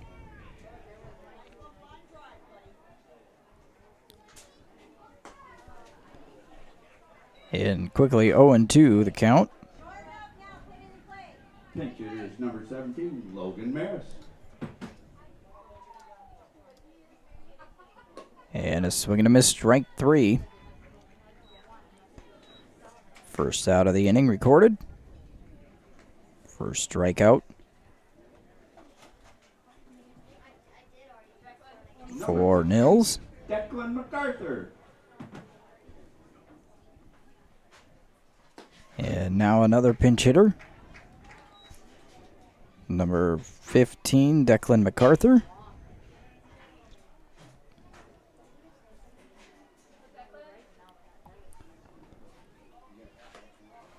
And the count, 1 ball, 1 strike.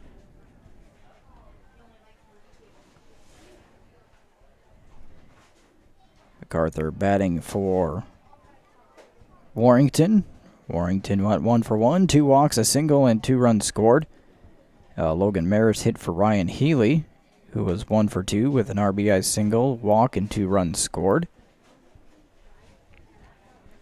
Also a fly out to center field. Here's the 2-1 from Nils. That one's high, ball 3.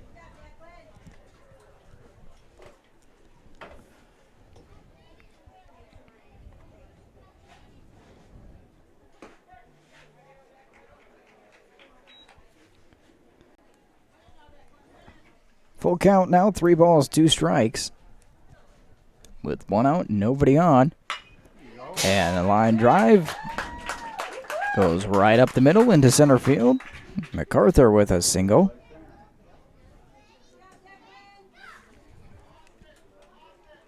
Eighth hit in the ball game.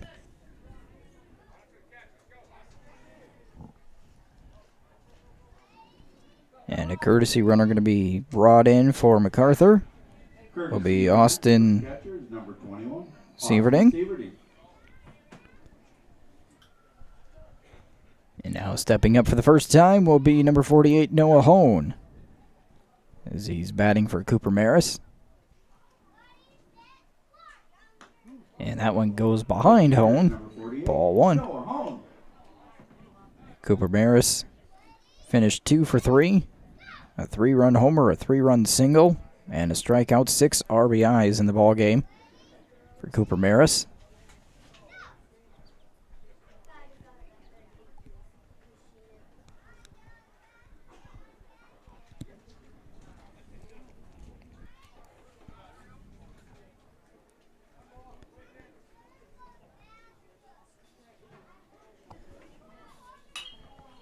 Owen pops this one up towards the right side. Second baseman drifts under, makes the catch for out number 2.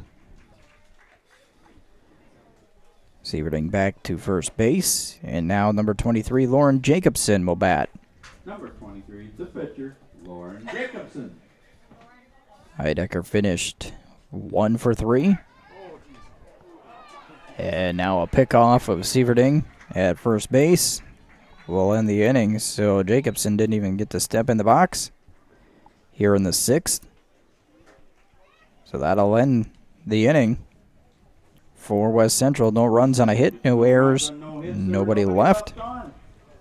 So after 5.5, the score remains West Central 9, Madison 2. Oh, excuse me, we did have 1 hit.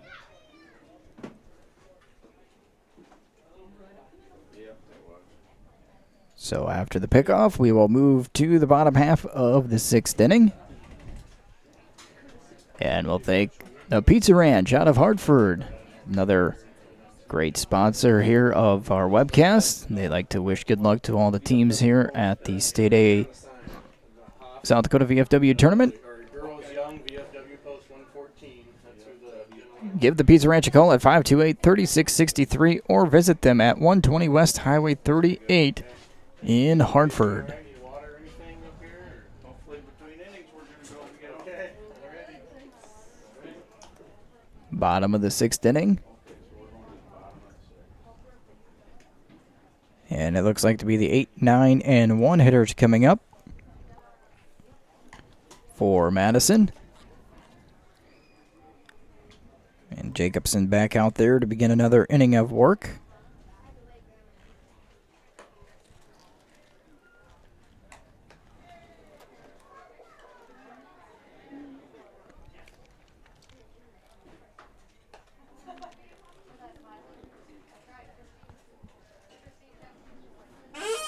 Coming up shortly after the conclusion of this one will be the championship game of the 2018 South Dakota VFW State A 15-16 Teener Tournament. It will have Dakota Valley playing Beresford. Madison will be number 26, first baseman Riley Ruing. About an inning and a half to go in the 3rd, 4th place game. And stepping in for Madison will be the first baseman, number 26, Riley Rurink.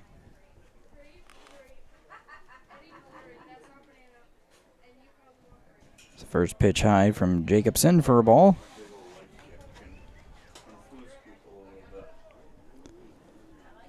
Rurink comes into this at bat 0 for 1 with a walk and a strikeout.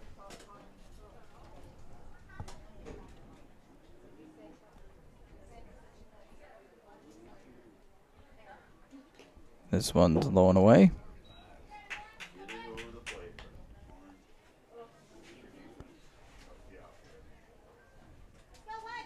Two balls, no strikes.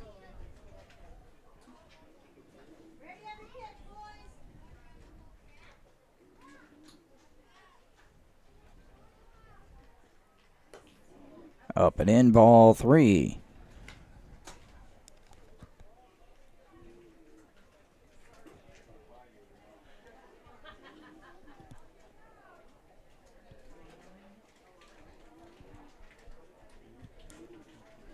So 3-0 count. Up high, ball 4 to Rurink. And a leadoff walk. Brings up the designated hitter, number 34, Brandon Bjorklund. Bjorklund 0 for 1 with a strikeout and a walk.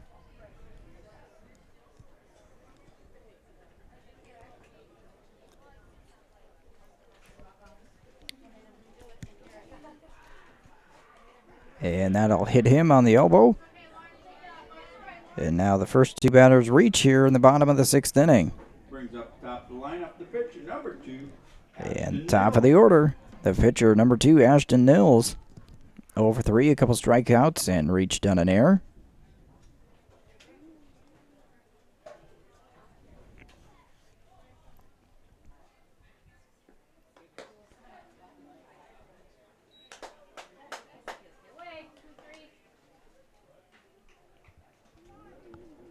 First one in there for a strike. 0-1.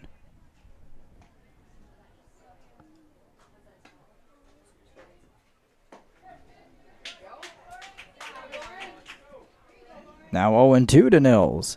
With nobody out, 2 on. Rink at second, Bjorklund at first for Madison.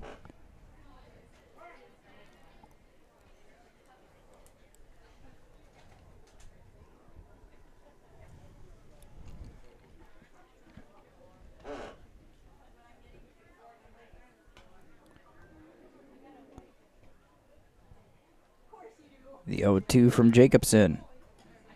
Low and outside, gets by the catcher. Both runners will move up.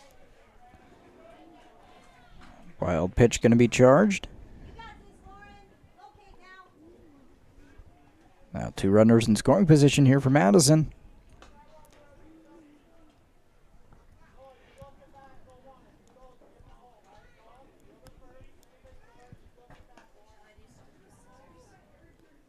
The 1-2. Here's the ball hit out to left field. It is caught No tag.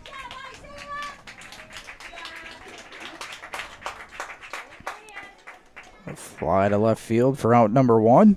The catcher, number 14, Sam Olson.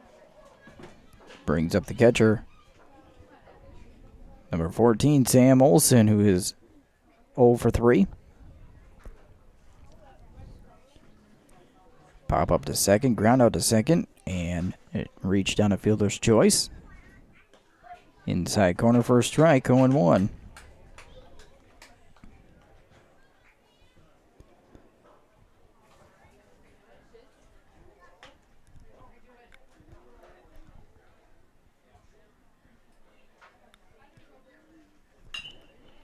This one's hit out towards center. It's going to fall. And a run will come in on an RBI single by Olson. Rink scores. Bjorklund moves to third. Second baseman, number 6, Braden Eimers. 4th hit in the ball game, and the 3rd run comes across. It's a 9-3.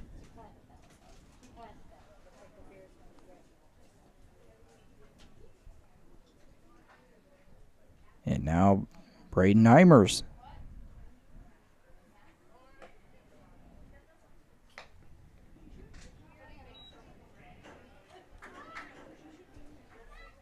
Olson moves down to second on the pitch.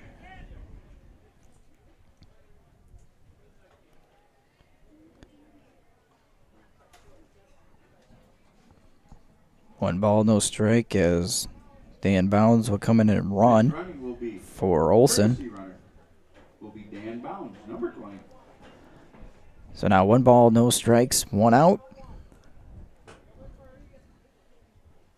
And the pitch from Jacobson goes outside, ball 2.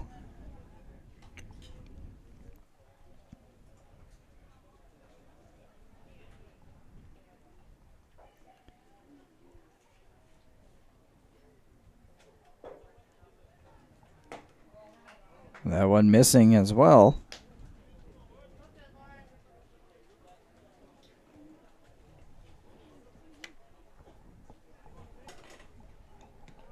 Three balls, no strikes. Finds the outside corner, strike 1.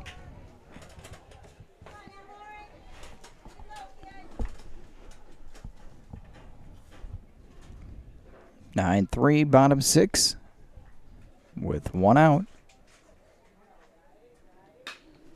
Fly ball hit off to the right side. Catch is made.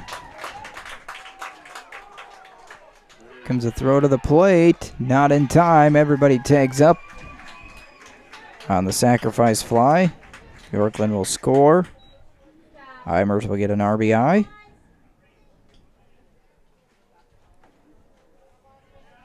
Brings in the 4th run. Stop number 5, Zach Whitlock.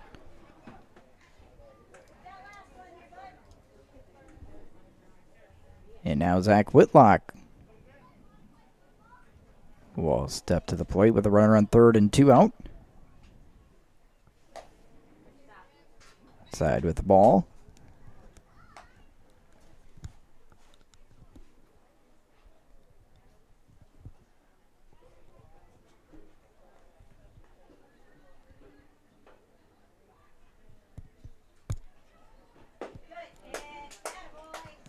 And in there for a strike, 1-1. Whitlock 1 for 1, 2 walks, and an RBI triple.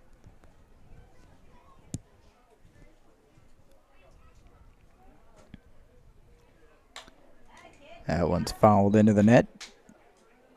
And Jacobson up in the count, 1 ball, 2 strikes.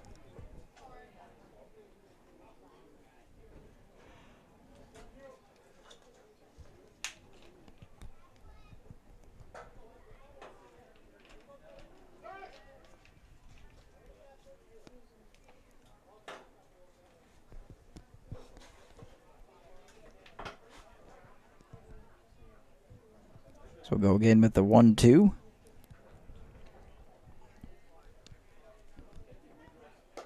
Swing and a miss, strike 3. 2 runs come across on 1 hit. No errors, 1 runner left on. Madison gets 2 runs on 1 hit. There was 1 left on, and there were no West Central errors.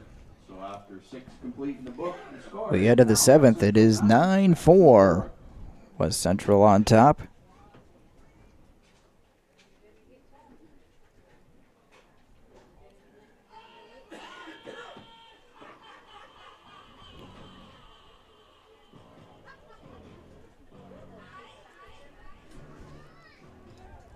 We'll take a moment to thank the South Dakota Veterans of Foreign Wars baseball program.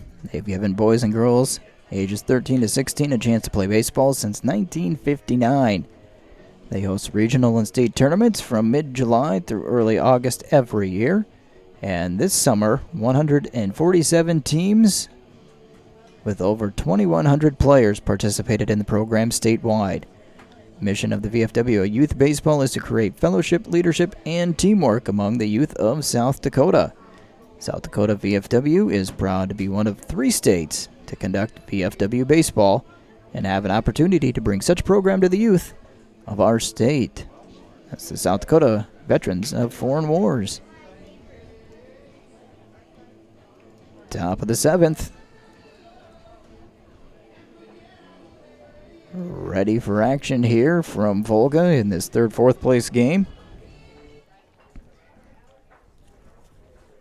The pitcher, Lauren Brings Jacobson. the pitcher, Lauren Jacobson, to the plate. First plate appearance. In their first strike, 0-1 by Nils.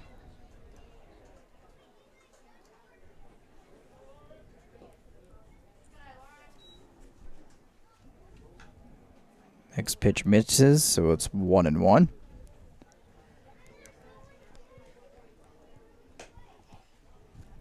That one missing as well. 2 balls, 1 strike.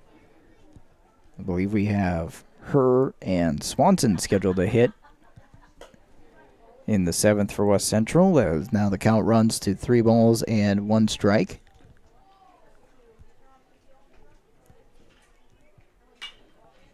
Hit off right side. And underneath it, making the catch is the right fielder for out number 1.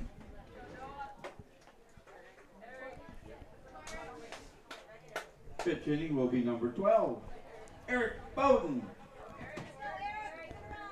So new hitter, number 12, Eric Bowden.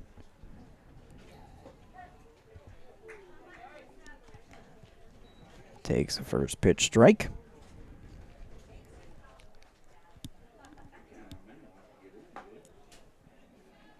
Swing and a miss, strike 2.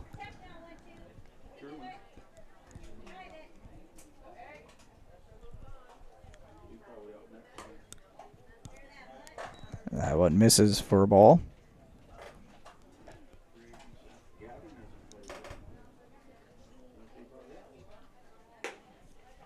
High ball 2.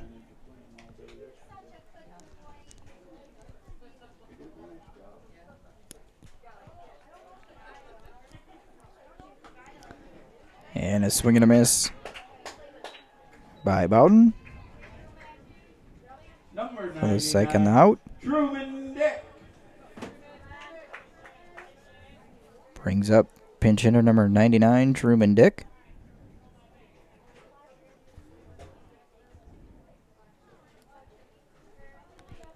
With 2 out and nobody on here in the top half of the 7th. Swanson went 0 for 1 with a couple of walks and a strikeout. 2 runs scored as the first pitch is a ball, 1-0. Well, the number 7 position did the capture what it was for 3 different people. Fouled back, 1 ball, 1 strike.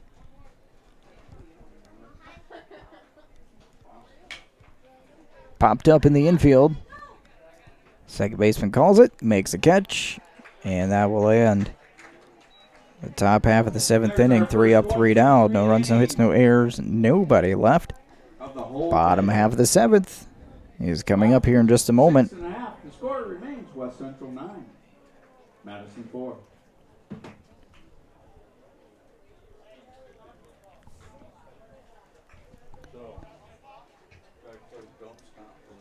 We want to thank Wires Tax and Management Services.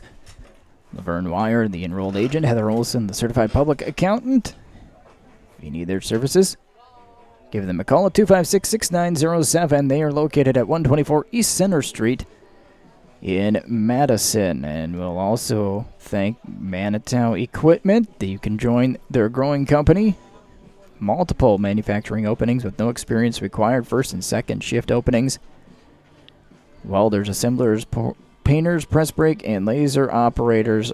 They offer competitive wages and outstanding benefits. Apply in person at 915 Southwest 7th Street in Madison. Manitou Equipment.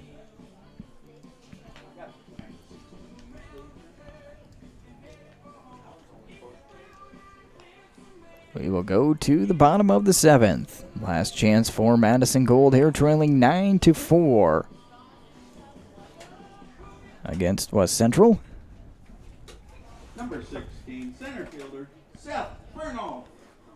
And the center fielder, number 16, Seth Furno, will step in against Jacobson. Furno, 1 for 3. An RBI double, a ground out, and a fly out. First pitch to the outside corner for a strike, 0-1.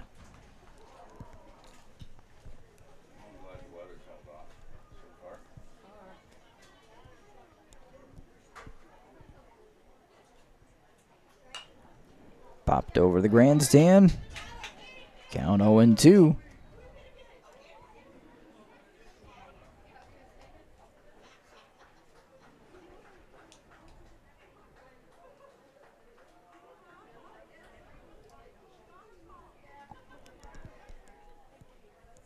Breaking ball, swing and a miss by Furno.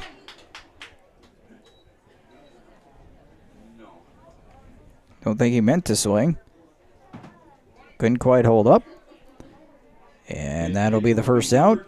Second strikeout by Jacobson. And now pinch hitter for Hawkins. As Jacobson delivers. Swing and a miss. Number 20, Dan Bounds.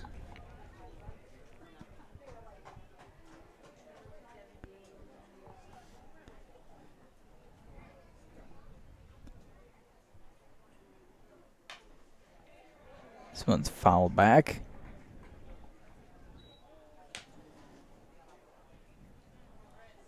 No balls, 2 strikes.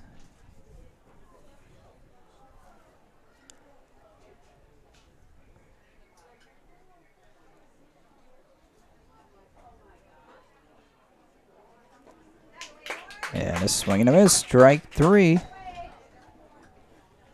3 strikeouts in a row for Jacobson. And now the right fielder, number 12, Chris Tennis. 0 for 3. Couple of flyouts and a strikeout in today's ball game, with 2 down here in the bottom half of the 7th inning.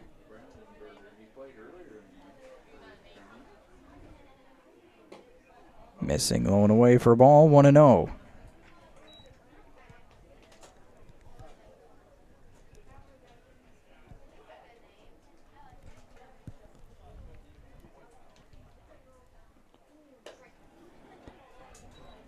Up and in, ball 2. You know, you could give Lauren a save. Almost 3 innings. Since you only go 7, it'd be close enough. 5 runs is too much.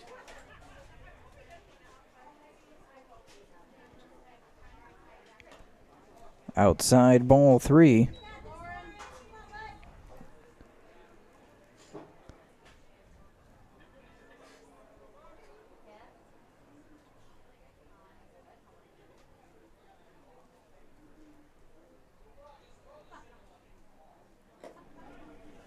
And a 2-out walk to Tennis. First baseman, number 26, Riley Ruling. Brings up the first baseman, number 26, Riley Rurink. Rurink 0 for 1, a strikeout and 2 walks.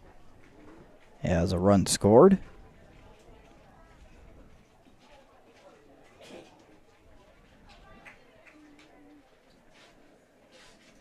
Throw to first, not in time. Tennis slides back in safely.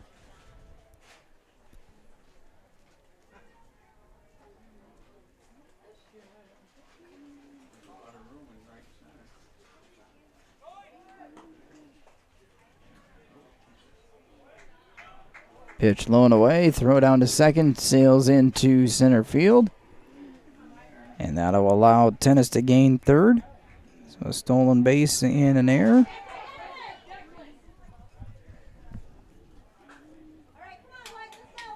Second error committed by West Central.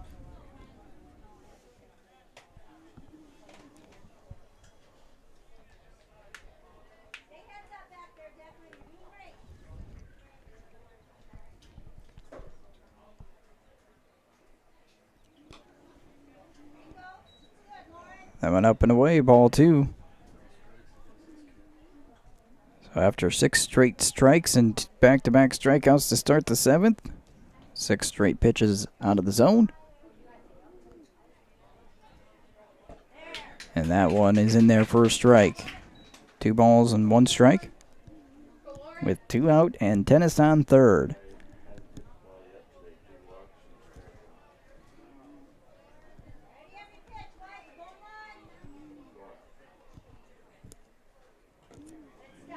Ball 3.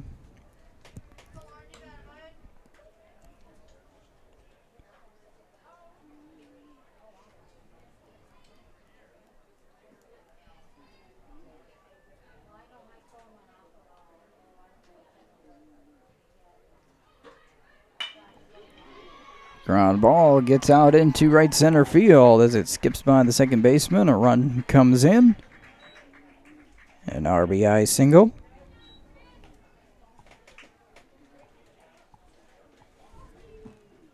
Number 34. 5th run and hit of the ball game. Bjorklund.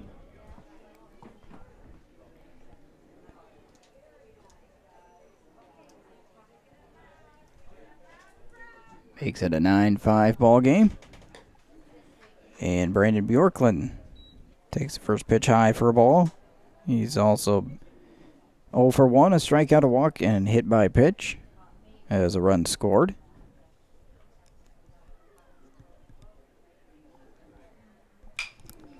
Popped up left side. This one might stay in play. And it does.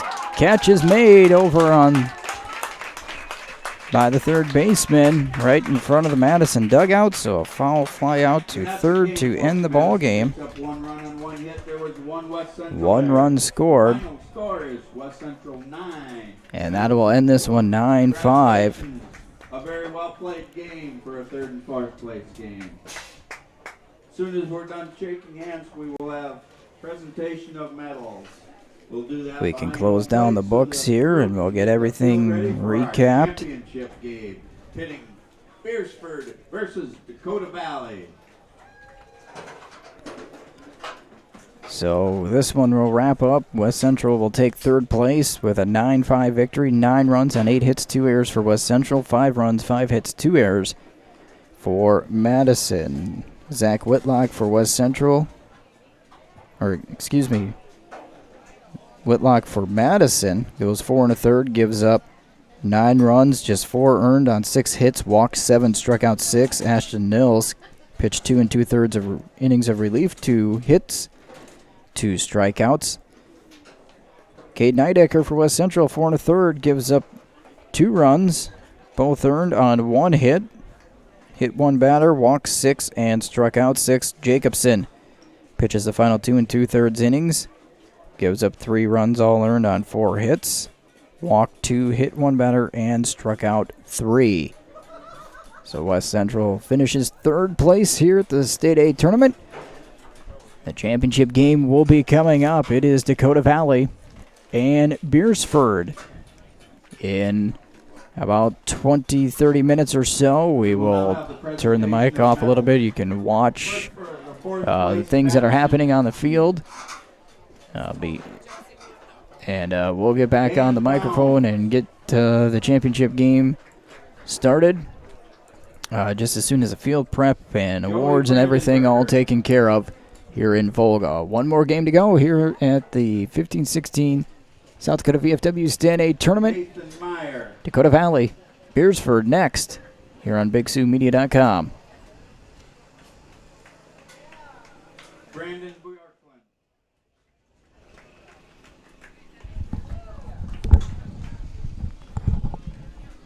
Riley Ruing.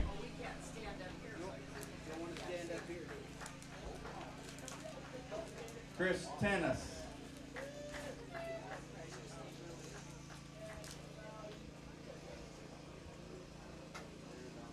Riker Hawkins.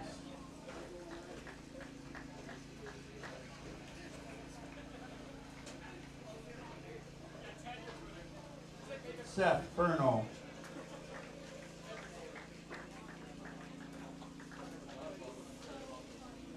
Zach Whitlock.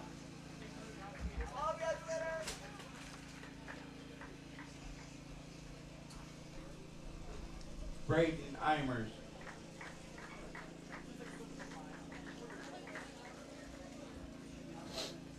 Sam Olson.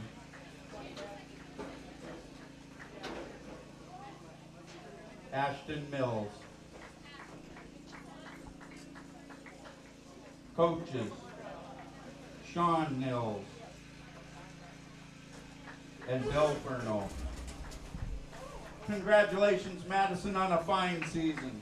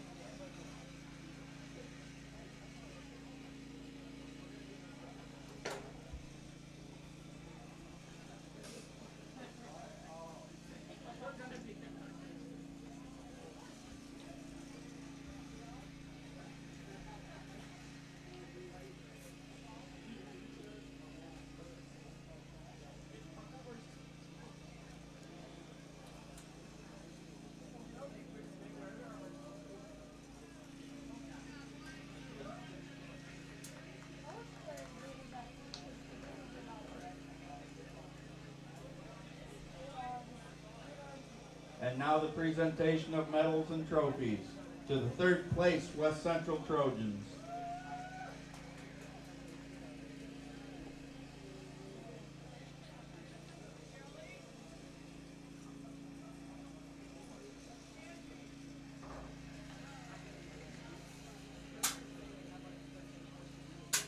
Seth Gabbert.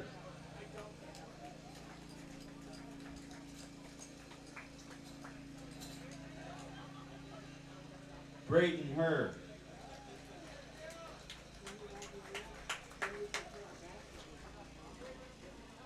Gavin Cook.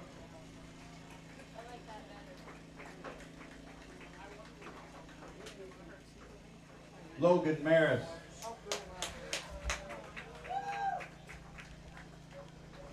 Lauren Jacobson. Eric Bowden.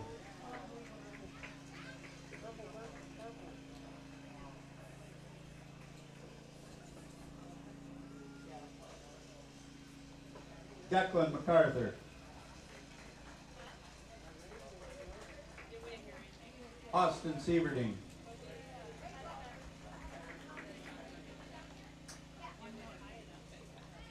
Noah Hone.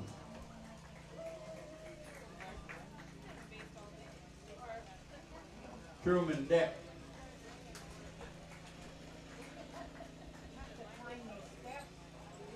Carson Whitrock.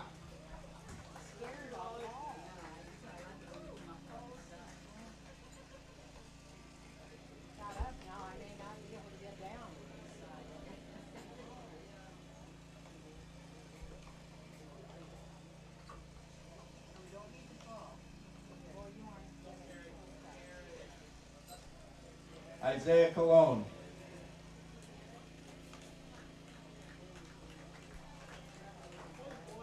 Connor Swanson.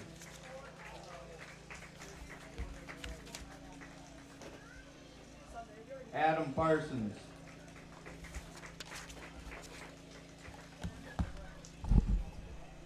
Ryan Healy.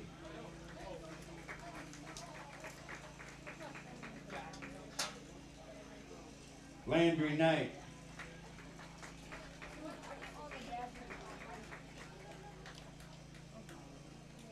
Tyler Lundborg.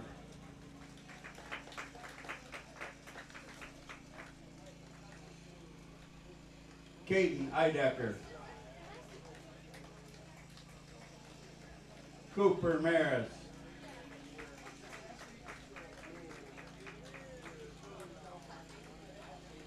Michael Warrington.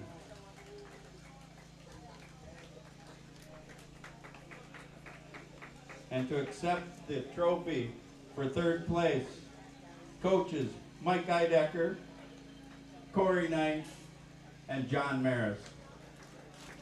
Congratulations, gentlemen, on a fine season.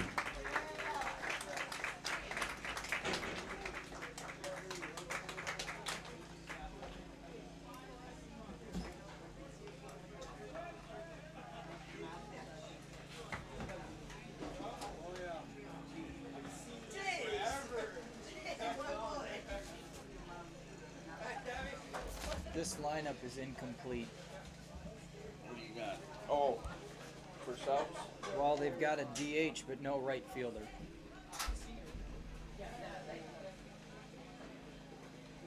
Oh, let's get him up there. Coach Bruns from Dakota Valley, could you come up, please? Please come to the crow's nest. Okay.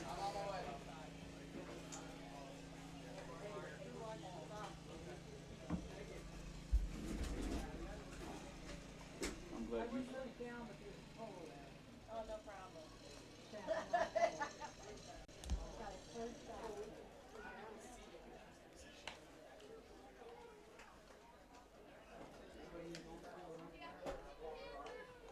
Probably gonna want to fix that before handing that to the officials.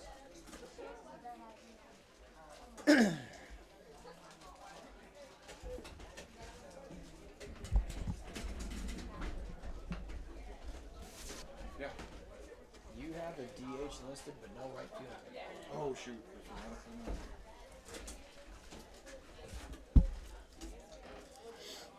Thank you for telling me that. Nice sheet, Adam.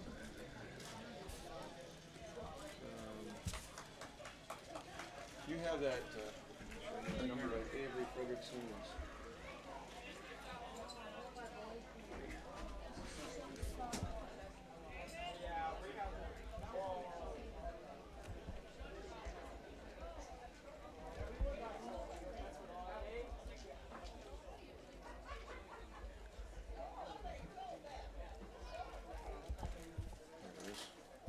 All right. Thank you. No problem. Did you get that too? I hadn't even gone through it Oh, yet. okay. So you'll use the same Yes, sheet he yes, has? Okay. yes. Thanks, sir.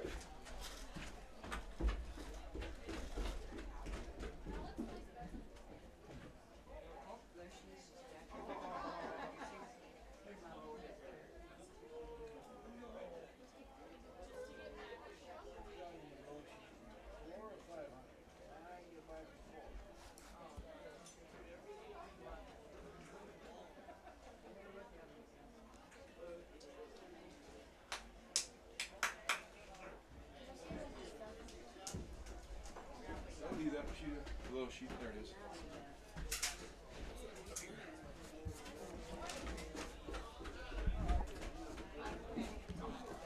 Very good. Did you get the other one? Yep. Ken? Okay, very good.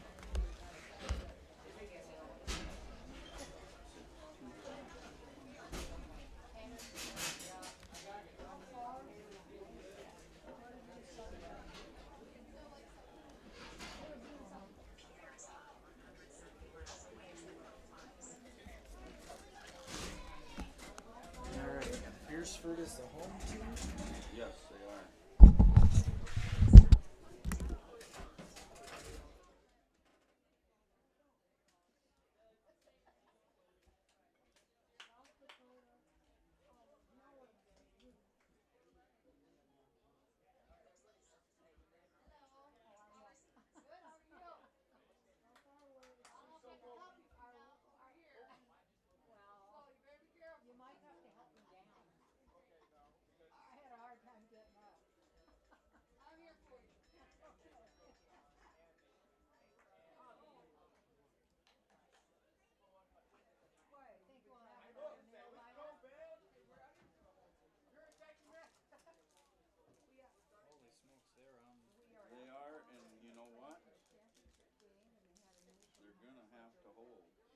I'm using the rec facilities first. And then they had. I'm an old man. I know better than to start this without doing it. Well, if you're going to, then I'm going to as well. Absolutely. You know where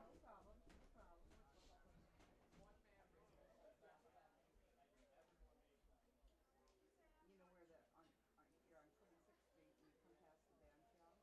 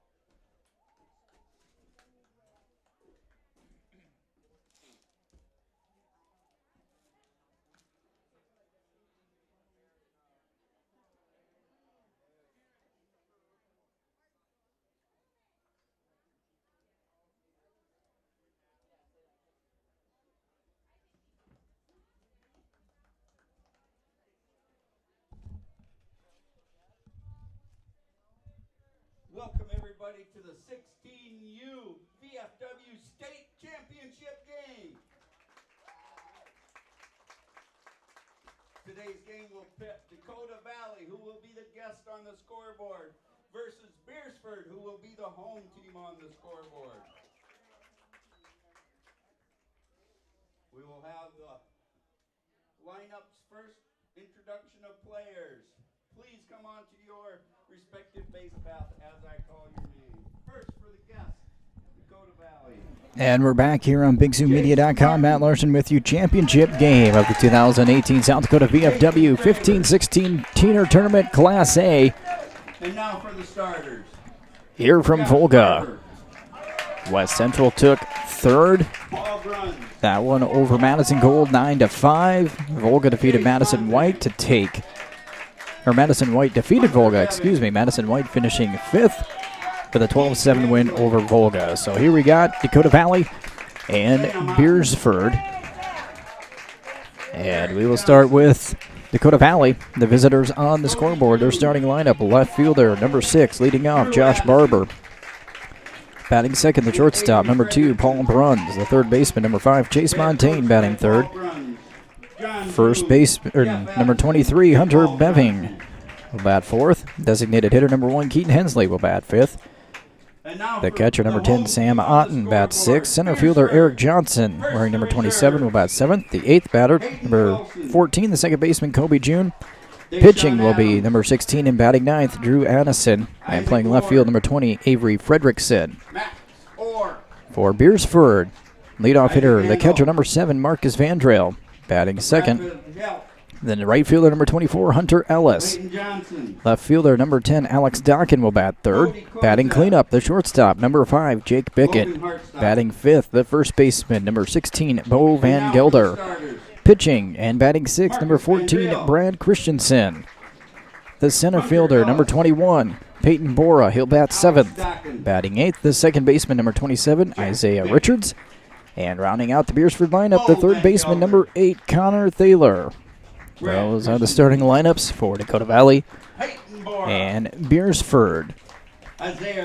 We'll let you know how they got to this championship game after the presentation of colors, the player code of conduct, and anthem. So we'll step off the mic, we'll try to let you listen in, and we'll get this one started here in moments. VFW officers and the state baseball chairman. Take it away, Danny. I just again want to thank the community of Volga and their baseball association for hosting this game, moving it up down south. And oh, by the way, yes, it is raining like crazy in Humboldt. Dakota Valley, Beresford, thank you for making the trip up here as opposed to being at Humboldt. And that is a difference. And we as VFW baseball appreciate you and your fans for making the trip. Now, I'm going to ask these gentlemen to play efficiently so that we can get this game to completion. Please rise, uncover, as we honor our nation.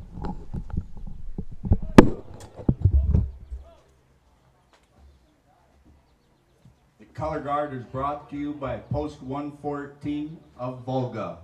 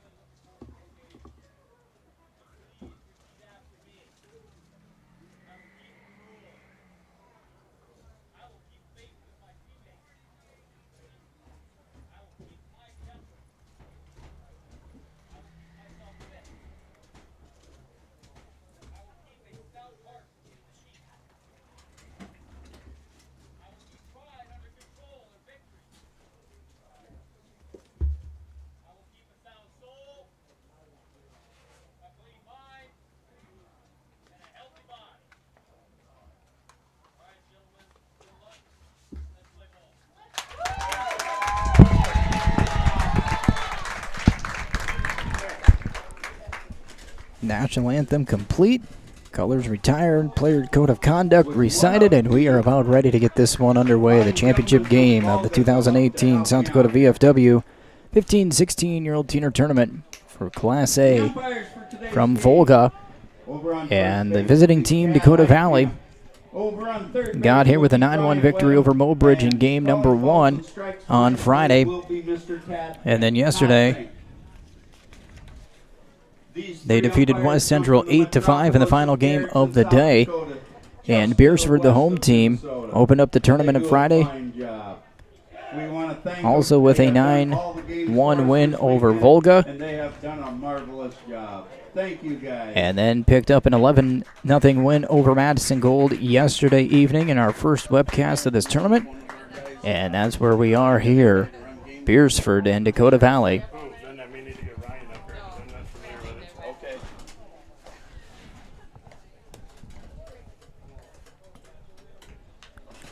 I kind of wonder if he just left me hanging or didn't realize he was. Do it. Oh, okay.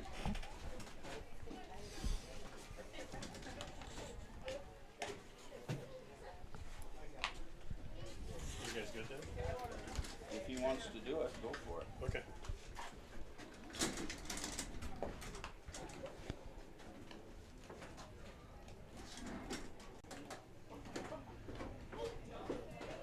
Starography will not be taking any photos during this game. However, if you have a request for a certain player to get some photos of him, he'd be glad to take those requests.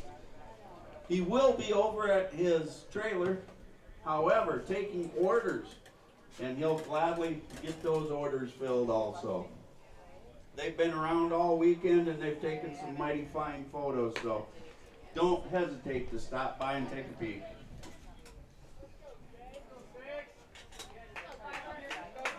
Leading off the game for Dakota Valley, left fielder number 6, Josh Barber. So Dakota Valley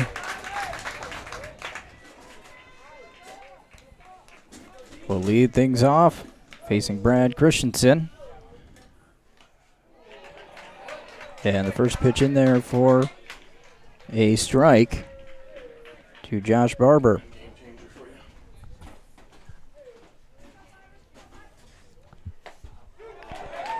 Swing and a miss, strike 2. Who's pitching for them? Christensen. Brad Christensen, number 14, is pitching. No balls, 2 strikes to the leadoff hitter Josh Barber. We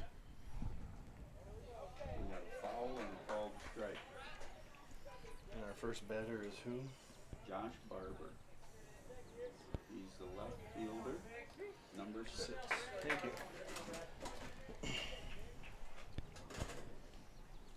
The 0-2 popped up. This one's right over the grandstand. And the count remains no balls and 2 strikes.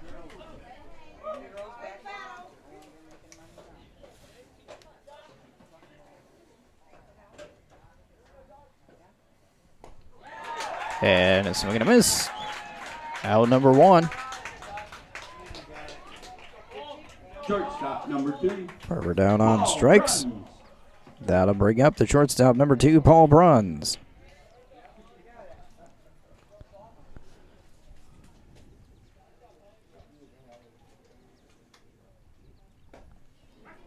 That one's in there for a strike.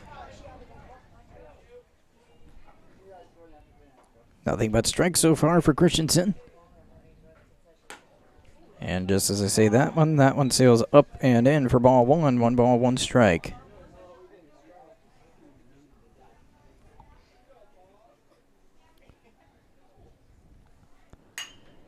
This one's driven out into center field. And a nice leaping grab out in center field by Peyton Bora as he reaches up And a good hit by Bruns also. and snags that one for out number 2. Number 5.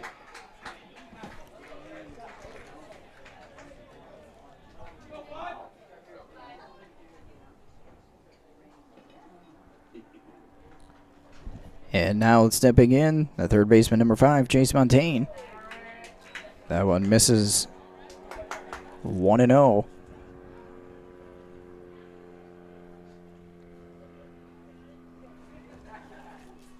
Next pitch from Christensen, swing and a miss. And it's 1-1.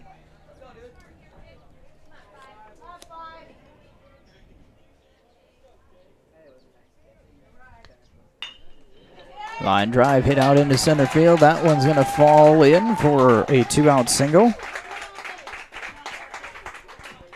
First base hit of the championship game. First hit of the game. First baseman, Hunter Beving. Brings up the first baseman, number 23, Hunter Beving.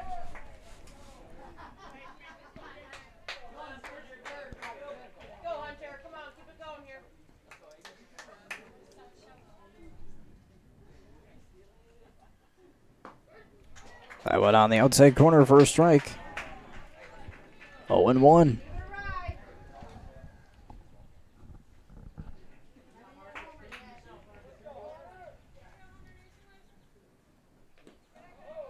Down in the dirt for a ball.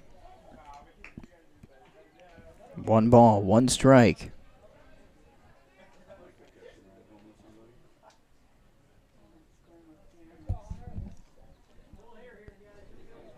Montaigne leads off from first. There he goes. Swing and a miss. Throw down to second. Not in time as it skips off the glove of the second baseman. Stolen base for Montaigne. By the count now, 1 ball and 2 strikes to Beving.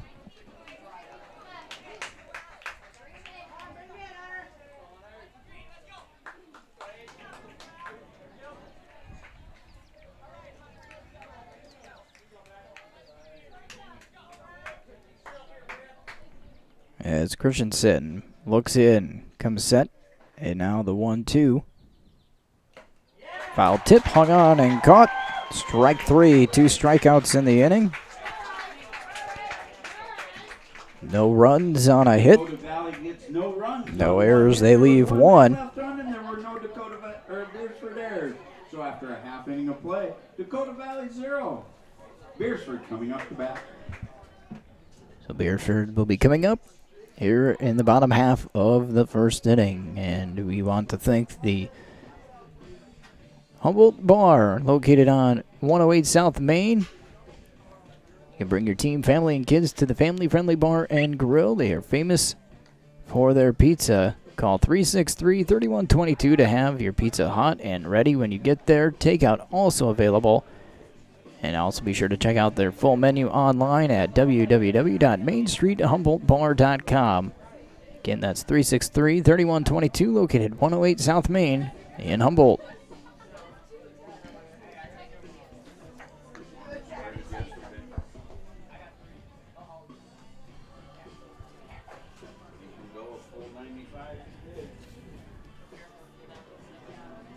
So after a scoreless top half of the first inning, Beresford will send Van Drale, Ellis, and Dockin to the plate here in the bottom of the first against Drew Addison.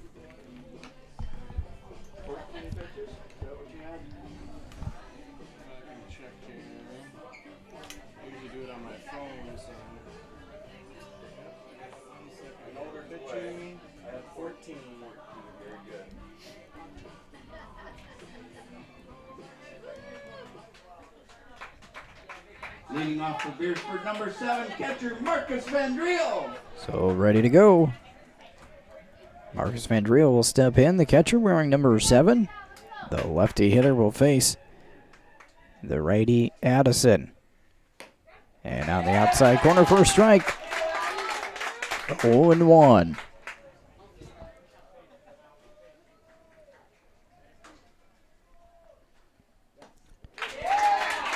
Swing and a miss, strike 2. Ryan, this is my wife, DJ. This is Ryan Schiller.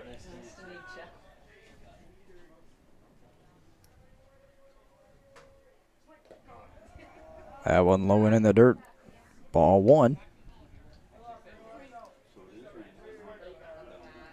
Not too far. Someone said it's starting to sneak up to Madison even. So I have this app on my phone says we might get a little drizzle in about 45 minutes or so.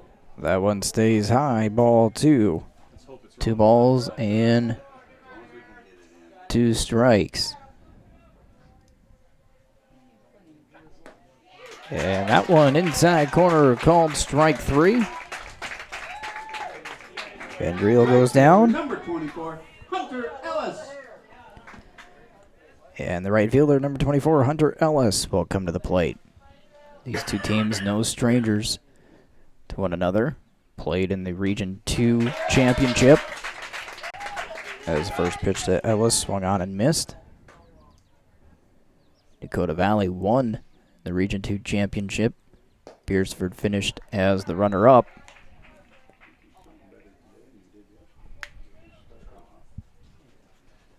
Count 1 ball, 1 strike.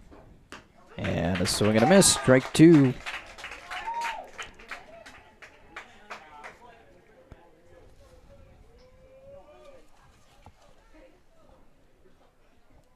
The 1-2 pitch from Madison. Tapped out towards second, and a tough play. Ellis is going to reach.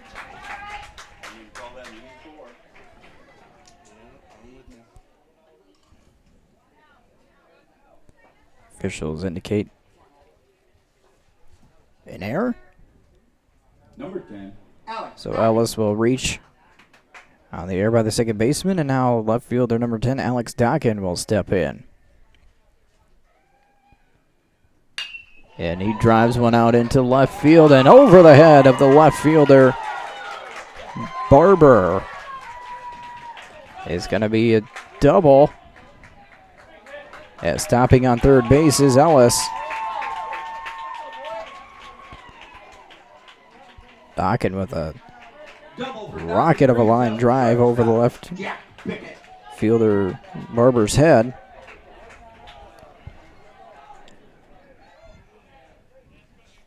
And now the cleanup hitter, the shortstop, number 5, Jake Pickett.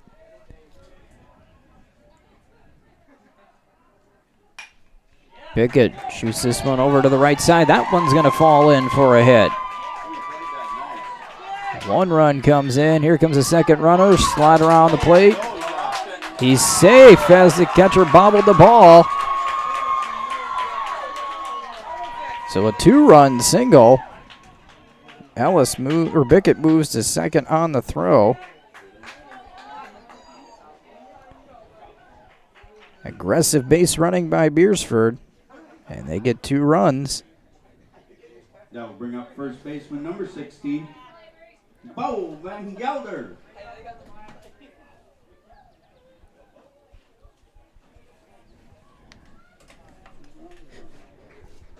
So 1 earned, 1 unearned.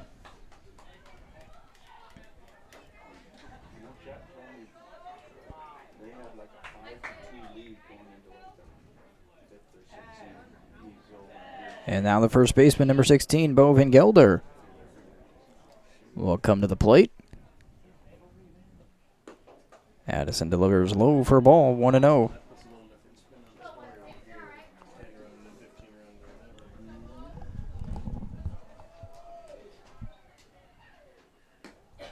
That one outside, ball 2. So a strikeout, but then an error, a double, and a single. 2 runs in for Beresford. They lead this one 2-0 in the bottom of the first inning. This one's fouled over the screen.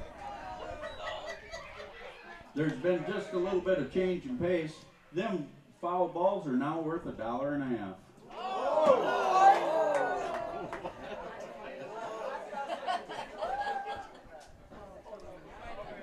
Here's the 2-1. Ground ball up the middle. And that one rolls into center field. Here comes Pickett around third, and he scores, sliding into home. An RBI single for Van Gelder. And quickly, a 3-0 lead for Beresford. The pitcher, number 14. Third hit of the inning. Third run.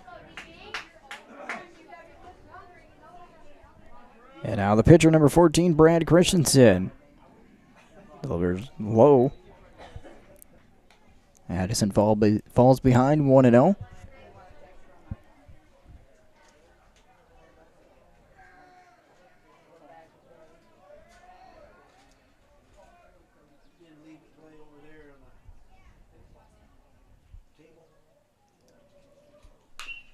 Madison delivers. This one fouled down the left field line. 1 ball, 1 strike.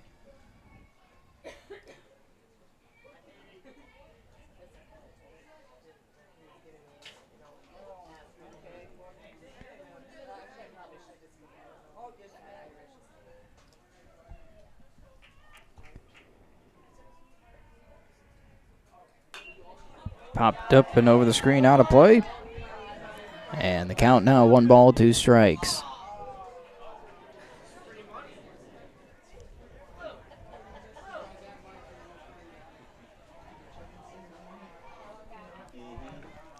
Van Gelder at first.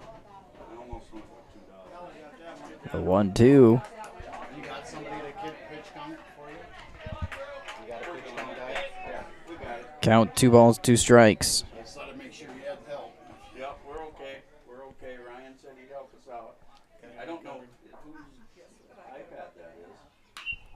This one's driven off to the left and out of play. I'll have to make sure I bring that back. I'll be here till the duration. Yeah. You're very sweet. Thanks, you guys. Do a good job, Butch. We tried. So a 2-2 count to Christensen as Addison looks in. The 2-2. Swing and a miss. Throw down to first. Van Gelder back. Plenty of time. Second out. Second strikeout. And now the center fielder, number 21, Peyton Bora.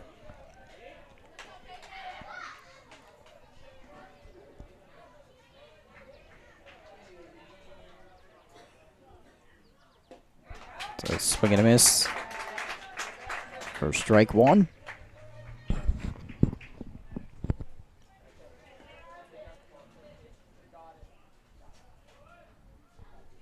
Van Gelder at first. Tapper out in front of the mound. Throw from third base. Cross the diamond in time to get Bora. And that ends our first inning of play. 3 runs, 3 hits, 1 error, 1 left on base. We've completed 1. It is a 3-0 lead for Beresford. Beresford 3, Dakota Valley 0.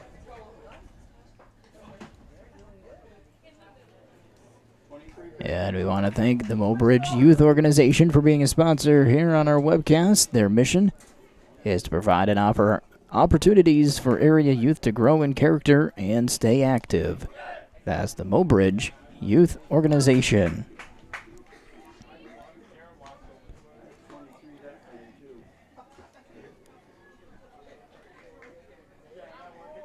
You're the official. I'm just the backup.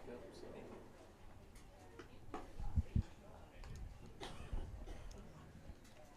We now advance to the second inning. I got distracted when Rob walked up and fell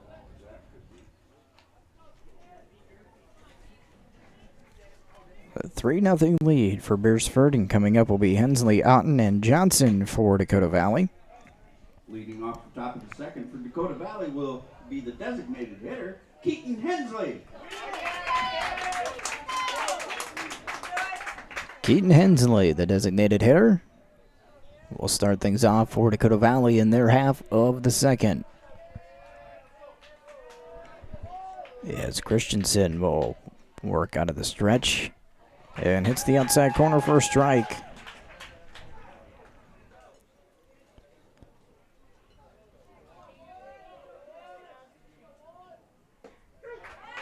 That one in there, strike 2.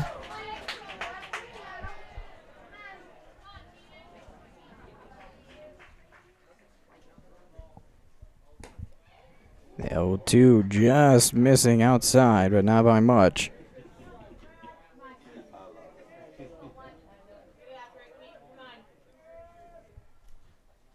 That one bounces in, and the count evens up at 2 balls and 2 strikes.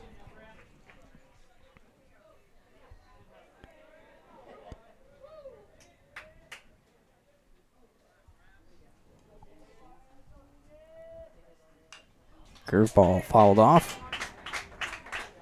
Hensley stays alive at 2-2.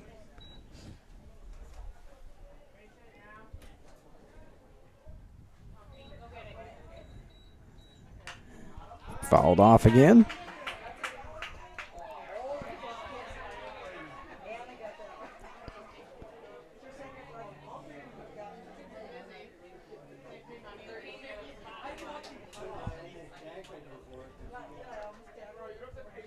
Two balls, two strikes. Fly ball deep to center field. And tracking it down is Peyton Bora for the first out of the inning. Can of corn from Bora out there brings up catcher number 10, Sam Otten. The catcher, number 10, Sam Otten, comes to the plate.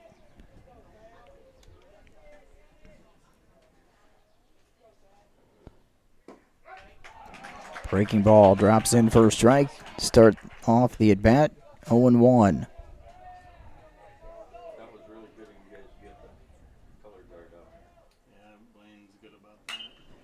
Fly ball out to the right field. Drifting back, making the catch is Ellis. And out number 2. That brings up center fielder number 27, Eric Johnson. And now the center fielder, number 27, Eric Johnson, to the plate for the first time this evening. That was ball. He had a strike on him, called a strike. First pitch up and in for a ball. 1-0.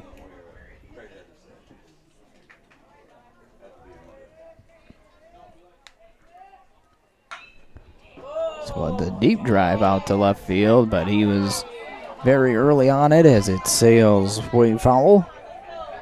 And the count, 1 ball, 1 strike.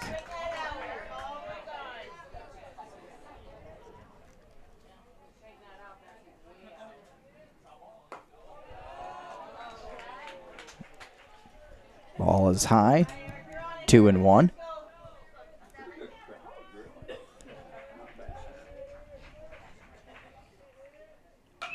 Another one that Johnson gets around quickly on and flings it foul.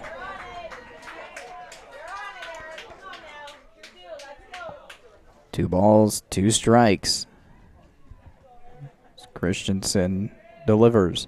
Swing and a miss, strike 3. And a 1-2-3 inning as Dakota Valley goes down in order. The score remains the same.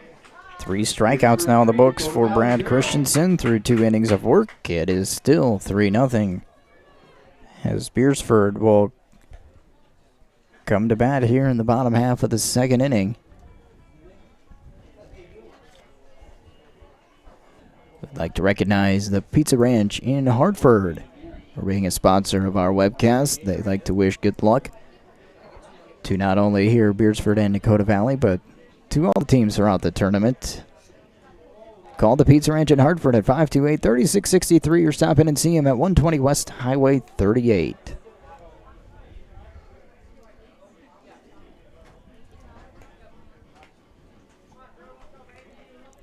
Due up for Beresford in their half of the second inning will be Richards, Thaler, and then the top of the order in Van Driel. As 28. Madison will begin his second inning of work.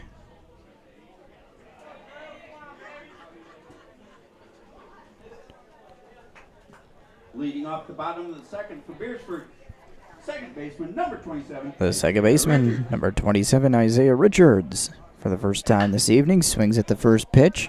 Ground ball left side, throw across the diamond, can't be scooped on a hop. Richards will reach.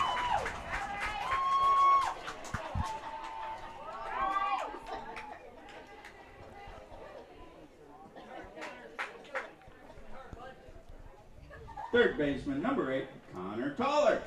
So Richards reaches on the air. And now the number 9 hitter, third baseman, number 8, Connor Thaler. With Richards at first. Thaler squares the bunt, pulls back, takes a strike, 0-1.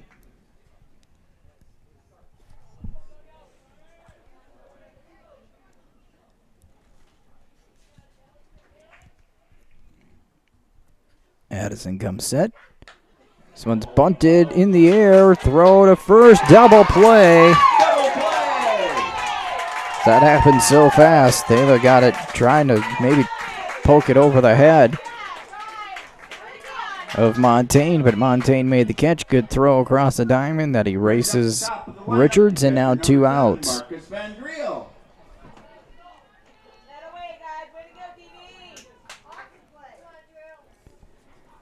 And Van Driel will come to the plate with 2 out, nobody on.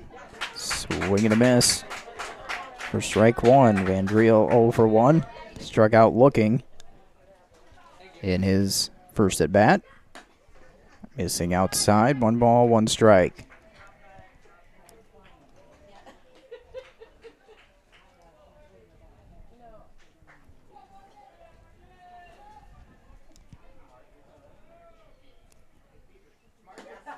That one low, ball 2. Didn't miss by much.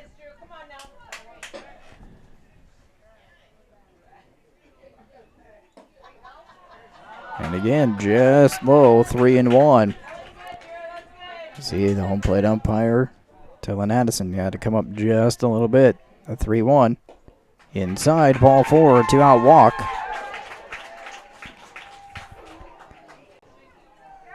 First walk issued by Addison, and now the right fielder, Hunter Ellis. Reach down in air.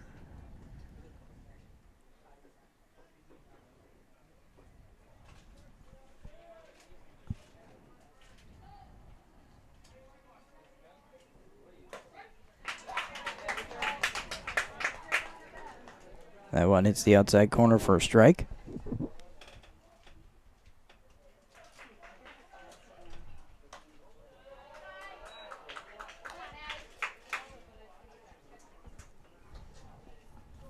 One ball, 1 strike.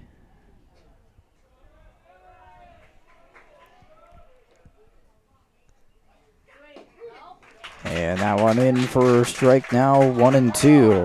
Is Addison up in the count?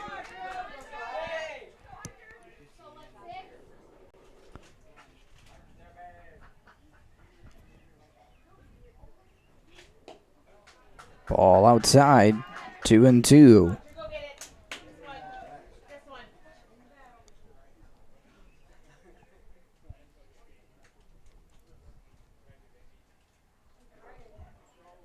Van Driel leads off at first.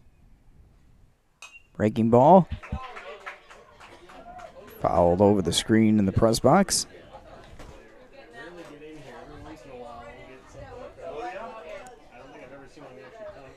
2 balls, 2 strikes, still the count.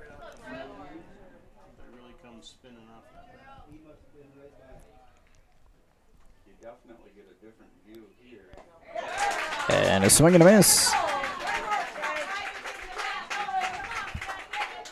So that will end the second inning. No runs for Beresford. No hits. 1 error, 1 left. It's a 3-0 lead for Beresford after 2 complete innings. Here on BigSouMedia.com. And we would like to thank the South Dakota Veterans of Foreign Wars baseball program. They have given boys and girls ages 13 to 16 a chance to play baseball since 1959. They hold the regional and state tournaments mid-July through early August every year.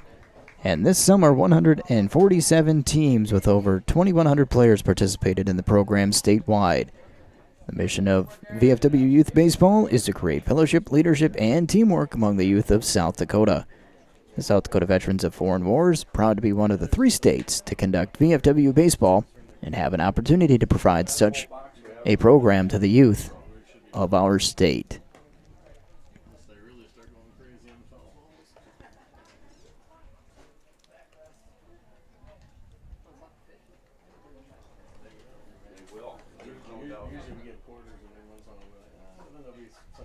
So we'll move to the top half of the 3rd inning.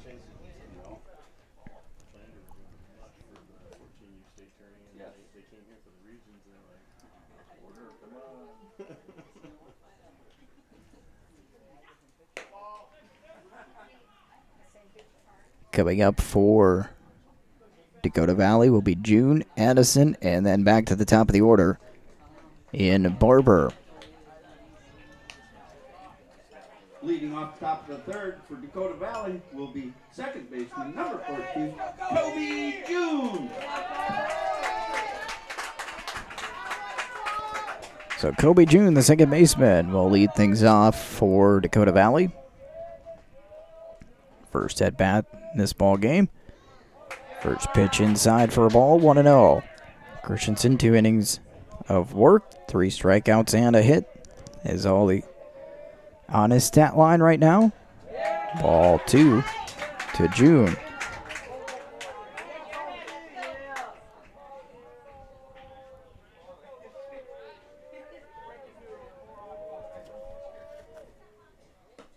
That one hits the outside corner.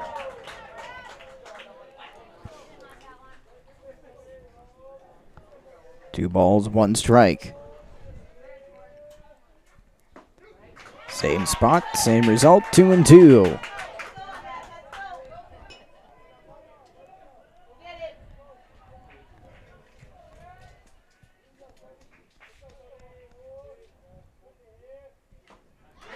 Foul tip hung on by Vandriel, and it goes down as a strikeout for the first out. So after falling behind 2-0, Christensen comes back with 3 straight strikes. June goes down swinging. And the pitcher, number 16, Drew Addison, will step in.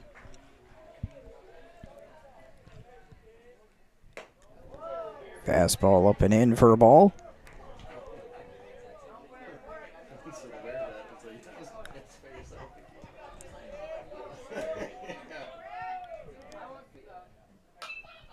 This one swung on and fouled out of play over the Beresford dugout.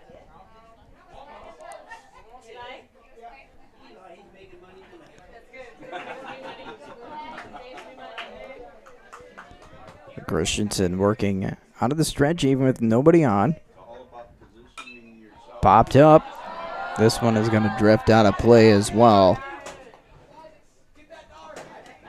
That one goes over the Dakota Valley dugout.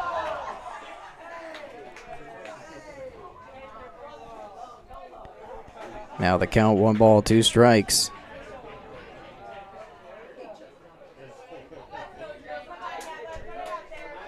One out here, top half of the third inning. Breaking ball stays high. And it's 2-2.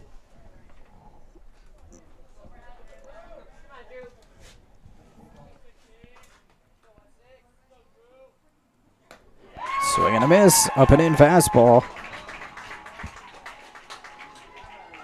3 strikeouts in a row for Christensen. 5 total so far. And now the leadoff hitter, the left fielder, number 6, Josh Barber. Barber struck out swinging to start the ball game.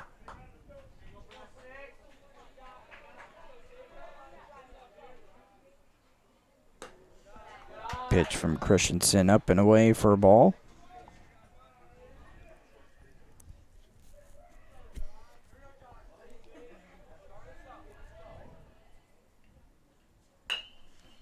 Tapper hit right back to Christensen on the mound. He flips over to first in plenty of time. No runs, no hits, and another 1-2-3 inning. 2.5 to score remains. No runs, no hits, no errors. Nobody left on. The bottom of the third coming up.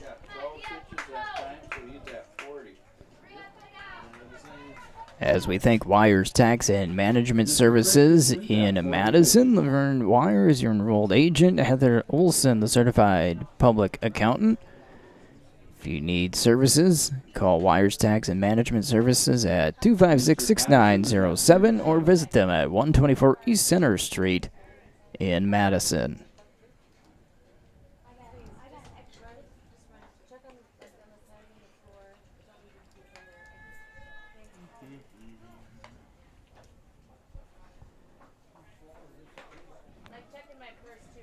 Quick inning for Brad Christensen.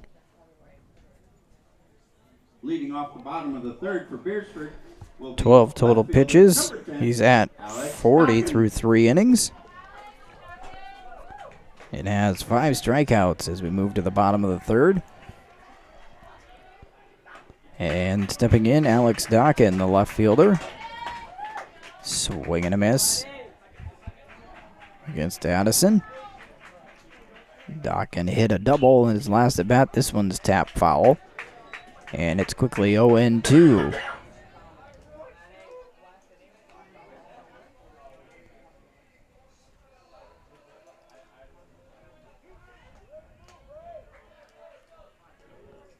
So the 0-2 pitch.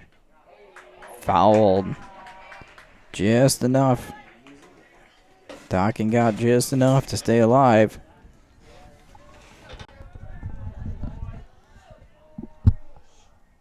And we'll do the 0-2 again. Breaking ball just low. Close pitch. Dockin takes it. And it's 1-2.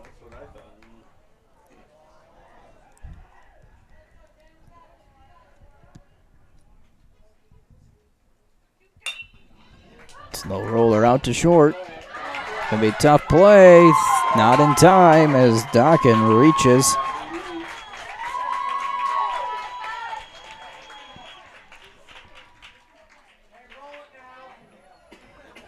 Shortstop, number 5, Jack Pickett.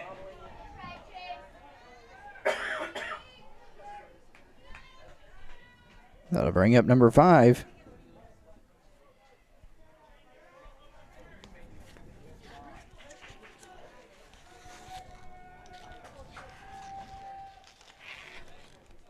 Jack Pickett.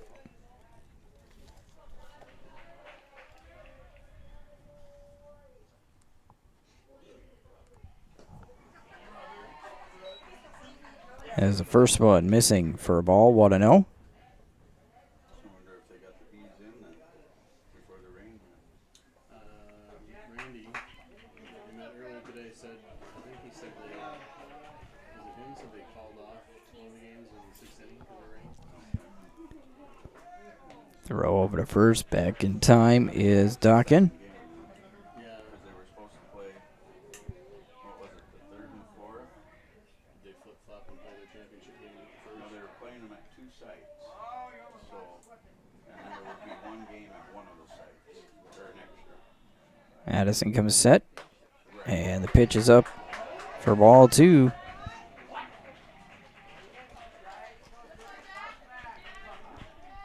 Nobody out. Dockin on at first for Beresford in their half of the third. Line drive hit to the shortstop. It's caught. Throw to first. Double play. Second inning in a row. A base runner has been erased on a double play. Double play wipes out the runner. And now 2 down for Beresford. And brings up the first baseman, number 16, Bo Van Gelder. Van Gelder with an RBI single in his first at bat. Takes outside for a ball, 1-0.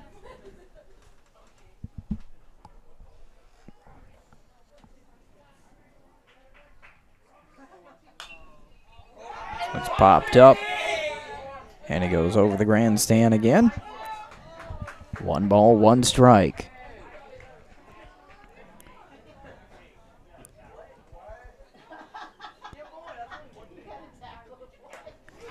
Swing and a miss, strike 2.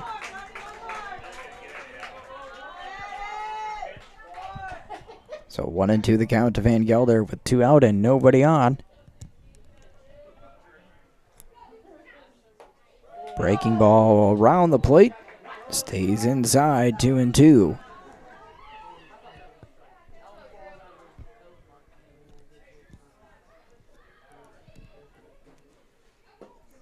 Fastball low, and the count runs full now, 3 balls and 2 strikes.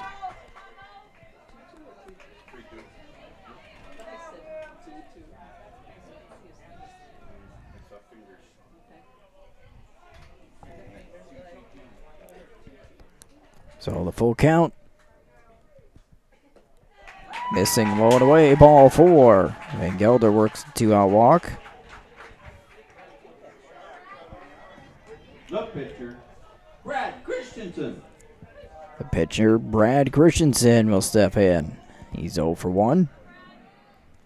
Had a strikeout back in the first.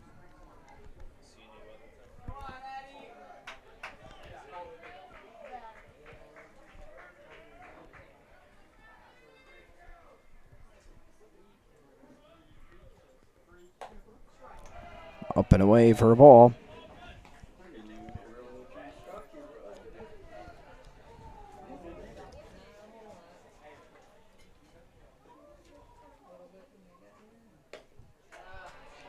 That one's low. Ball 2.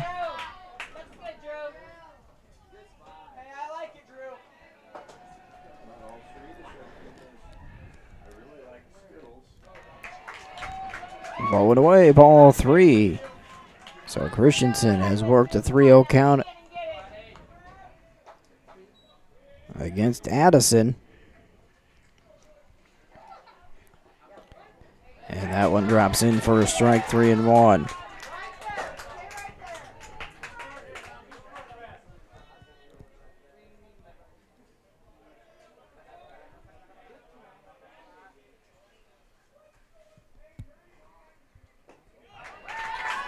Low for ball 4, so back-to-back walks now.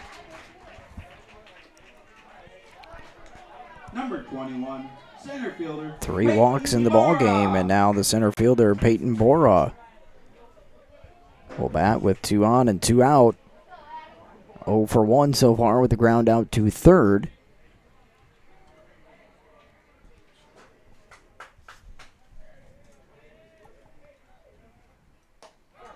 Swing and a miss by Bora. Van Gelder on second, Christensen on first.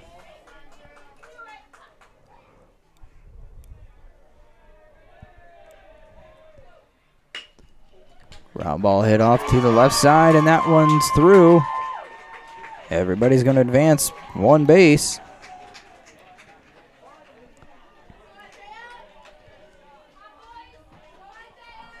Second baseman, number 27.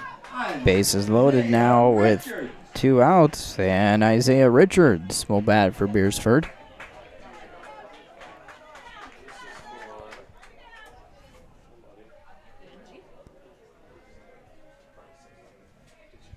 Richards reached on an error last inning. Ball high.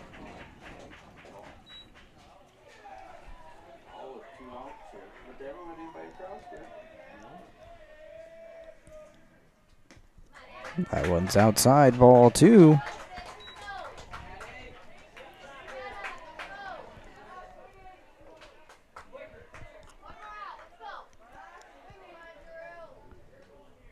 Oh, rally here for Beresford with 2 out.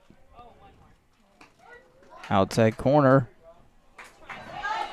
Throw it down to first, gets away from the first baseman, and that allows a run to score.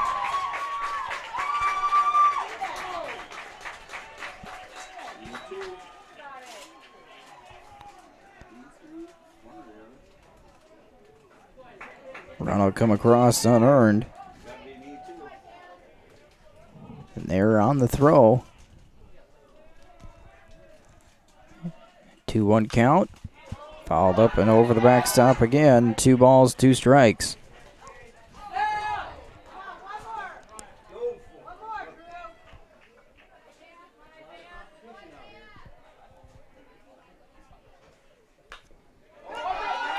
That one will go foul as well.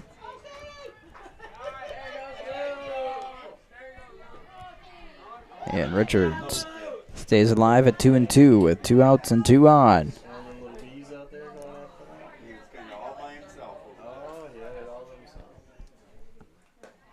Curveball inside corner. Gets Richards looking for the final out of the inning.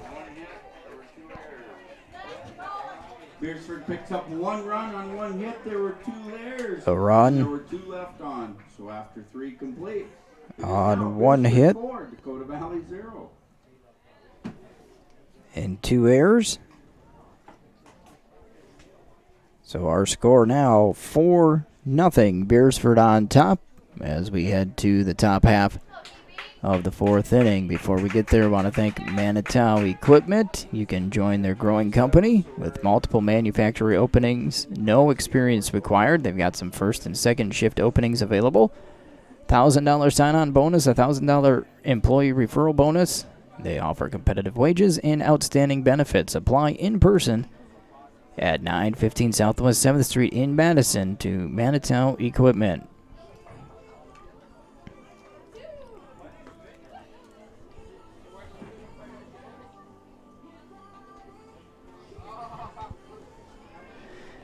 So 4 runs on 4 hits, no errors for Beresford.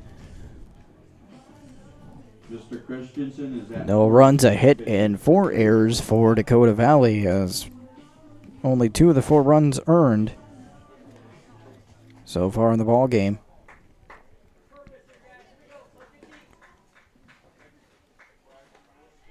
Leading off the top of the 4th for Dakota Valley will be shortstop number 2, Paul Bruns.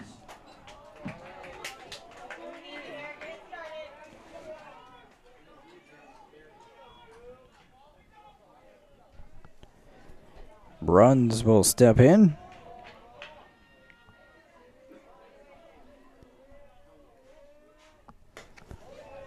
And the first pitch misses for a ball. Paul Bruns 0 for 1, a fly out to center. And his only at bat. And this one's laced into the left center field gap. That's not going to be caught as it runs all the way to the fence. Runs to second, and he will stop there with a leadoff double.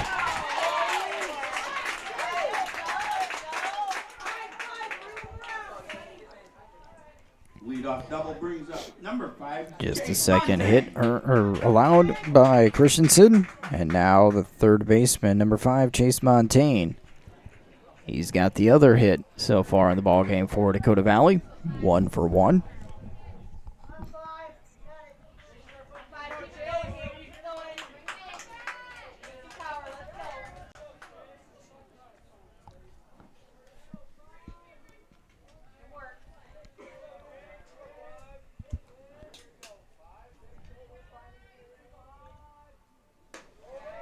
Fastball up. Ball 1.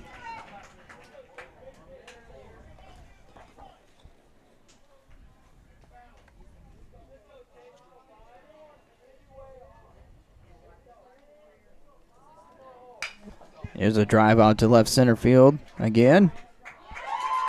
But the catch is made by Peyton Bora.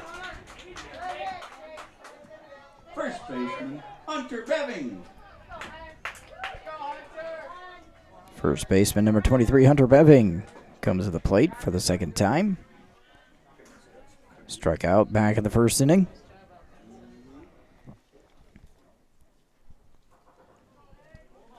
For nothing Beresford in the top of the 4th.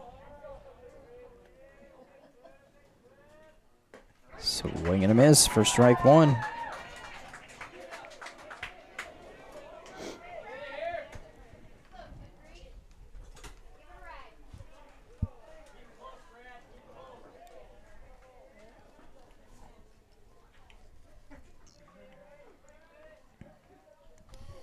Christensen will come set. And the 0-1 right there for strike 2.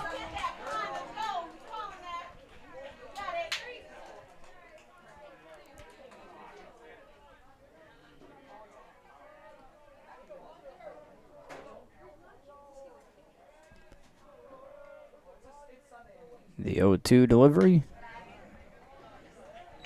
Of a waste pitch up and away for ball 1. 1 ball, 2 strikes.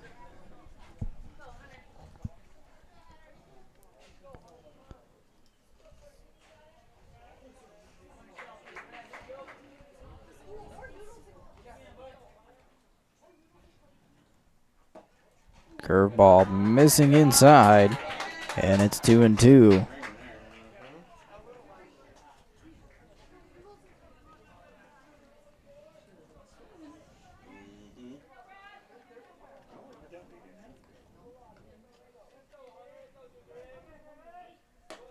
Fastball up and in, ball 3. So full count down to Beving.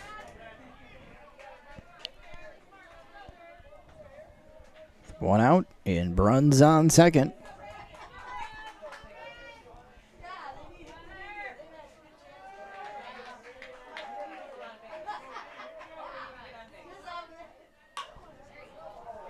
Beving gets around on the pitch and fouls it off out of play. Count stays full at 3-2.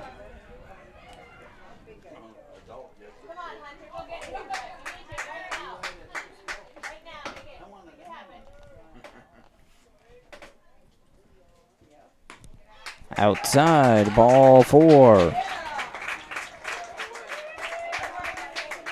First walk issued by Christensen. Puts runners on first and second. And now the designated hitter, Keaton Hensley. A fly out to left or center in his last at bat.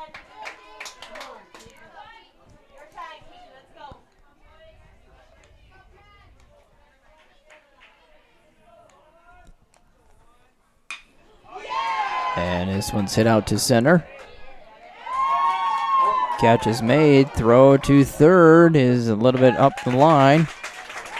The grab out there by Peyton Bora again. He's being kept busy out in center. Second out of the inning as Bruns will advance to third. And now the catcher, number 10, Sam Otten.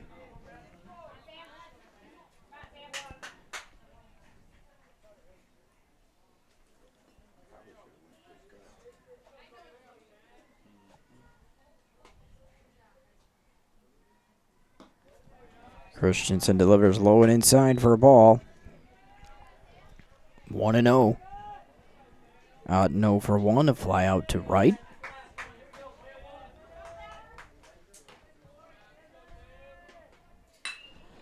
This is hit out to right center. And it splits the outfield. It runs to the fence. One run is going to come in. Second run is coming in. The throw to third is not going to be in time. A 2-run triple for Sam Otten. Cuts the lead in half.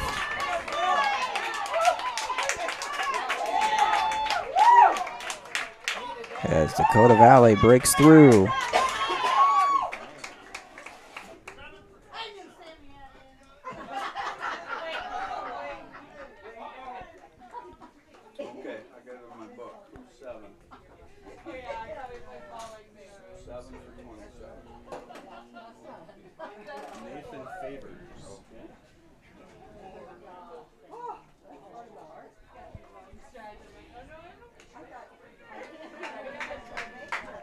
The triple drives in 2. Now pitch hitting will be number 7. We have a pinch hitter, number 7, Nathan Favors.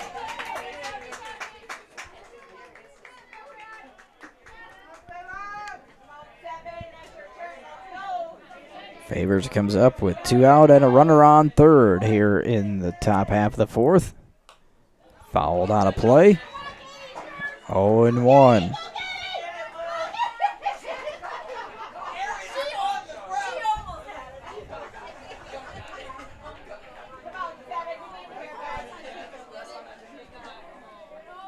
And the pitch. Outside corner, strike 2. Christensen gets ahead of Favors. No balls and 2 strikes.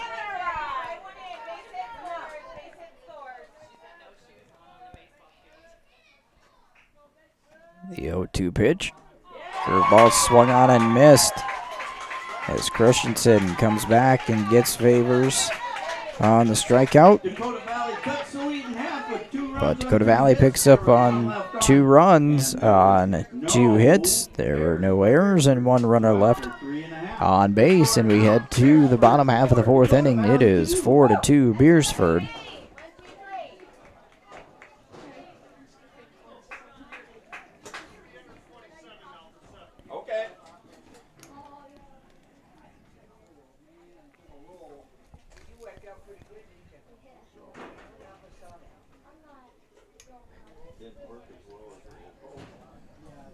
Want to thank the Main Street Humboldt Bar, where you can bring your team, family, and kids to the family-friendly bar and grill. They've got mouth-watering pizza, thick burgers, appetizers, and more. Check out their full menu at www.mainstreethumboldtbar.com. You can order ahead, have your food hot and ready when you get there. The kitchen is open from 11 a.m. until 2 a.m. So give them a call at 363-3122. They are located at 108 South Main in Humboldt.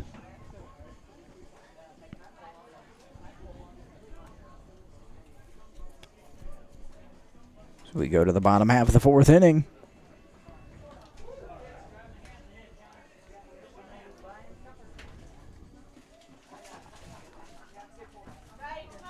Leading off the bottom of the fourth for Beresford, third baseman number 8, Connor Toller. Connor Toller, the third baseman, will step in 0 for 1. As the first pitch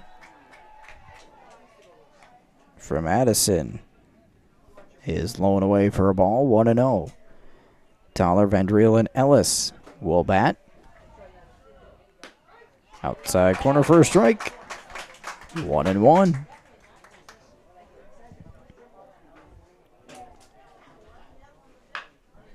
Slow tapper to second. Throw to first, not in time. As Toller beats it out. Throw gets by the first baseman, but no advance.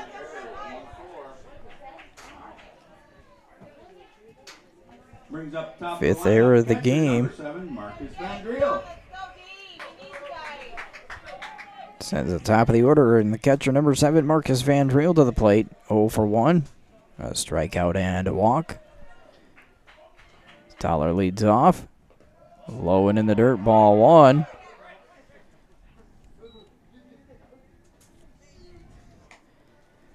So 4 runs on 4 hits for Beresford, but 5 errors committed by Dakota Valley. Here's a drive out to right field, and it is over the head of the right fielder, Fredrickson. That's going to be a double. Toller stops at third. Fifth hit in the ball game. Solid double to right. 24, Hunter Ellis. And that'll bring up the right fielder, number 24, Hunter Ellis. No outs and 2 on for Beresford. They had their lead cut in half in the top half of the fourth. Fouled off to the right and out of play. Ellis is 0 for 2, reached on an error, a strikeout. Does have a run scored.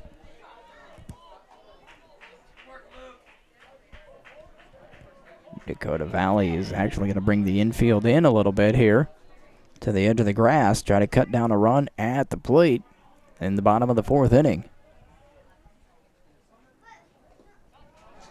Ball is low. As Otten blocks enough of it to keep the runners in place.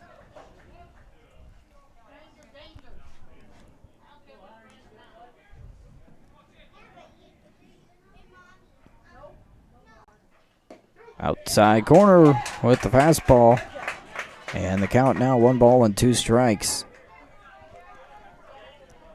Get nobody out.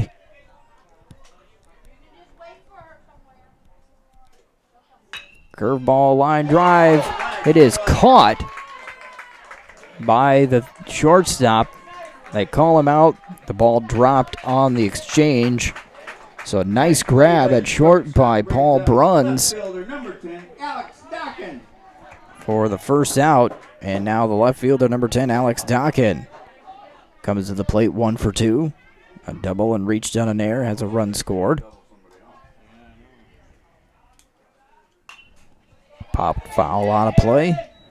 Strike 1. So Tyler still remains at third base. Vandriel at second. And now an 0-1 count And this one's going to be hit over the drawn in infield and into right field. That's going to score 1. It will score 2. And Beresford goes back up on top by 4 with a 2-run single by Dockin. Shortstop, number 5, Jack Bickett.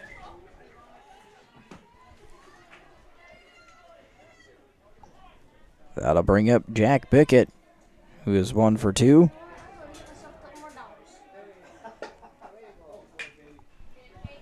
As Bickett hits it to third, to second for 1. Relay not in time.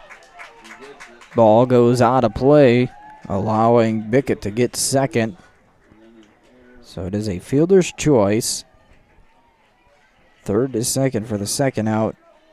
And then an error on the throw to allow the advance to second.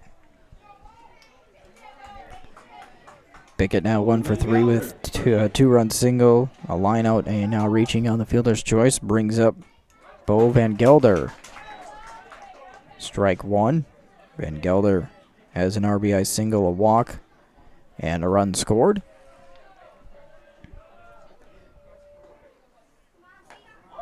Breaking ball outside, 1-1.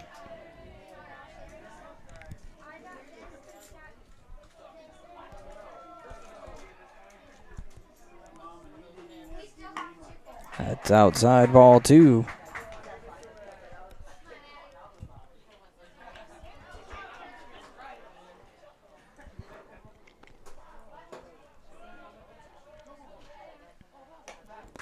Again, outside. Trying to hit that outside corner is Madison, and now it's 3-1 to Van Gelder.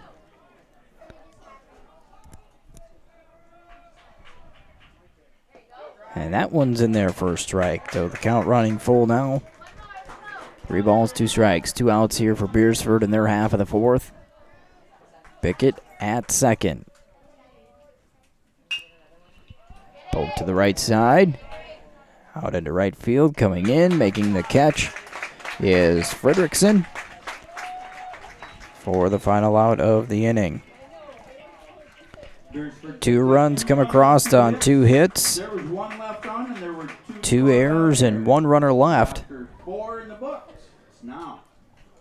It is a 6-2 ball game as we go to the top half of the 5th inning. But before we get there, we have to thank the Mobridge Youth Organization one more time for helping us webcast these last 5 games at the State A tournament. The Mobridge Youth Organization's mission is to provide and offer opportunities for area youth to grow in character and stay active. So again, a big thank you to the Mobridge Youth Organization.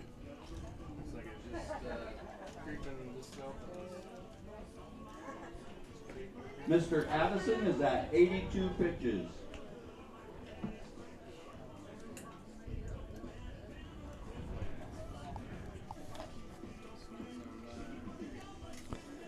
It'll be the 8, 9, and 1 hitters coming up for Dakota Valley.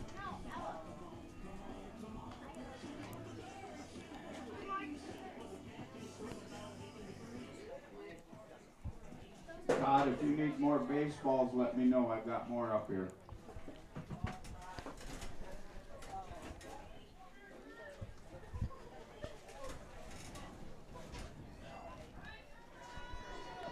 So Brad Christensen out to begin inning number 5. We've got him down for a total of 57 pitches so far through 4 innings.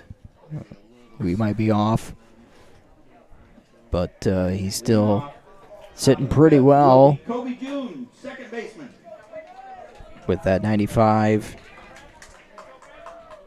pitch per day limit. As Kobe June will step in 0 for 1 with a strikeout so far. Up and in for a ball, 1-0.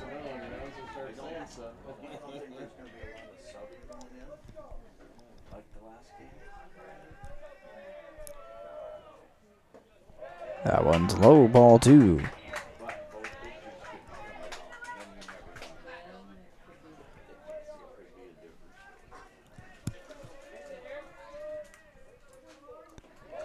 Ball 3. So now 3 balls and no strikes to the leadoff hitter here in the 5th, in Kobe June.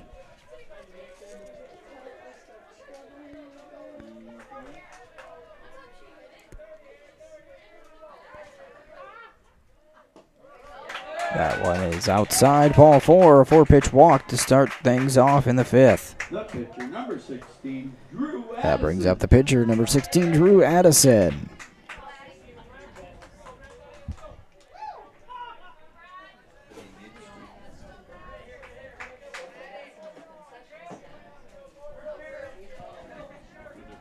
Addison 0 for 1 with a strikeout. Swings at the first pitch and fouls it away. Walk around this thing until still keep score.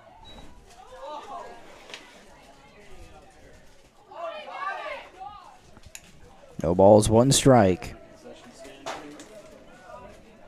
Beresford scored 3 times in the bottom of the 1st, added another one in the 3rd to make it 4-0.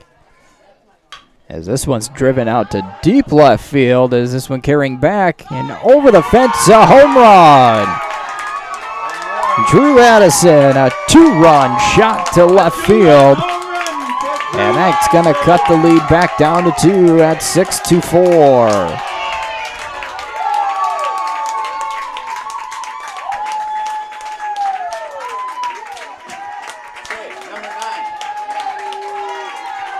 A big 2-run bomb by Addison.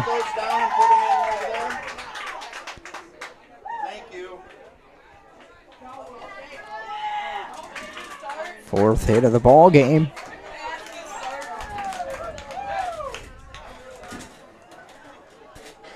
And that's going to bring him a visit to the mound.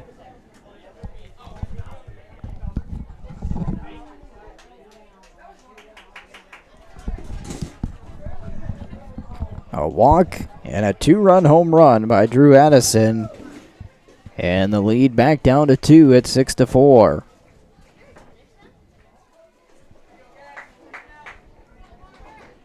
Four runs on 4 hits now for Dakota Valley. All earned against Christensen. Beresford has not committed an error in the ball game. Top of the order as Barber tries to square it a bunt, fouls it off, strike 1. Barber's 0 for 2, a strikeout and a ground out to the pitcher.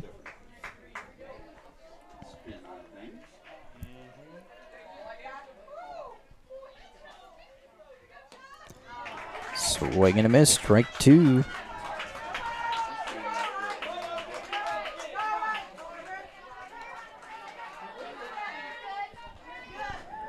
So Barber now down in the count, no balls, 2 strikes.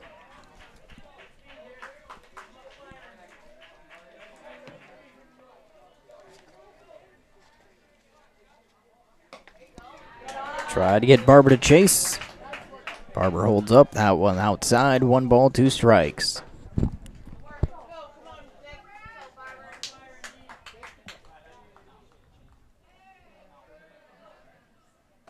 Breaking ball high for ball 2.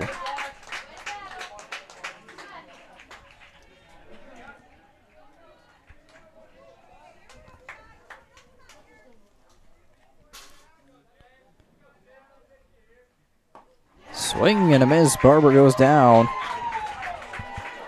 Strikeout number 7 for Christensen as he bounces back after the home run. Out number 1, and now the shortstop, Paul Bruns.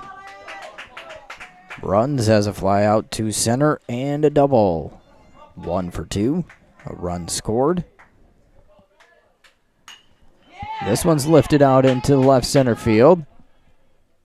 And it is hauled in on a nice grab out in left field by Dockin. Right near the warning track. It's a ball carrying out to left field here today. We've seen multiple home runs hit in that direction, and that one driven out to the warning track. But a second out, and now the third baseman, number 5, Chase Montaigne, steps in, 1 for 2. A single and a fly out to center.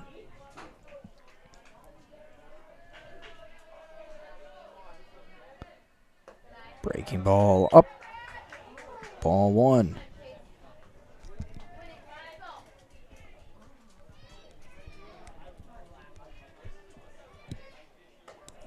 That one inside causes Montaigne to duck 2-0.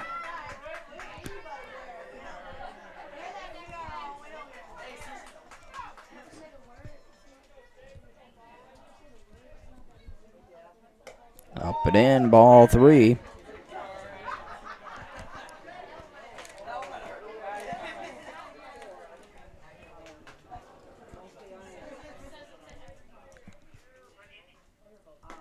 On the outside corner, Montaigne taking all the way. It's 3-1.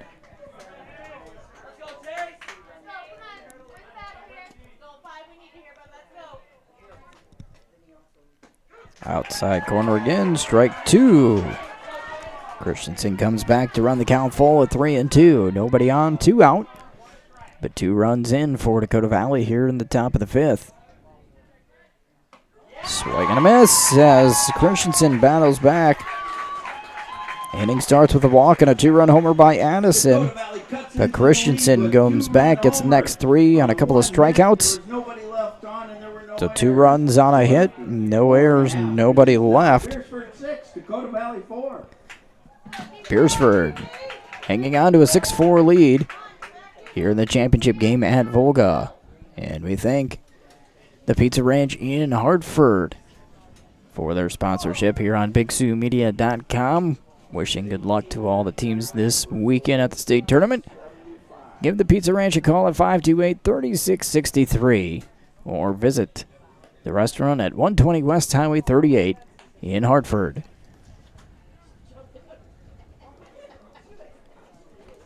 Mr. Christensen is at 75 pitches.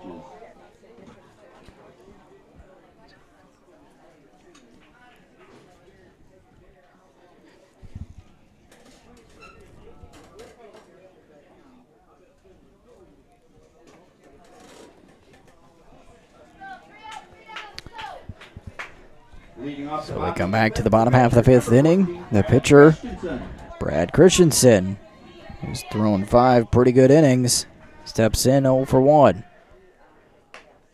As the first pitch outside for a ball. Christensen with a strikeout and a walk. Drew Addison coming up on the pitch limit. Sails this one up for ball 2.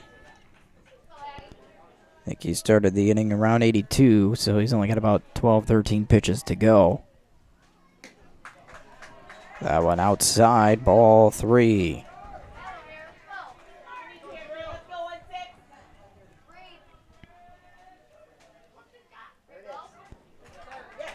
Christensen takes all the way on the 3-0 count. Fastball inside, 3-1. Does that one hit the corner? And now fouled off, and the count now 3 balls and 2 strikes.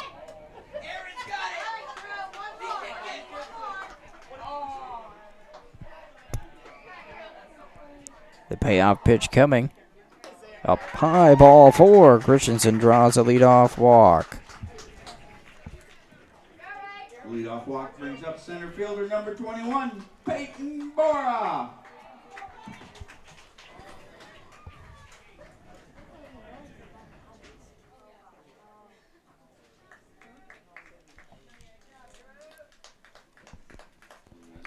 And it looks like that is going to be it for Addison.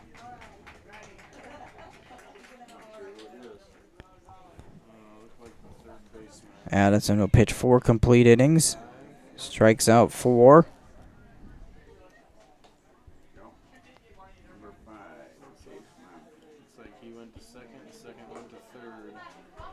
Walks 4. Gives up 6 hits. So far, 6 runs, 3 earned. Okay. And the new pitcher is going to be number 5, Chase Montaigne. He ended up with a total of 1, 2, 3, 4, 5, 6, 88.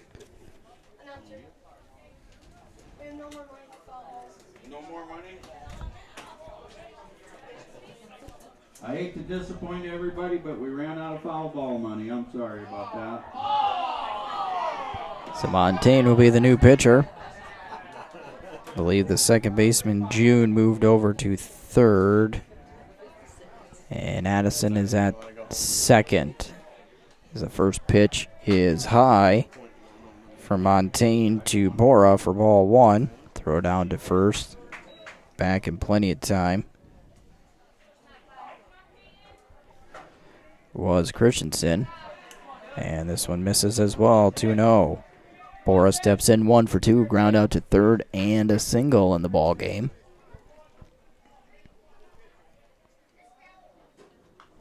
Foul back, 2-1. Nobody will chase now. Somebody will.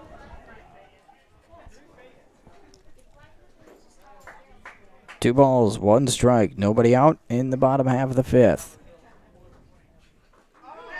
A swing and a miss by Bora, and the count now 2-2.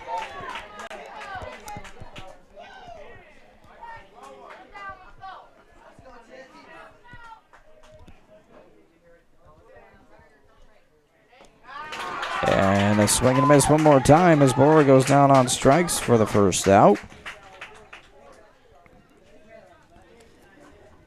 The second baseman, number 27, Isaiah Richards. Number 27. 0 for 2, reached on an error and struck out.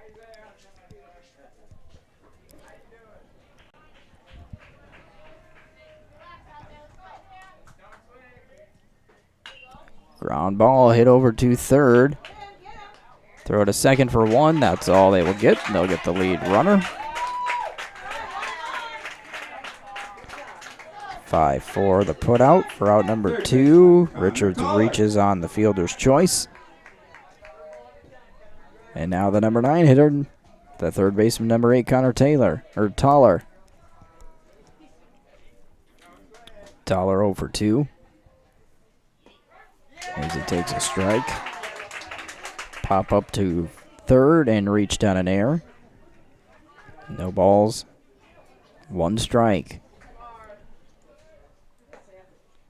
Just high. Even up at 1-1.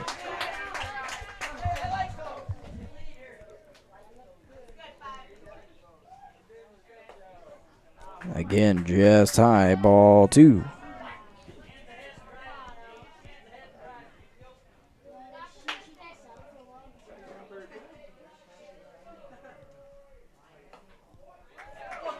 Ball 3.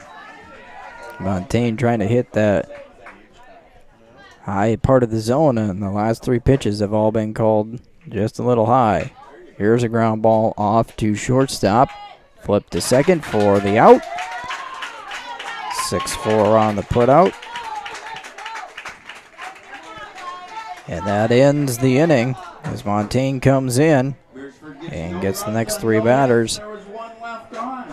No runs, no hits, no errors, 1 left. We've played 5 complete in the championship game. It's a 6-4 lead for Beresford, as we thank the South Dakota Veterans of Foreign Wars. And their baseball program has given boys and girls ages 13 to 16 a chance to play baseball. Been doing that since 1959.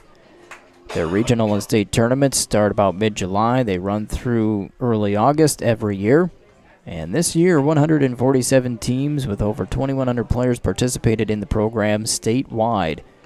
The mission of VFW Youth Baseball is to create fellowship, leadership, and teamwork among the youth of South Dakota. The South Dakota Veterans of Foreign Wars is proud to be one of 3 states to conduct VFW baseball and have an opportunity to provide such a program to the youth of our state.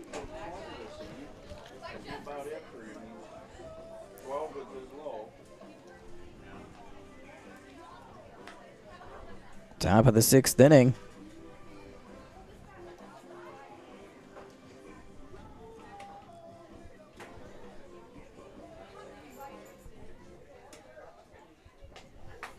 Leading off the top of the 6th for Dakota Valley, Hunter Bebbing. Hunter Bebbing will step in.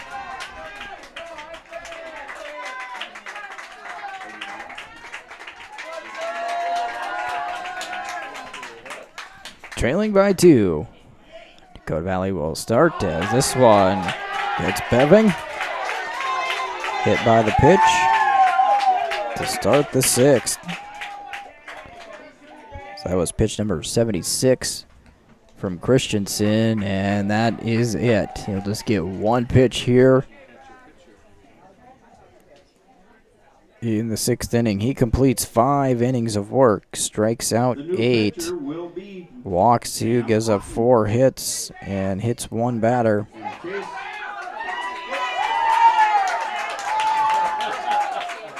Wrong team, sorry about that. The new pitcher will be Marcus Vandriel. So Christensen finishes with 76 pitches. And we swap. Looks like they're just swapping catcher and pitcher. So Vandriel will come in and pitch. Yeah, right. I know better.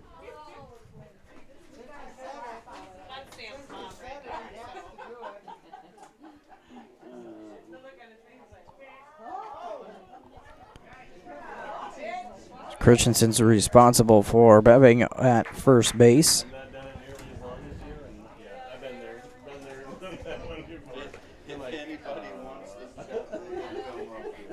So we can close the books completely on Drew Addison for Dakota Valley. Pitched 4 innings, gave up 6 runs, 3 earned on 6 hits. He walked 4 and struck out 4. And Chase Montaigne has an inning of relief under his belt with a strikeout. Brad Christensen again, 5 innings pitched. So far has given up 4 runs, all earned on 4 hits. He's hit a batter, walked 2, and struck out 8. And is responsible for Beving at first base. As Christensen now will go behind the plate to catch. So the catcher and pitcher swap positions.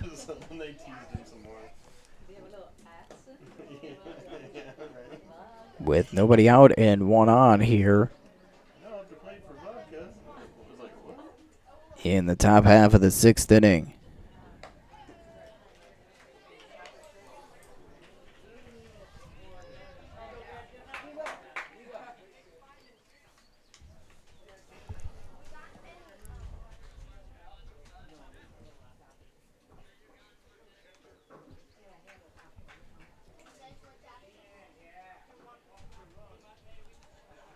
Now we have a bit of a discussion.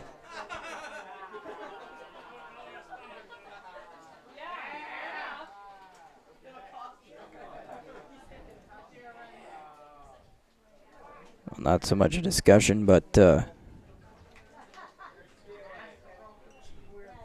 to see the two teams working together here. Christensen needing to borrow the Dakota Valley catcher's mask. So the two teams work together, get the equipment all set, and we're ready to go as Keaton Hensley will step in 0 for 2 at a couple of flyouts to center, and the first pitch from Vandriel is in there for a strike.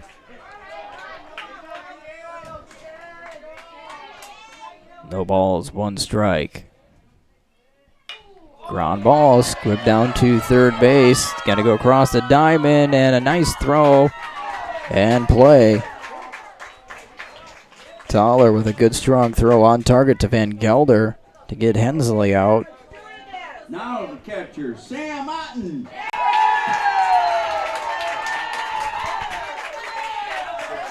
Moving to second was Beving, and now the catcher Sam Otten comes to the plate for Dakota Valley. Inside for a ball, 1-0. Otten is 1 for 2, a flyout to right and a 2-run triple in the ball game. Vandriel delivers just low, ball 2.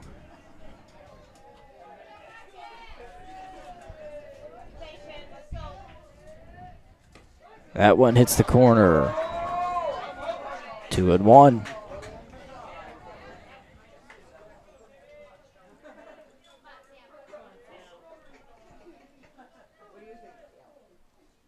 And in the back Van Driel hits Otten.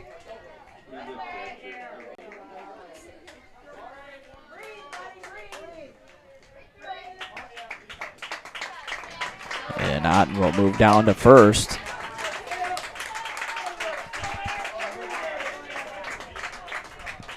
Center fielder number 27, Eric Johnson. And now re-entering the ball game will be center fielder number 27, Eric Johnson. 0 for 1 with a strikeout. Favors hit for Johnson back in the fourth and struck out. Johnson back to the plate. 2 on, 1 out. Van Driel hits the zone for a strike, 0-1.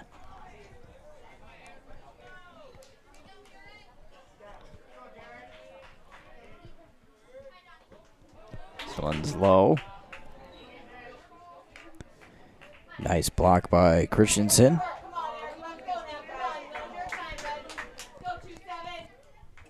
Count 1 ball, 1 strike. Again, 1 out, 2 on. Bevings at second, Otten at first.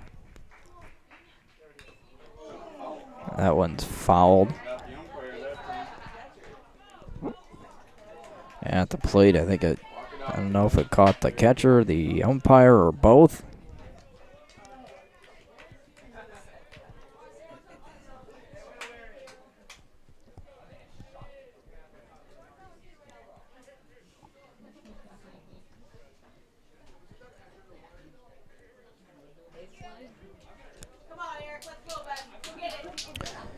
So after giving the umpire a couple of moments here to collect himself, 1 ball and 2 strikes to count to Johnson.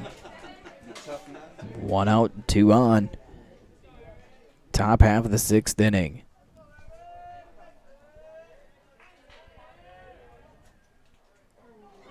Breaking ball, swing and a miss. The batter is out. But the runners move up on the wild pitch. First base was occupied. So Johnson goes down on strikes for the second out. However, both runners do move up a base to third and second. Beving at third, Otten at second. And now the third baseman, number 14, Kobe June.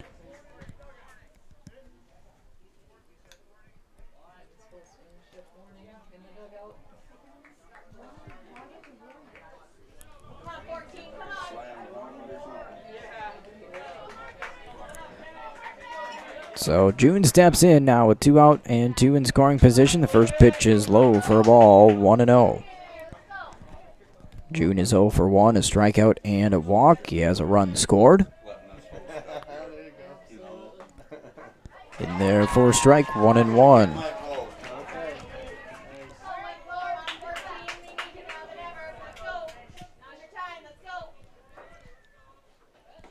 Swing and a miss, strike 2.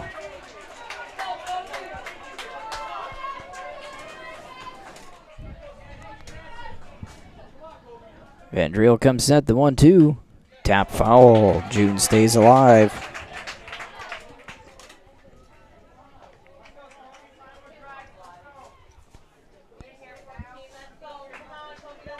One and 2 the count, 2 outs, runners on second and third. For Dakota Valley here in the top of the 6th, trailing by 2. The 1-2 on the way. Swing and a miss, strike 3 is Van Driel. Gets out of the jam with back-to-back strikeouts. No runs and no hits. There were 2 left on, and there were no errors. So no runs on no hits. There were no errors, but 2 runners left in scoring position for Dakota Valley. And we will head to the bottom half of this 6th inning with Beresford on top, 6-4. Let's thank Wires Tax and Management Services.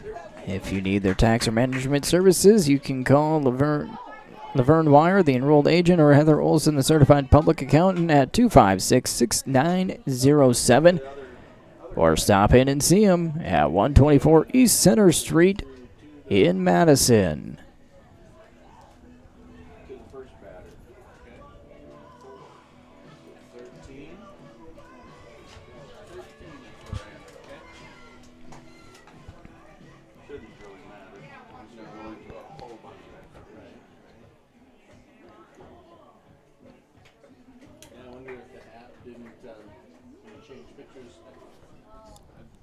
So 6-4 is the score. Beresford coming to bat, leading in this one.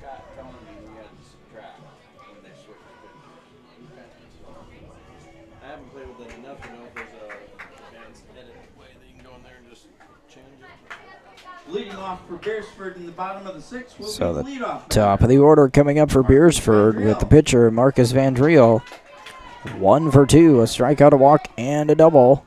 As the first pitch by Montaigne outside for a ball, 1-0. 6 runs on 6 hits, no errors for Beresford. It's the second pitch low and away, ball 2. 4 runs on 4 hits, 6 errors for Dakota Valley.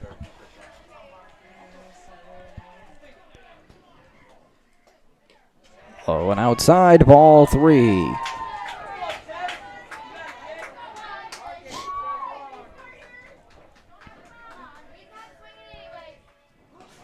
In their first strike, as Vandriel was going to take all the way, 3-1 to the leadoff hitter for Beresford. Outside, ball 4. And a leadoff walk puts Vandriel on first, and the right fielder, number 24, Hunter Ellis, comes up to bat looking for his first hit. He's 0 for 3, reached on an error, strikeout, and a line out. Does have a run scored as that one is low and away, kicks up and behind, allows Vandriel to second.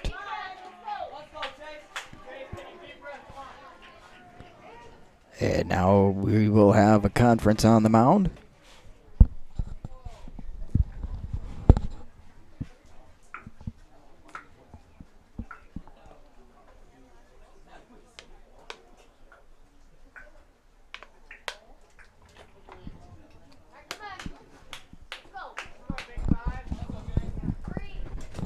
Quick talk completed.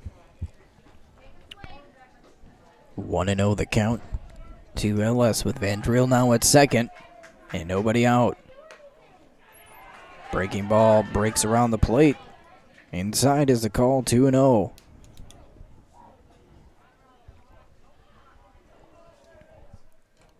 And that one's going to hit Ellis.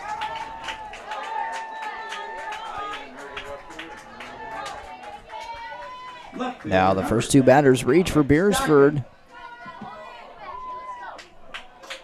in the bottom half of the 6th inning, looking to add a couple of insurance runs. This one's going to kick away as Otten can't quite block the wild pitch, and now runners on second and third with nobody out. Dockin with a 1-0 count. He is 2 for 3. A double, a single, and reached on an error. A couple of RBIs and a run scored.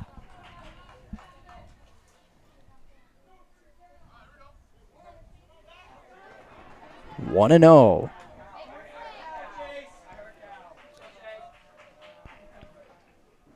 This one is blocked by Otten as it's low and away again. 2 balls, no strikes. And after 2 balls out of the zone, they will intentionally walk Dockin.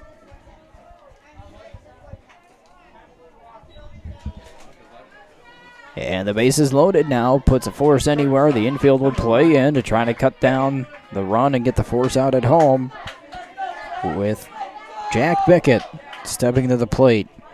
Bickett is 1 for 3.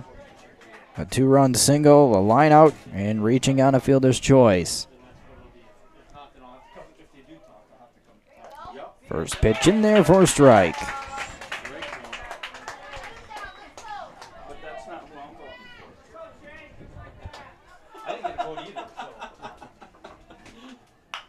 Ground ball hit down the line. It is a foul ball. June picked it up foul. And it's 0-2.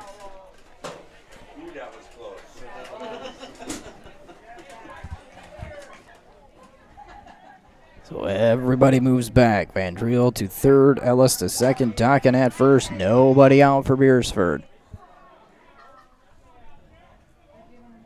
The 0-2 coming to Bickett. Swing and a miss on the off-speed pitch, low and away. Big strikeout for out number 1. First baseman, number 16. Still more work to do here for Montaigne to keep Beresford off the scoreboard. As the first baseman, number 16, Bo Van Gelder, steps to the plate. 1 for 2. Inside corner with a strike. An RBI single in the first, a walk, and a fly out to right. Want me to announce that after the presentation? Ball outside, evens things up at 1 ball, 1 strike. Depends on the outcome. Beresford wins. Either way, let's do it in between. Between Second place and first place. Nice block by Otten again.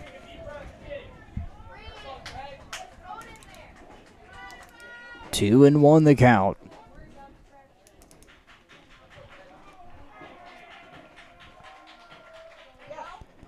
Low and away. This one gets through the legs of Otten. Everybody moves up a base. A run comes in.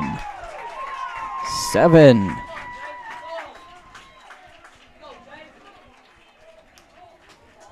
Two, 4. The wild pitch brings in a run. And the count 3 and 1. Montaigne delivers. Low and away, ball 4. The base is back loaded. Second walk this inning. The catcher, number 14, Brad Christensen. Actually, it is the third. I apologize. 3 walks and a hit batter. So a run has come across with not a ball put in play. 3 walks, a hit batter, and a strikeout. A swing and a miss by Christensen. Christensen 0 for 1, 2 walks and a strikeout.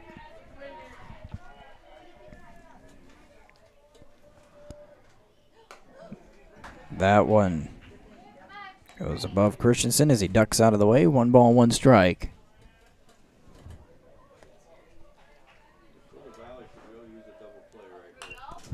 Pop foul straight back and over the grandstand.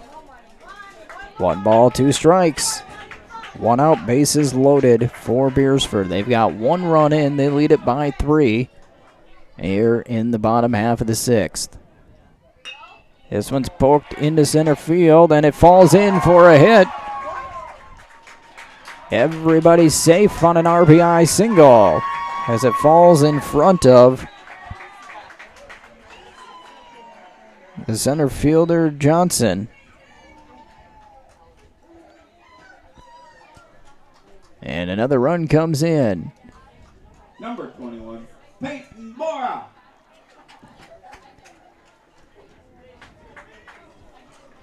So the first ball put in play this inning.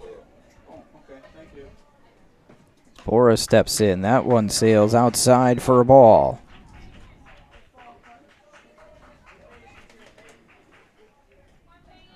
Bora 1 for 3. This one's driven out into left field. And it is off the glove and dropped. 1 run will come in. They're going to send another run home. Here comes a play at the plate. Otten with the catch, the tag, and he is out. Throw back to second, and he is safe. Diving back in is Christensen. 1 run comes in.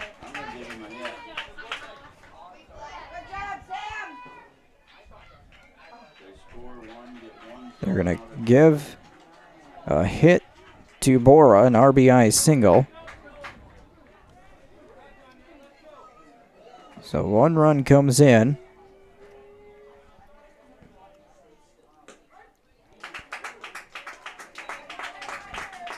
But a second run cut down at the plate. Isaiah Richards. As Isaiah Richards will come to the plate, and he's quickly now down 0-2. Reached on an error, strikeout, and a fielder's choice. He's 0 for 3. 9-4 the score.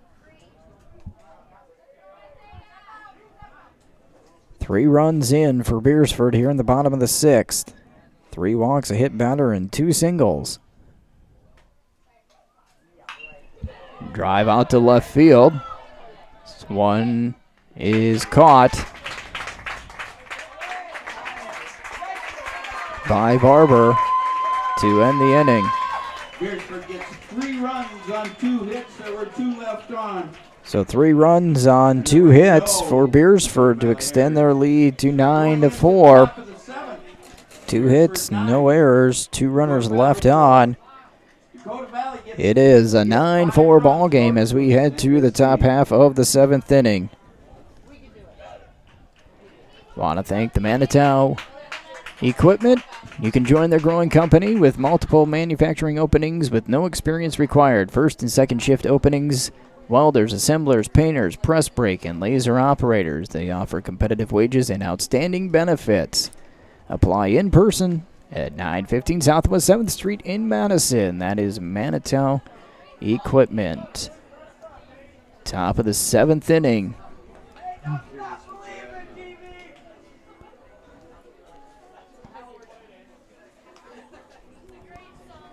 Here in Volga, Dakota Valley needing a big inning to keep this game alive.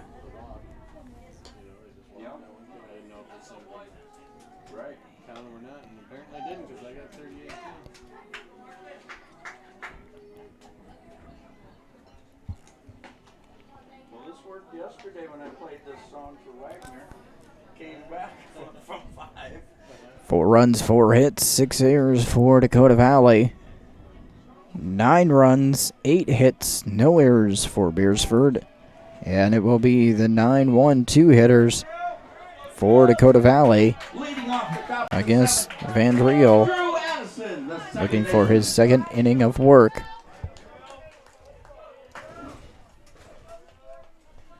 As he's out of the windup, and the first pitch is high for a ball. Madison is 1 for 2 with a strikeout and a 2-run home run. That one misses. Ball 2.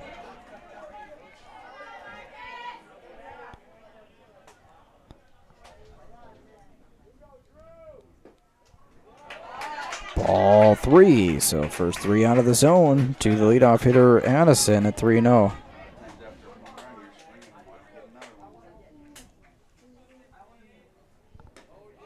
And a 4-pitch walk.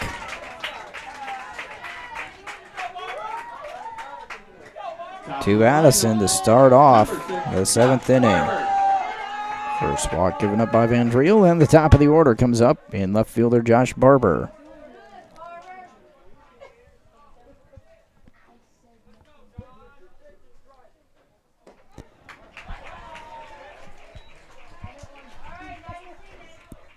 Inside corner for a strike, 0-1.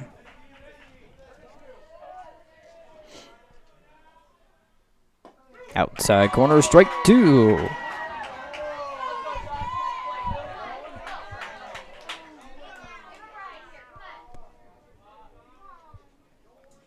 Van Driel comes set, the 0-2. Swing and a miss, strike 3.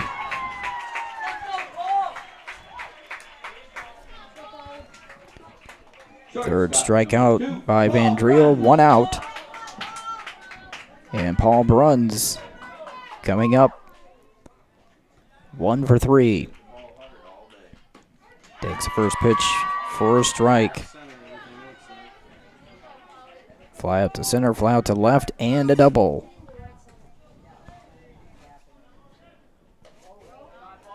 Up and away, ball 1, 1 ball, 1 strike.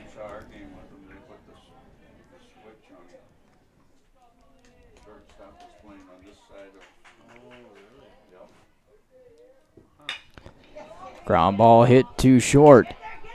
Cross the diamond to first for the out. They let Addison have second. They go 6-3 for the putout. Out number 2. The pitcher, Chase Montang. And now the pitcher, number 5, Chase Montaigne, steps in. 1 for 3. A single with a fly out to center and a strikeout. Trying to keep this game alive. Breaking ball around the plate. Ball 1.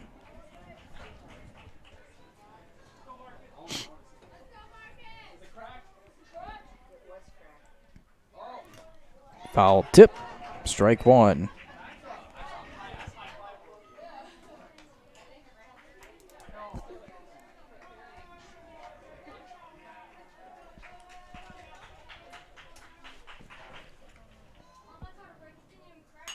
Fly ball hit out to right field. Drifting foul, but the catch is made. Out in right field by Hunter Ellis, and Beresford And that's the final will out. win this one. Final score will be 9-4. Beresford is your 2018 South Dakota VFW Class A 15-16 Teener Tournament champion with a 9-4 win over Dakota Valley. Dakota Valley finishes with 4 runs on 4 hits, committed 6 errors in the ball game. Beresford 9 runs on 8 hits, no errors for Beresford. As Beresford again will take the championship here for the 15 and 16 Class A Teeners with a 9-4 win over Dakota Valley. For Dakota Valley, Drew Madison goes 4 innings, gives up 6 runs, 3 earned on 6 hits, walked 4 and struck out 4. Montaigne pitches 2 innings, gives up 3 runs, all earned on 2 hits, hit a batter, walked 3 and struck out 2. Brad Christensen pitches 5 innings this evening, gives up 4 runs, all earned on 4 hits, a hit batter, 2 walks, and 8 strikeouts. Van Driel pitches the final 2 innings. Doesn't give up a hit or a run. He hit a batter, walked 1, and struck out 3 in this evening's ball game. So again, that'll wrap up our coverage of this tournament. A 9-4 win for Beresford. Congratulations to both teams. And a congratulations again to Beresford for their championship here at the South Dakota VFW 16 and under State A tournament for 2018. I want to thank all of our sponsors helping to make these broadcasts possible: the Humboldt Bar, Pizza Ranch of Hartford, Manitow Equipment in Madison, the South Dakota VFW, Mulbridge Youth Organization, and Wires Tax and Management Services in Madison. So we want to thank those sponsors once again. Thank you for joining us throughout the weekend. Hope you enjoyed the coverage of this tournament. I'm Matt Larson, wishing you a great rest of the Sunday.